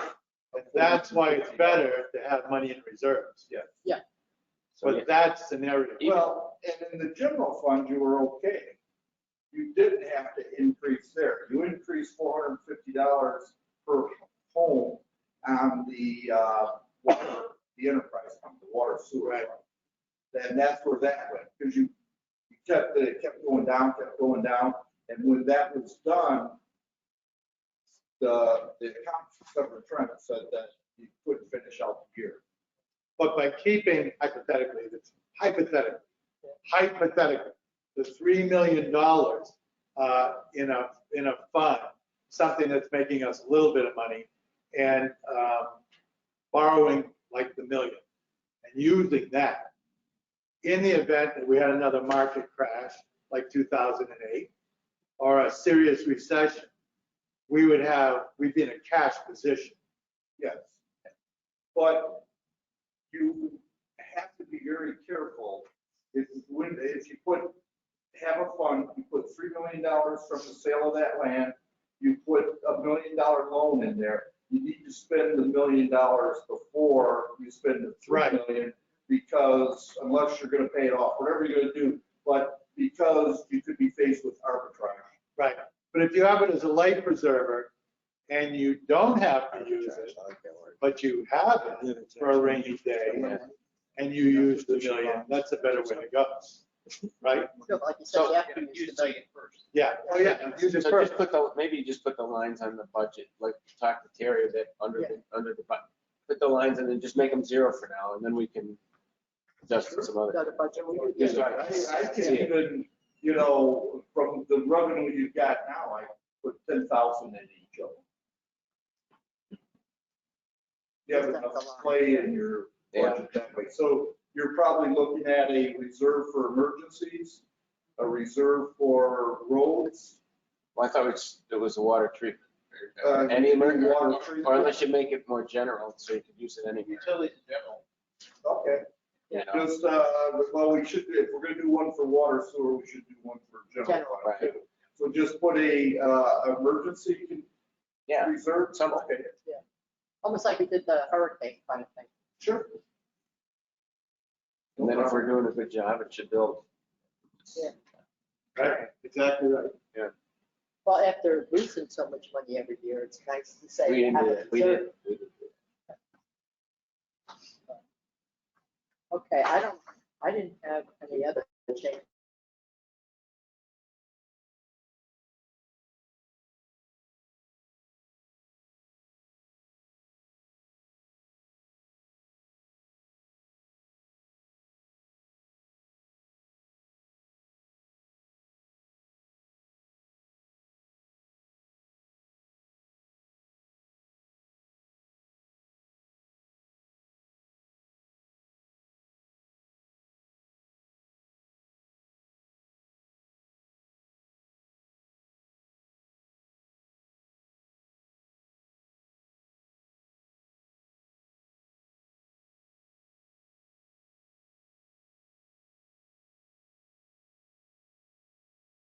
Did something happen to the feed?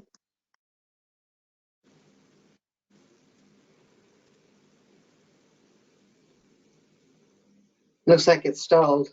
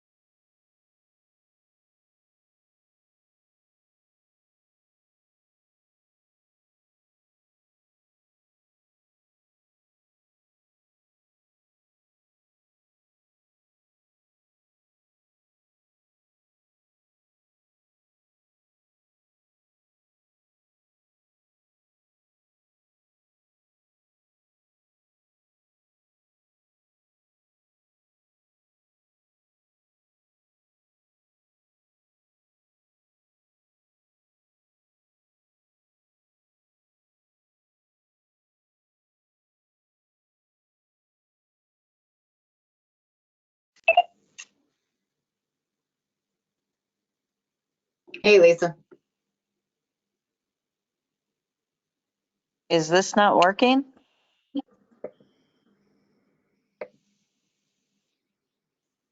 It must not be.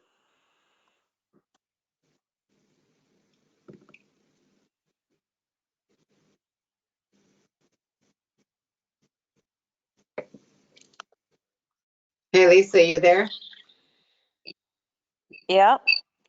Hey, this is Karen. Yeah. Yeah, I thought it was the Wi-Fi here at the hotel, but it's not. Well, I got nothing. Yeah, because I'm in Amsterdam, so I'm like, all of a sudden it just went blank. Yep. I wonder if I can text. I don't know if I got Ray's number. Text Ray's wife, and she'll probably text him. I don't know. I don't know if I have his number.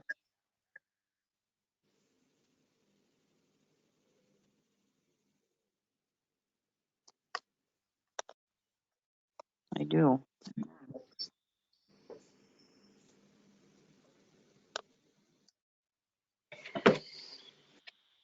Man, they're spending a lot of money. Something is wrong.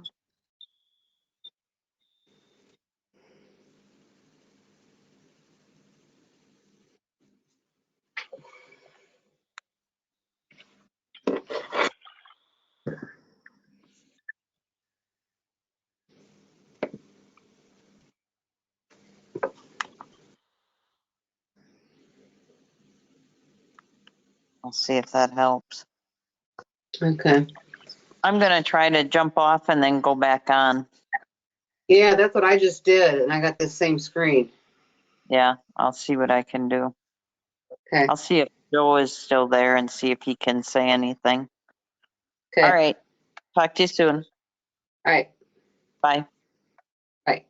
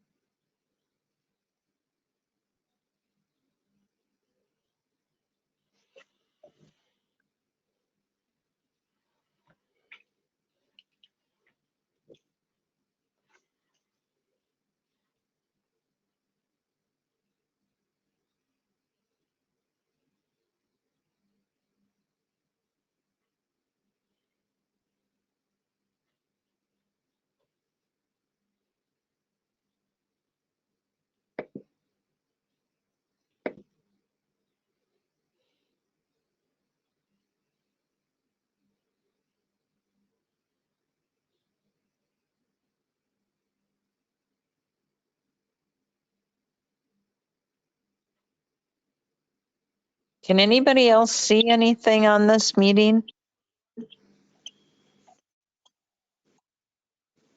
I've checked around and I can't see anything. I don't know if Steve can hear us or Linda can hear us. or Wayne? I can hear you, but I don't see anything. There's nothing from the camera at the Yeah, clubhouse. it just says waiting to view presenter screen. Yeah. I'm thinking maybe his, whatever his camera is or any of that might have, it's not charged or plugged in, lost all its charging. Great. But I could be wrong. That's just my guess. No, I mean, it's a great guess. Hopefully somebody will answer their text. Let me see if I have anybody's. Joe said he is still there, and I just texted him saying, hey, can you please tell him that there's a problem with the camera? Okay.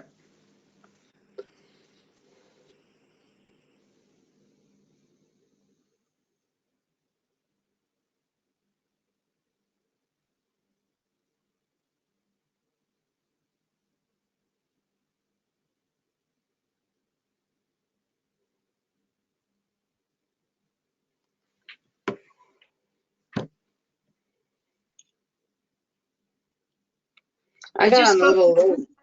I just spoke to someone who's at the meeting, and someone else brought it up, so they are aware.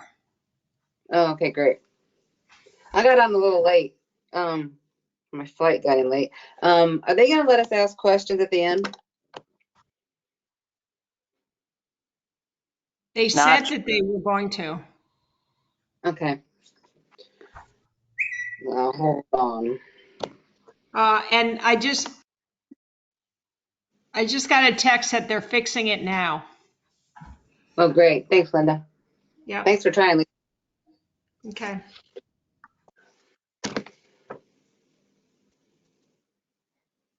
So dumb question, will we have to log out and log back in, or will it just come up? It should just come up because it just says waiting to view presenter screen, so it should come up. Maybe we ought to invest in a better camera system. Mine says no screens or cameras are being shared.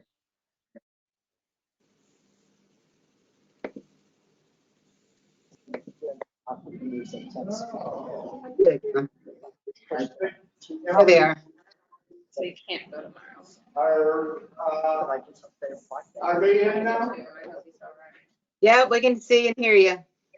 Okay, sorry, you're in out of power.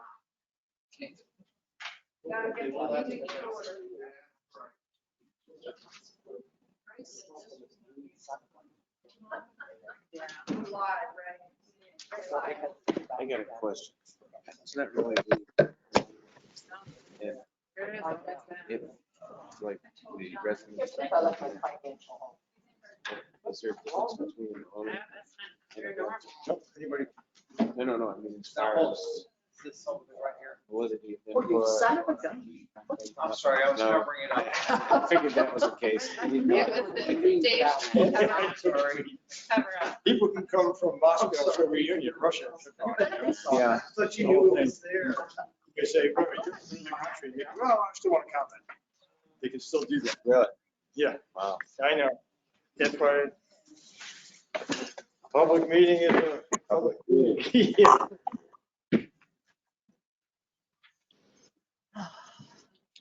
Good, bad, or indifferent. Yeah. So I always tell my board, somebody from Moscow wants to get a copy of the public record. Can't you have, if they want to show up at a public meeting, you have to let them. Yeah, they're like, oh, I do this Yeah. stuff. In fact, they can be on the board. You don't even have to own. You take a different look at it. Just have to be. Not to be on that board. Yeah, any board, any It's a board. government account. You have to be a qualified elector, which is defined as a citizen of the US, Really? a legal resident of Florida, a legal resident of the district in which you reside. That's it. Okay. Yeah. I thought you had to be an owner. No. Yeah, I guess that's fair. And not everybody can be fortunate enough to own. Yeah, no kidding. It's like He gave me a performance review sheet. He's been at this place for like a year and a half. And he goes, what are your goals? And I said, you need to ask for more money, the way things are set up right now. I gave him a 10% increase. I said, oh, I go, you're back to eating. Fuel pesticides. Oh. All this petroleum. Yeah. Yeah, you gotta keep your brain active. No, that's crazy. That's why, that's what Alzheimer's dementia and so forth, the more active the minds are, the. Yes. Yeah. It's a face. It used to be a habit, and it's not anymore. And we got hooked on Facebook. And my favorite story, not really favorite story, about South Florida is that, And now we tell me. I may have mentioned this to you before. I have stopped. Real quick. Gateway Golf Course. Oh, you told me. Yeah. The conservation cut area. something down, yeah. Well, and some resident called South Yeah, Florida. yeah, you told me about It cost, I guess, that like 147,000. that. Yeah, it's crazy. Oh, it was nuts. Yeah. And so it's one of those where you just need to talk to us. Or our market water. I got a Kindle and everything. Our client ended up getting money back from the person. South Florida came to fly, right away beach. And they saw this boardwalk. And yet, you ready for this? So my client, Tideway Beach Association, because it's nasty. So Florida, you've got, because it was a conservation area. Right. It was owned by Highway Beach, and Highway Beach is approved. Highway Beach is approved. They went out there to find out a resident backed up to the back. Yeah. I gotta have. Built this boardwalk to the main. My husband. So South Florida says, well, you're a permit. You need to fix it. Then if you want to go after him, go after him. So they spent like $38,000 to pull up the boards, pull the thing, but we jumped on it. Right. To keep it in compliance as opposed to getting enforcement. Right. Because when you go to enforcement, Yeah. no, it's brutal, yeah. So I know it's kind of counterintuitive, but. Well, it's not like when you said the word maintenance, and I figured, they would accept it. Just maintenance. I know. Well, 30-year-old system or whatever, 40, whatever the heck it is. It's gonna need maintenance. So it makes sense. Yeah. You ready to? Yes. The meeting's now in session again. Are we ready? The attorney. The covenants, okay. I handed out today, in your meeting book, there is a revised draft of the proposed covenants for the piece line that Mr. Case is requiring. And then after meeting, I had an email from Sam and further review, I made some additional edits, which are in the blue, which I handed out today. Okay. So the document that's in front of you is the document in your meeting book with the revisions made in blue last night, this morning. And I'll make the comments. I have an email from Sam, so if he's not on the phone. Yeah, He did number 6, didn't he? I'm sorry? Sam added number 6. Well, he did, there were a couple comments. Yeah.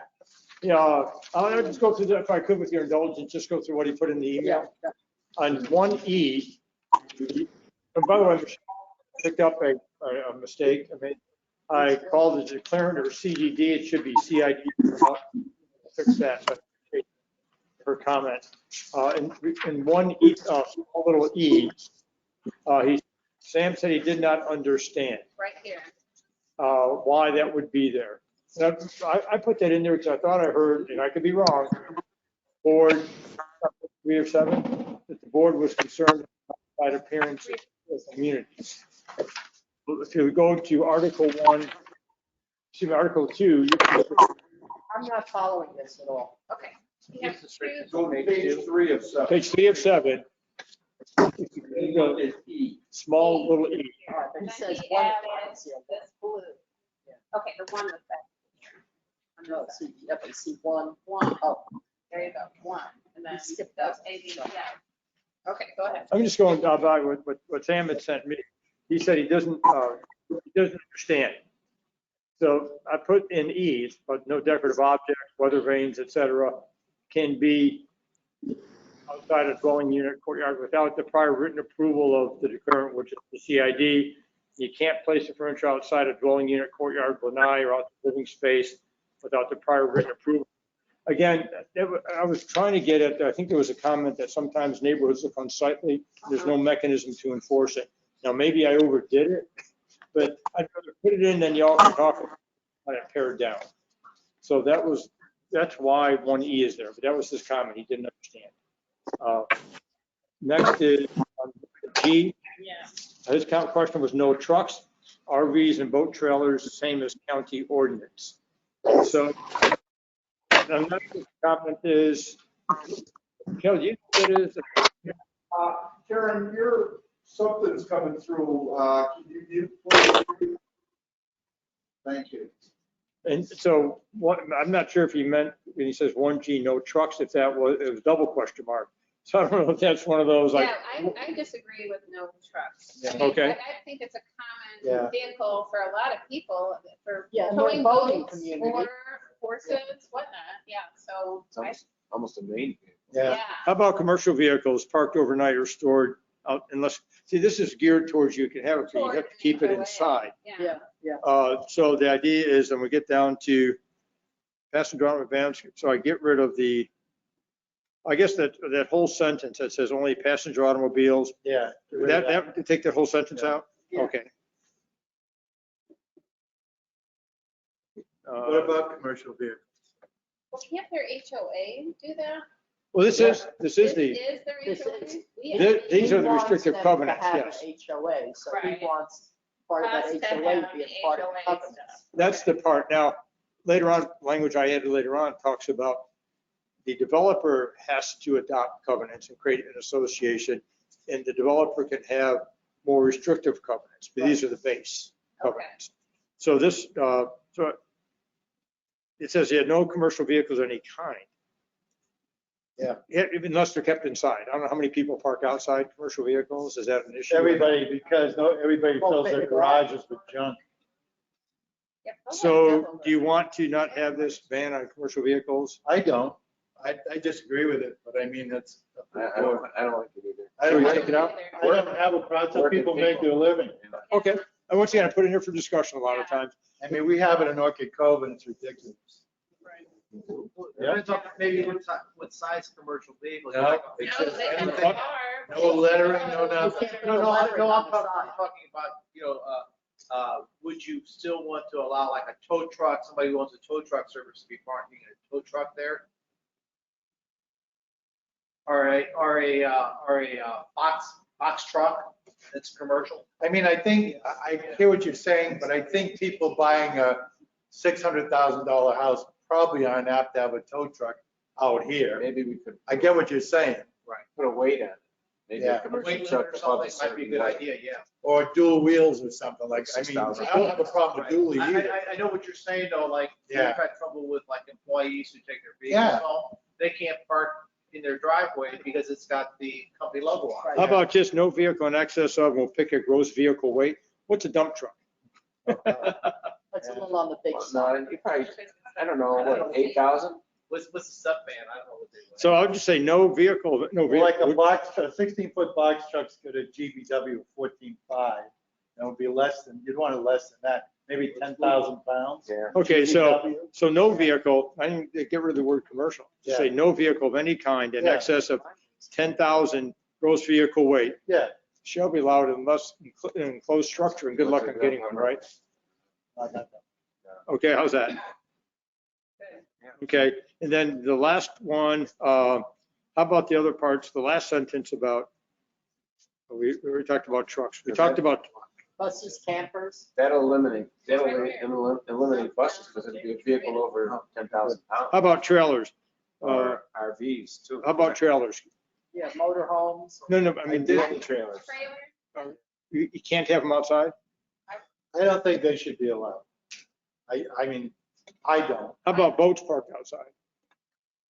I don't have a problem with that. I don't know. Well, what the county has an ordinance that, It has to be in the side or rear yard. Right. right, it has to be tagged and could only be there for so many hours. And that was part of Sam's comment, is RVs and boat trailers, same as county ordinance. Well, I agree with that. And then you don't really need to put it in there because the county, Right. What is the county? it has to be parked in the side or rear as far as trailers. Separate and area. Boats. And the RVs, there's a whole section about RVs because you can get a temporary use permit. And I mean, Yeah, I don't want to get involved. On the average, it's you're allowed 48 hours. It's either 48 or 72 hours. Well, I can just say, what I can say is other types of vehicles, boats, trailers, campers, motorhomes, dune buggies, golf.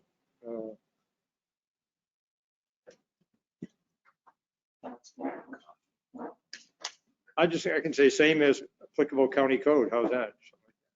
That's good. But you don't want buggies parked outside, but you don't want disabled or unlicensed vehicles, correct? No. Okay, so boats, trailers, RVs, buses, campers, motorhomes, dune buggies, golf carts. You don't care about mopeds or motorcycles, do you?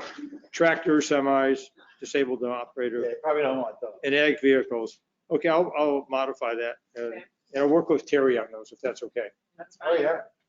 Applicable county code. Okay. Then Sam, in 2B on the next page, on the minimum floor area. Yeah, I thought we talked about that. Yeah, Sam said no minimum square feet. I know I had a comment, I think Rusty, he walked out, I think he wanted 1,700. Yeah, he did. How much is the square footage? Yes. It says 1,700.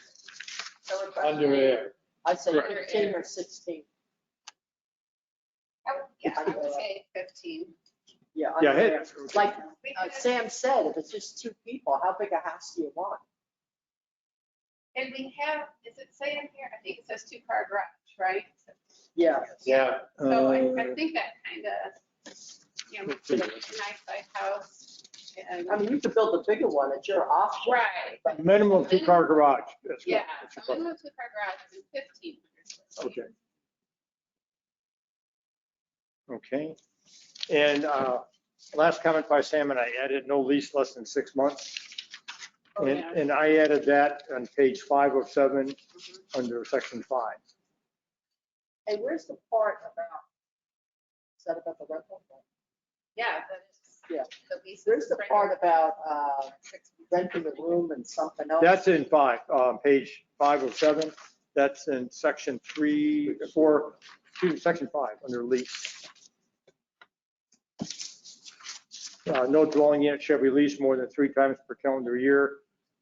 What's a transient tenant? Transient is like Airbnbs, VDROs, usually less than 30 days. Right, that's how, I think in the statutes. Actually, I think it's less than 6 months. That's a good change. Okay, Actually, it may be 6 months on the stat. So if I go back to the beginning, I apologize, those were Sam's comments. You go on the first page, I just clarified in the first whereas about the property. It's sort of repetitive. I wanted to make sure it was captured. So now therefore I added the word real property again, sort of repetitive. In paragraph 6, where we talk about the association, the long lines and blanks are for whatever Lindsay's going to call this. We don't know what that is yet. Then I added the sentence that the developer shall establish and create the association. I missed that the first go around. I know the board had talked about making sure there was an association. And then when we go to 1E, we've already talked about, well, on 1E on page 3 of 7, added the sentence, all outside waste or storage receptacles or containers shall be of a bear-proof style and make. Yeah, how do you do that when the county supplies your garbage bin? You don't have to keep it outside. And the other thing But is, if you you're gonna keep it can't outside, build a structure around it, you know, to put it inside of. You can or you Well, you know, I could say it's storage receptacle or containers or in a bear-proof structure. Okay, good point. And I think that's how you get around it, because then you pick it up in the daytime. Right. Yeah. Okay. Good point. I will make the changes to the vehicles. On I, at the bottom of page 3 of 7, it said there shall be no access or connection to the canal adjacent to the western boundary of the property. And I did miss that the first go round, so I apologize. And that's that whole drive issue. Tony, underneath that same paragraph, underneath H, defense height, does Yes. that apply only to residential? If we, for instance, want to fence a pump station in the future that's in there, could we use a 6-foot fence or does that include it? Well, I guess one point we could say is that these do not apply to the district-owned properties or interest where, I can put that in the covenant, that an exclusion from the covenants are district-owned property or structures in district easements. Good point, David. Let me make a note. Question, Dave, about that. Based on his accurate aerial view, there was more conservation land on the north side than we thought initially. Would it still be possible to put in one of those, if it made sense, to put in one of those small pumping stations along the canal? It would just submerge lines, but it would have to be an easement in people's backyards. But it would really increase the water volume. Instead of, when the time comes to replace the concrete line out to the wellhead, that's going to be well over $1 million, where this would be 75% less. You mean put your new wells along the canal itself? If you put, not wells, if you put those pipes that go underground, the thing that Ron Benson talked about.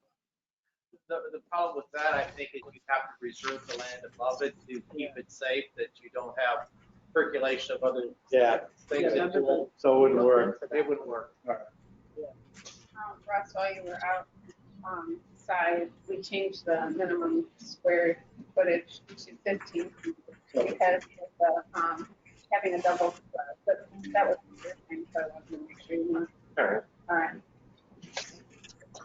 And Article 3, I added establishment of the association that it says prior to the developer owner obtaining any approvals for development of any portion of the property, they must and shall create, number one, covenants and restrictions, and they can't be inconsistent with this declaration, and they're given to the district for review in advance. And that the covenants that the developer may establish can be subjects, it can be more restrictive involving pets, architectural controls, leasing and guest occupancy, et cetera. It can be more restrictive.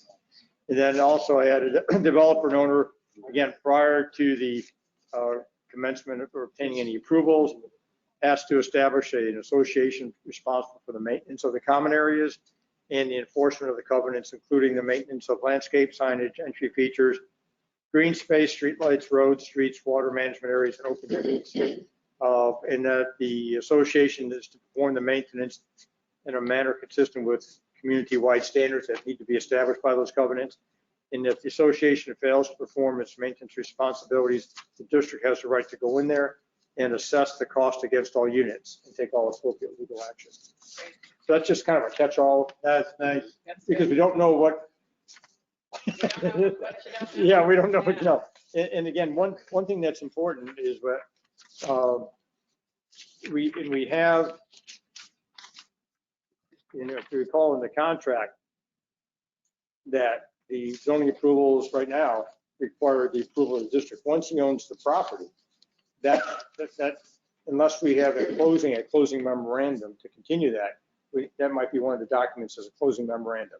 It was so that ability, but there can't be any construction, any placement of any trailer, nor can any building or structure be placed without the prior written approval of the district.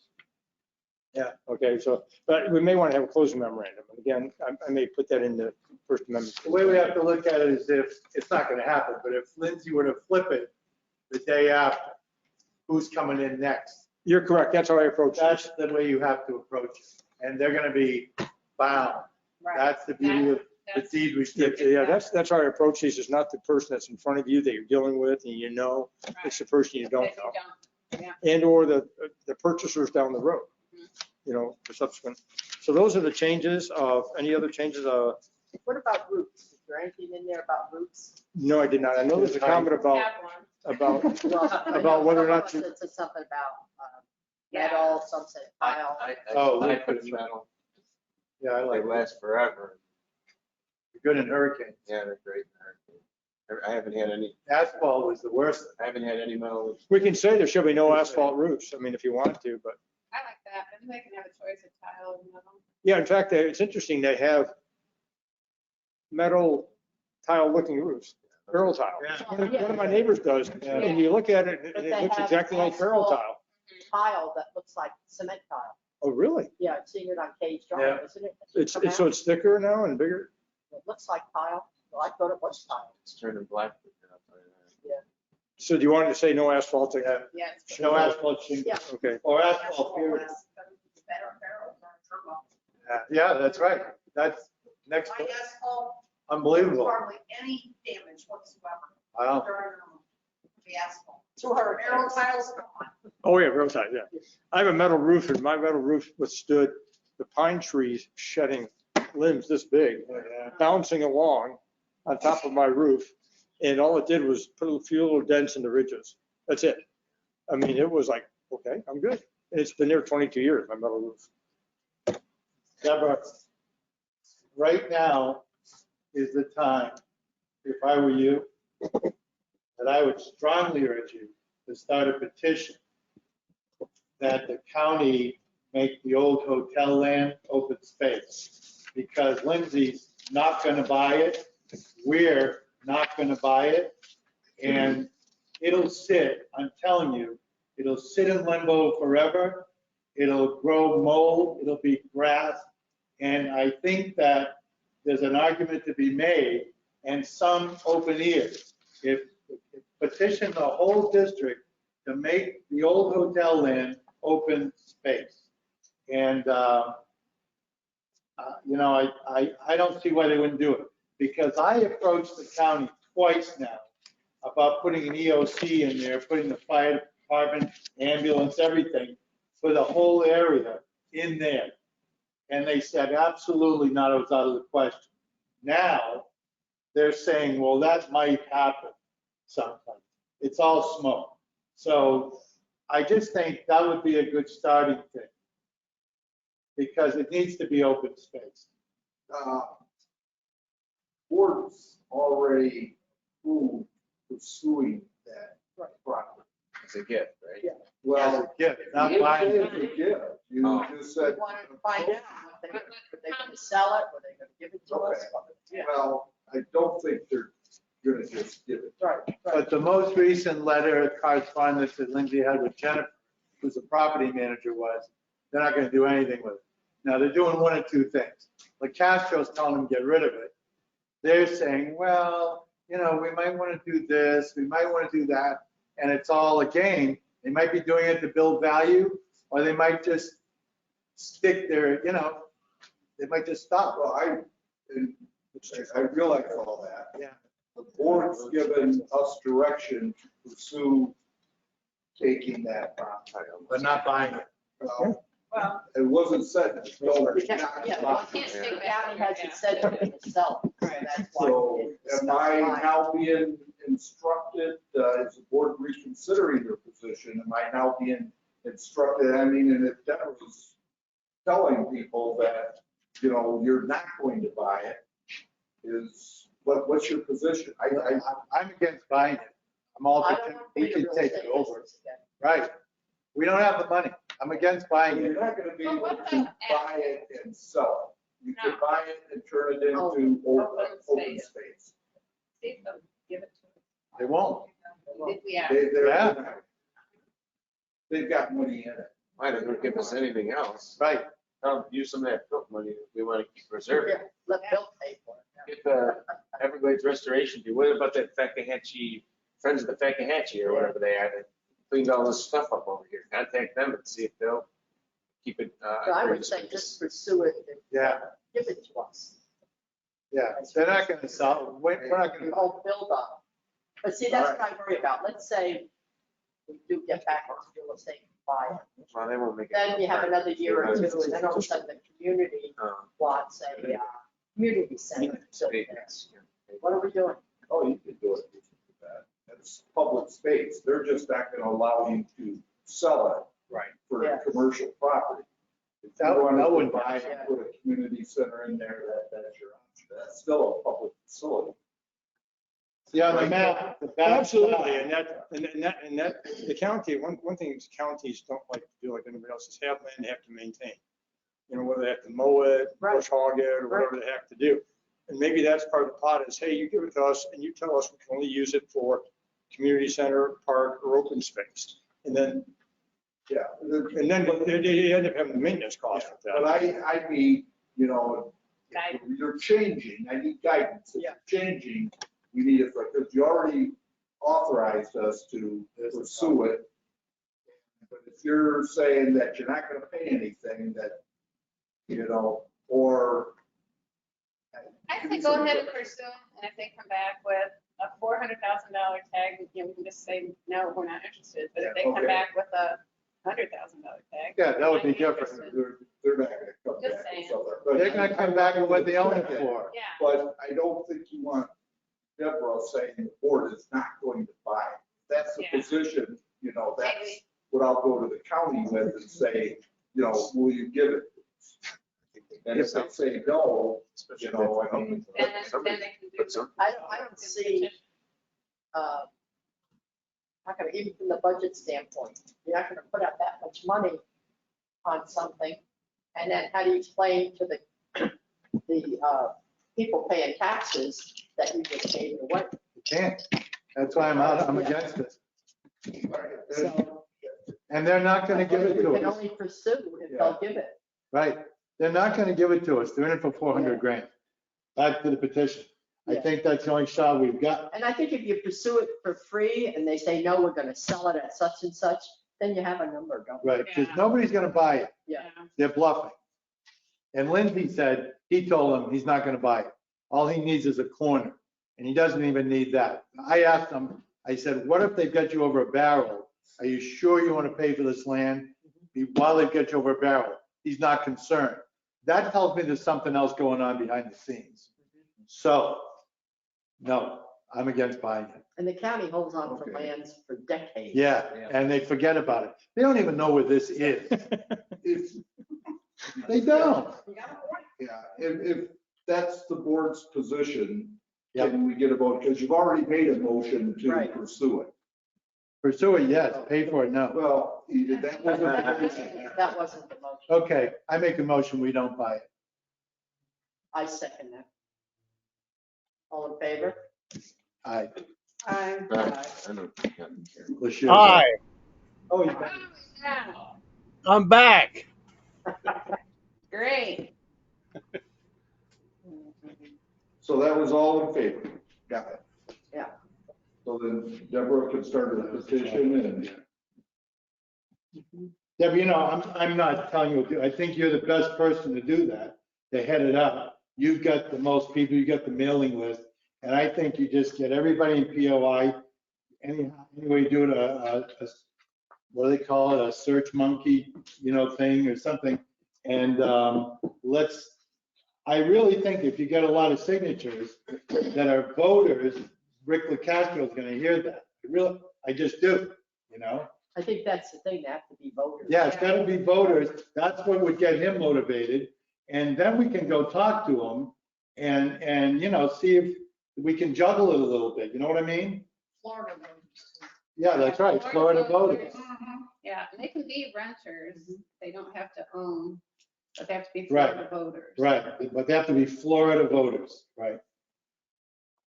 Ready to move on? Yep. Yeah, I have one, did we vote on, yeah, we voted on it. I have one Oh, thing. no, you haven't voted on the deed. I just have a consensus, yeah. Yeah, I just got one thing. It's F on page 4 of 7.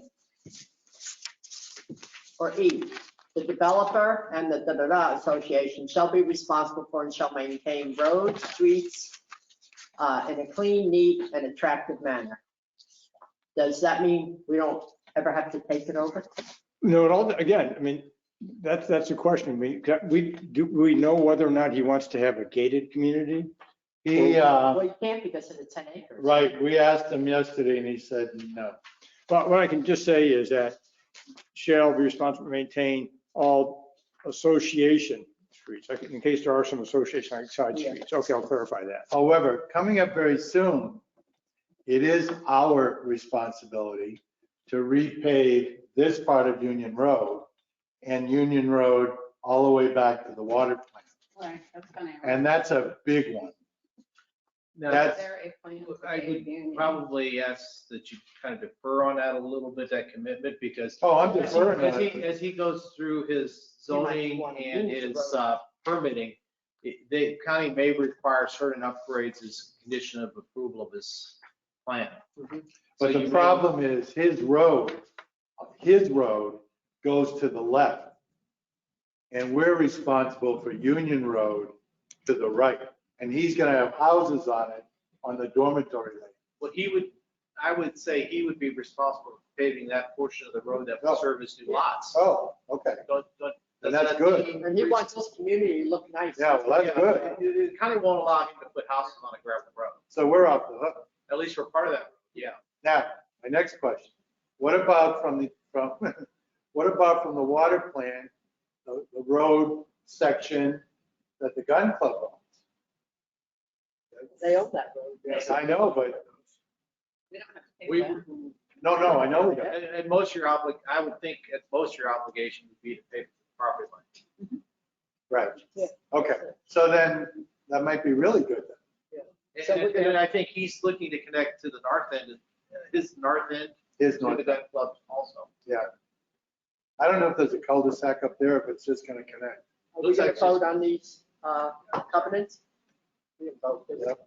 Yes, I was looking, I saw an ad in the paper for a public hearing about a government service center way east of here on 41, but it's for the Seminole tribe. So I'm just going along the lines of what would the county ever use this property for? I vote to approve I have the consensus, and then I'll work with the chairman cleaning these up to get these off to Lindsay and his attorney in the next week. Yes. I vote to approve the. Changes Thank you. made. And then you'll see the final product, because they may have some comments also. Right. Right. We have a motion by Mr. Jensen, Second. seconded by Mr. All in favor? Aye. Aye. Thank you. Sam, And that is approving the. approving the changes of the covenants. Sam. Well, we're approving the whole thing, right? Yeah. Yeah, he's gonna, Yes, no, send them to, again, Lindsay and his attorney, and they want to have comments back. okay, good. Okay. I see the end. Sam, you said yes, right? No, Sam, I think is under a bridge. Sam, I thought he was back. Yeah. But if he uses I service. see him there, but. I thought he was landing the big one. If I put the microphone on, you probably could hear me. I abstained. I abstained on that motion because I was not in on the beginning of it, so I'll abstain on that. You can't abstain. Yeah, it has all your changes. Okay. In that case, I vote yes. Thank you. Okay. Okay. Thank you. Old business, we've already covered the street light. No new business, supervisor. Oh, yeah, we do. Oh, Mosquito, A. Mosquito spray. Oh, yeah, right, I'm sorry. We Mosquito added spray. 11. Oh, yeah. 13 mosquito. So, and that, like I say, we had an inquiry, I discussed with Tony, what it is, and that was if Mr. Kish was an employee or licensed or whatever, and, we have just always assumed that. And not that he's an employee, but he's working under. Not an employee, but I work. So I don't know if you want to do. How would that I be, think Tony, if he, I'd say no. Runs a caution that because we doing business with one's agency, I mean, he's working for a company that has a contract, and so in essence, he's doing indirectly what he can't do directly. I can't be concerned. I think you got to put a new RFP on it. Okay. Because he's going to want more. I'll tell you right now, a lot more. You're going to pay a lot more. Yeah, hopefully. But so it goes. On the testing thing,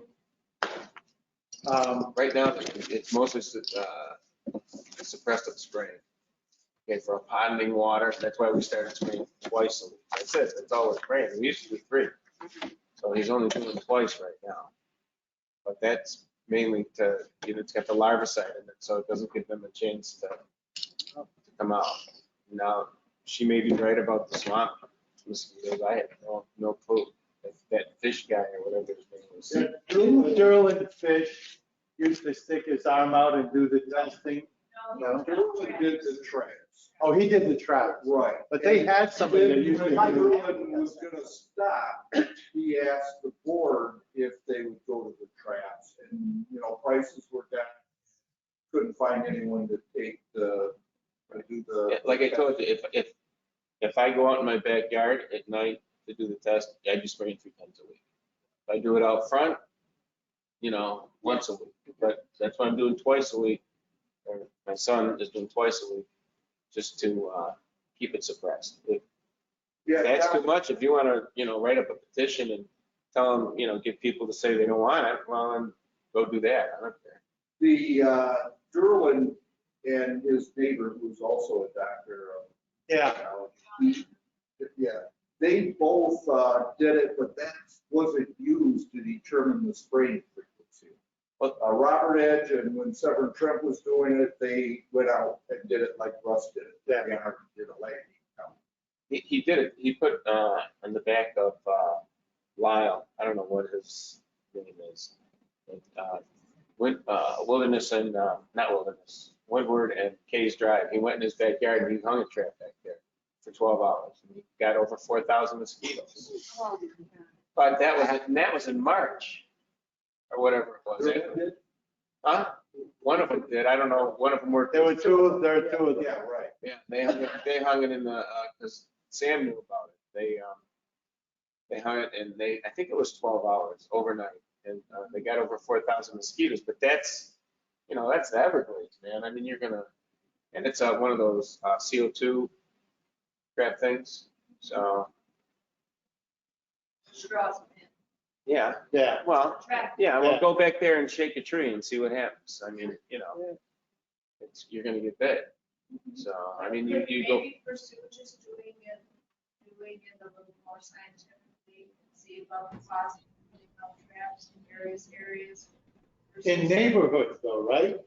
I mean, that's where they should go, right? Yes, and then also, I know that the mosquito control sent up something saying, mosquitoes, just let us know and they'll send you out mosquito fish and you can put them in all your drainage swales, your ponds, and maybe we should pursuing that. But the water doesn't stay in the soil. No, it does stay in Yeah, the all the counties are doing that. We have mosquito fish put in ponds. I'm not sure they have much of an effect. It's a long-term solution. Yeah. You don't see it. I don't know what fish. You can't lose. And for the fish that they're giving, they limit it. It's not a great number. But you can check on that. In Lee County, we've been a little disappointed in the number of fish and how small they are. Like I said, I'd get an RFP. I'd see what and if you want to get a cost on this, those things aren't cheap. Not with the number of the acreage you have to cover. You're just stressful. Yeah. Okay. So looking for some direction here, we're going to, you want to authorize soliciting for a new service, even though we have to if he can't do it. I would think you should do it anyway, because I want you to see what's out there, because he's going to have to put like a $50 surcharge on each. But if we go out for bid.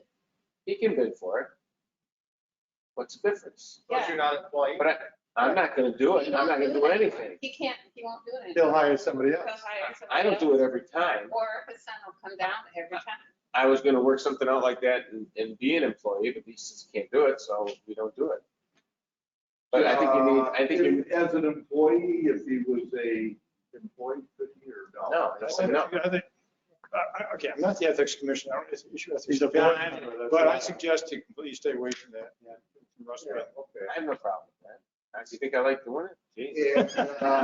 And, now, that's the spraying contract. How do you want to determine spraying? Do you want to look at the cost of it? You got to have somebody go out and set the traps and read them. Yeah. I say they come to us with proposals. Tell them we want the Spray traps. or traps. Yeah. Landing count or traps. Yeah. The spraying is. Right. Accurate landing counts, any way they want to do it. And they should do it every month, right, or every week, or however they do it. Actually, I'm telling you, you don't know what this is going to cost. Yeah. We gotta find out. Do it pretty much daily. With $5 a gallon gas, what do you think? Do you think anybody lives right around here that's gonna do that? But we have no choice. We gotta- So they're gonna, I asked my son, he says, what they're gonna do is they're gonna give you a flat fee. And it costs you $2,000 a month, and they're gonna spray when they feel like it. Well, we need to find out. That's, especially. Okay, so we'll get bids on that. As far as landing counts or traps, just have them determine or tell us how they're gonna do it. When to spray and not spray. Right? Yeah. Okay, yeah, but see then, well, Go ahead. I mean, that's why my son said this is suppressive spray is better because then you don't get them. Some people are more, I don't know, it depends on what you want. You're gonna have, if you wait, the way I see it is if you wait until the count gets up, then you're being hit until they get out here and spray. And then that may last how long? I don't know. I think you should keep doing the suppressive until we find out from other people. So Okay. even if we have to pay gas. So Well, you're gonna, it's gonna take you a month to get bids. So Yes, ma'am. continue, do Twice a you, week. yeah, twice a week yeah, that's all it That's does. what you without counts. Yeah. Just Right. twice a week without counts, and we'll try and get bids for next month. Mhm. You've got to do a chemical, right? Yeah, there's plenty of chemical. I mean, that's gonna last even longer now because it's only twice a week. And we got it on low. We got it on the lowest setting you can put it on. Yeah. But if we do the suppressing, Right.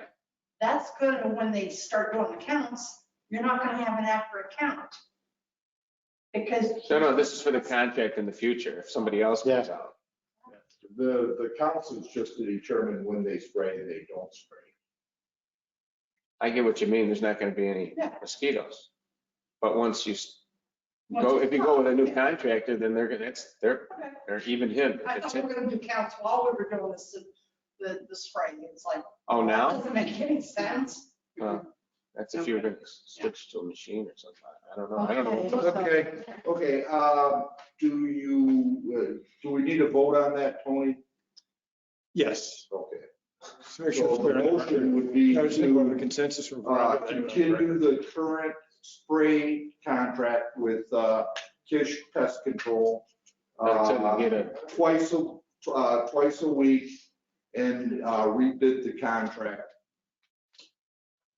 Okay? Yeah. And he can bid it too. Yeah, he can still bid it. Yeah, we definitely. It's just gonna change, that's all. Yeah, Okay. a spraying versus, like traps. Right, and we'll probably set it up where it's a per spray contract. Nobody will take it. That's what he told me. Nobody will take a first spray contract, probably. Who's gonna do the counts? Well, they're going to, that's what you guys just said. Okay. Let's just put out the RFP. Put it out there, see what comes back, yeah. I can't, I've got to ask for a level of service. Yeah. To be able to put a request RFPs. Okay. But see, I just think if I'm running a business and it's a per spray count and you want a per spray count, okay, well, I might do it once this week. You might make me do it once next week. And then you might want me to do it once next month. I'm gonna charge you $300 a spray. So I gotta cover To it. make my money. They gotta make the money. So I'm just, when you run a business like that, it's. When you work in I feel- business, though, wouldn't you just come and evaluate what we need? Yeah. Yeah, they gotta get Why- somebody out there. How many times are we doing the counts now? Either 2 or 3, and sometimes no. Yeah. There you go. I emailed you, I told you. I said, if I go in the backyard, I'd spray 3 times a week. Yeah. I go out front once a week. So I went in between. When we bid the contract out and you went with Kish, Mhm. we put a minimum number of sprays. It was 60 per year.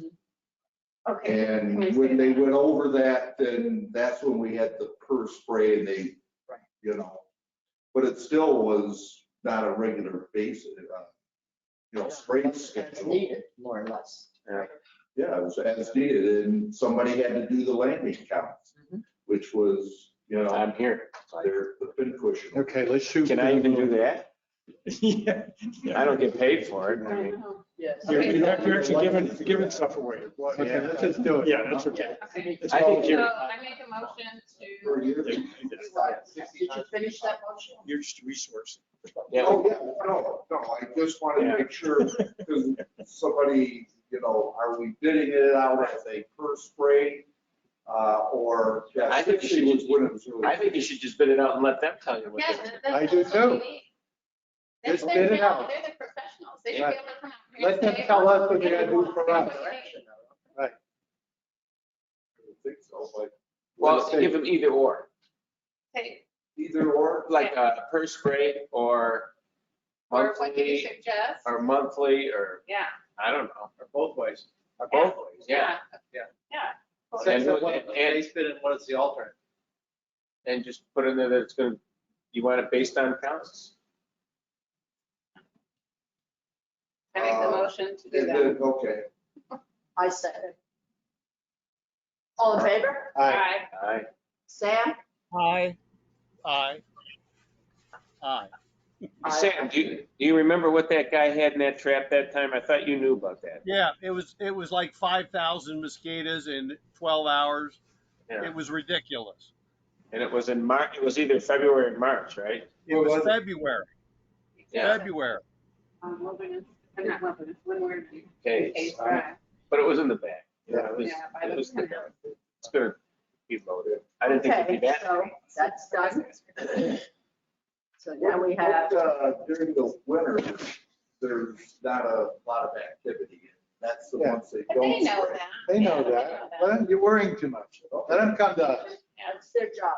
Well, we had it one year where we started spraying it, 2 years ago. We started Early. spraying early, like in Yeah. February. This year, nothing. Yeah. Right, changing. No hurricanes this year, no mosquitoes, no hurricanes. Okay, so now it's supervisors' requests and their comments. I don't have anything. I have one comment. I knew it. Forget about the county paying anything, coming in here with services, forget it. It's a pipe dream. And if you don't believe me, call Rick LaCastro, call the county, call whoever you want. I hear that floating around. It's not going to happen. They don't even know this place exists. They don't want to know it exists. I went to them when we wanted to have them take over the water plant. They said, well, we'll come out and we'll give you some suggestions. That hasn't happened. They don't want to come out. Okay, they don't. So you can think it, they don't want to come out. We're on our own. This is an island in the middle of the Everglades. And they don't want to think about us. That's all I got. The only thing I've got is, every year we did that, we did a special assessment. I'm still on the gun club because I drove my car back there the other day. And now we're gonna have all new roads and all new stuff going back there. And they only got, O&Ms too, right? Because all their seasonal and this, that. I went back there at 11 o'clock the other day and it was 93 degrees up there and there were 32 cars there. Oh my God. Yeah, 32 cars. People, I can't tell you how many people were there. There's more than 32 people there. What day of the week was it? Wednesday. Well, they're only open on Wednesday, Friday, Saturday, Sunday. Okay, but my point is, 2 O&Ms was for a house, was 9 trips. Right? So you got, we're gonna have all new stuff, all new, nice and better. It's gonna be better for them. And we're still only charging 2 O&Ms for a place that has 30 cars on a Wednesday in the summer. So I just want to know if that's open to change next year. It's open to change it based upon data sets. In other words, depending upon what happens in the future, if y'all want to do a traffic survey, traffic counts with those little pneumatic tubes across Well, we the didn't road. base that special assessment on traffic. That's part of it. I thought it was Yeah, part of that's it part for the Yeah, roads. yeah. No, that was not. We based it on a golf course. No, but it was trip generation. We didn't, we never counted the cars going. No, but it's trip generation based upon a golf course use. Right. But that's what he's asking. If you want to modify it, then you try to get actual counts or see if there's other new studies out there that have gun ranges.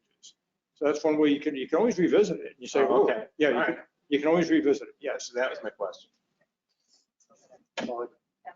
Any comments, Sam?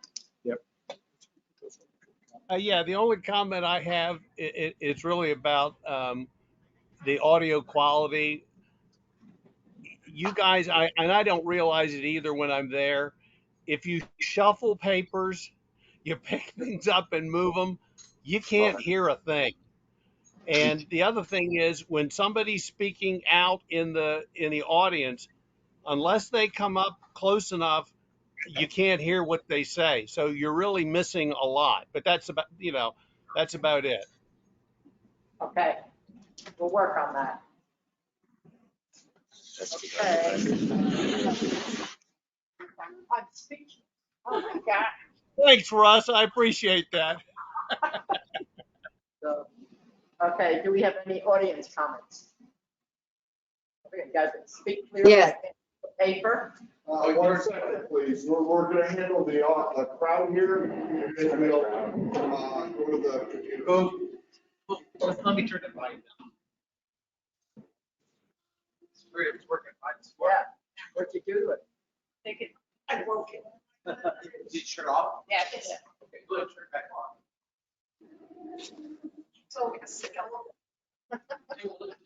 that. Let me change that. Well,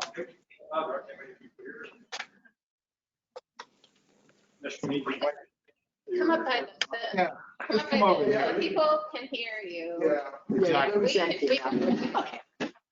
Catherine Oswald, 302 Newport. I've sat here for 5.5 hours to piggyback on what Ray said. And that is, I've seen a lot on Nextdoor and a lot of chitter chatter that people think that it would be great if the Collier took over. Number one, they don't want us. Number two, all these things that are very important to us, small potatoes to Collier, okay? You think they're gonna come and fix a sewage problem or a drainage problem, you're looking at 6 months to a year for them to even think about putting it on the board, on the agenda, okay? I, for one, want to say that I think the CID board to just kick them to the curb because we've got problems is not the way to go. I think every one of you on this board is doing the best you can with what you've got. Thank you. Thank you.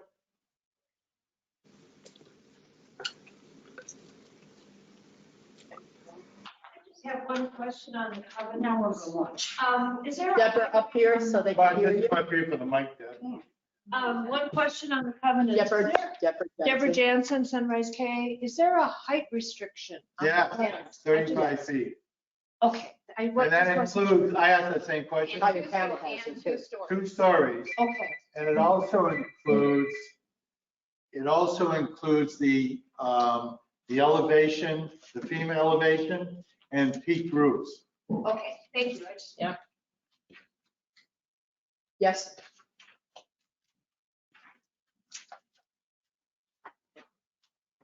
Joe Levy. I don't think that's working. Wow. Oh, it's working? Pick it up, see if it works.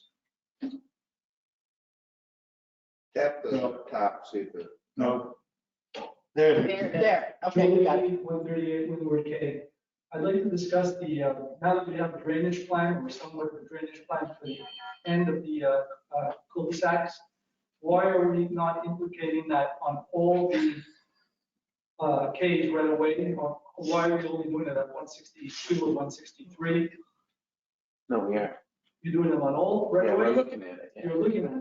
No, we're You gotta getting, get it big. we're getting bid. It's out to bid. No, We're all of them. You must have missed it. We're getting that all eight other. And I have a comment, which I think making those 2 homeowners pay for 50% of it when the rest of the Ks doesn't have to pay for it is shameful. They're taxpayers and live here just like everybody else. And now they're being punished because they did it because nobody else at the CID took the incentive to do it and they had to do it on their own. Asking us to pay 50% and none of the rest of the Ks has to pay his, We didn't ask them to do it on their own. They decided to do it on their They own. did it without. So they, you know, you have a CID board, you have guidelines, and they just ignored that completely. so that's a And punishment. That's a we're fine. No, we're no put at punishment. the end here that what do? We're going to absorb costs for something that you created. So we're just saying, we'll compromise, we'll pay for half. But you're doing something that worked, that they proved it worked, now you're doing it somewhere else, and in the other case, you're not charging them. There's going to be a change, the size of the pipe, so don't say it worked. I am not comfortable with it working because there's a culvert in the back where I witnessed myself, the water is not flowing through. So they don't have full water in that back. So I'm not going to argue, I'm not an engineer, I'm not going to argue with it. With lily pads and frogs and now even fish, because the water's been sitting there for weeks and weeks and weeks. And you're worried about mosquitoes? Well, that's where they're breeding, right there. How do we change the subject again? You Well, just came you up, need- you talked you need about to- that, you said it worked. Just let him I think we found a compromise that was acceptable to everybody as far as, I get it, but, you know, I mean, it got the job done. So, yeah. Let's see. Catherine, Kilmeyer. We've had 5 at Florida. What'd you say? That's what it's all about. Catherine Kilmeyer.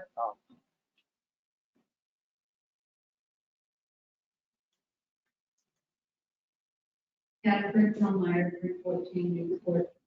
I would like to piggyback on what Kathy Oswald said as far as congratulating and thanking this board for doing what they are doing with what they have. Being a former board member and the only one, well, Terry and Russ have been here previously. I want to thank the previous board members that go back, way back when, that did the best they could with what they had. This board is in a position way above any other board that's been here. So thank you, past board members. Now, my real thing is the entrance on Newport Drive. I heard something about a monument painting. I don't know what that was about. We talked about it last month, having the main monument painted, and it was thrown off track because of the Case Drive. And The board approved the Newport Drive. painting. Do we know when it's gonna happen? I think it was July 13th, is that? No, that's a stop sign. sign. Oh. I don't think we set a date. The contract signed, we're just waiting for it. Oh, thank you. It wasn't on the agenda, so that's the reason I asked. Thank It's you. already been approved. Thank you. Thank you. Thank you. You have anyone online there? Let's see, we had Lynn, oh, no, that's Lindsay, and Kathy's, no. Nobody else in the I audience. think there's one. Somebody just said Yeah, yes. yeah, we've got one online, I think he's one online. Let's see, I think, Ms. Reed, you Yes. asked. to speak. Yes, hi, it's Karen Reed, 199 Case Drive. I had just a couple comments and a question. One comment is sometimes doing something and asking for forgiveness later just doesn't work. And my other question is earlier you made reference to when we were talking about the budget and going over some of the things that may have cost more. You said that the legal and administrative fees for Case Drive. What was the cost for that? No, it wasn't administrative fees for Case Drive. I was explaining a group of expenditures could be administrative costs. I was talking about the budget, nothing to do with Case Drive. I'm sorry for Right, this. no, right. But my question is, have we spent money legally for legal fees and administrative fees for what's going on at the end of, on Sunset K? It wasn't administrative, I think it was engineering. Engineering. And it probably just wasn't Sunset Cave, because Yeah. we have been looking at the All case the too, drainage. overall, the other drainage and other neighborhoods. Yeah, it was engineering. Okay. And my other is when you talk about the swales and the houses that had to be elevated per the county guidelines, how can we have a true assessment of the swale drainage and where they're draining to when we have all these different levels. So why would we build something and put something in if we needed to modify it without getting the correct drainage flow? Because if you look behind Taylor Daniels' house, when it rains, it pools there to that one head drain that goes from the street. It pools right there. So there's a flow, and then there's also drains inside swales that people have put in to lead water straight out. So we're not getting a true reading of that flow and how these would work. The elevation of the swale is set by the salt water permit, so that's the bottom elevation to work with.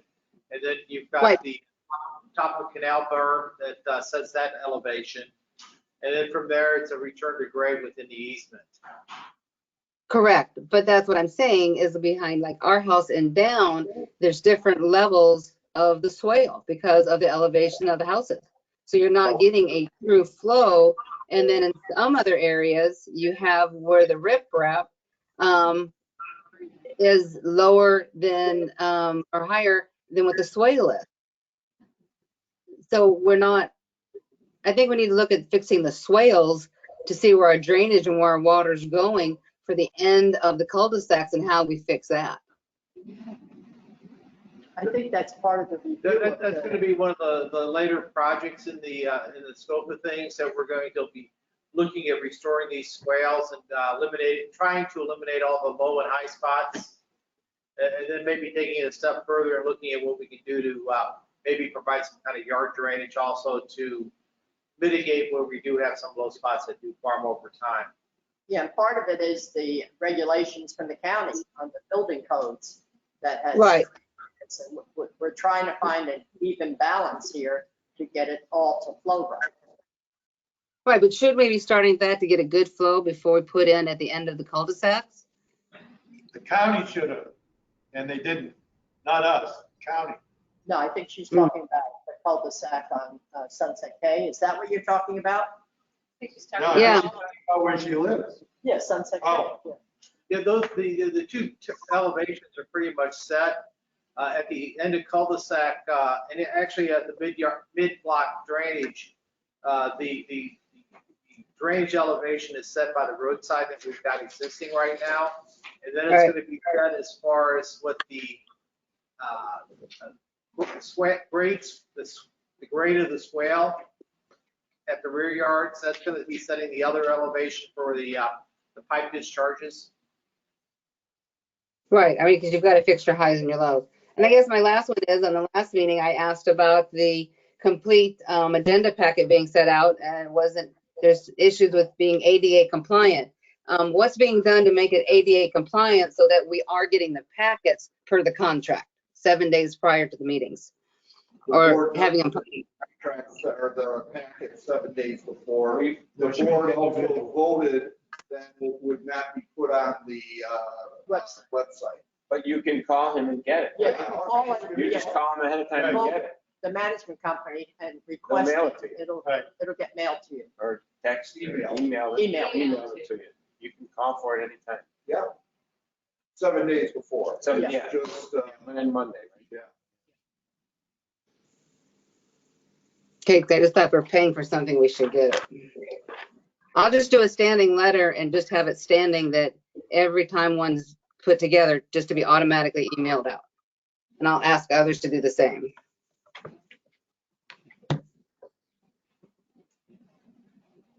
If the board wants, people can sign up and we'll automatically send it to them. Right, because we're paying for that service. Well, you can request it via email to the management company. Yeah. How are they paying for it? How are we paying? Yeah. The emails are free. No, but she's saying that She's paying saying for a she's full paying. pack. Our contract, we're supposed to give you a packet 7 days before, and we do. Yeah. Electronic. But she, no, but what about the whole population? Well, there's anyone that wants it has it. I mean, our contracts to provide you guys. Right, not the population. Right. She thinks the I contract, have no way to distribute it. Right. No, she wanted it on the website. You can't do that. As you said, if someone wants, they can request it by email and you send it. Right. And you will. Yeah. And that's what I do with all local governments that I know. They don't send them to me automatically, I request them. Yes. They don't- Okay, so Can we make it ADA compliant to put on the website? no, No, cost a fortune. too There's expensive. no need to. Just request it every month. Yeah, you'll get it. It isn't that you won't. Don't expect it. You gotta do something. Yeah, any emails we get, that email, if requested, that email is public. Yeah. Okay, what else? Is there anyone else online that would, has a comment?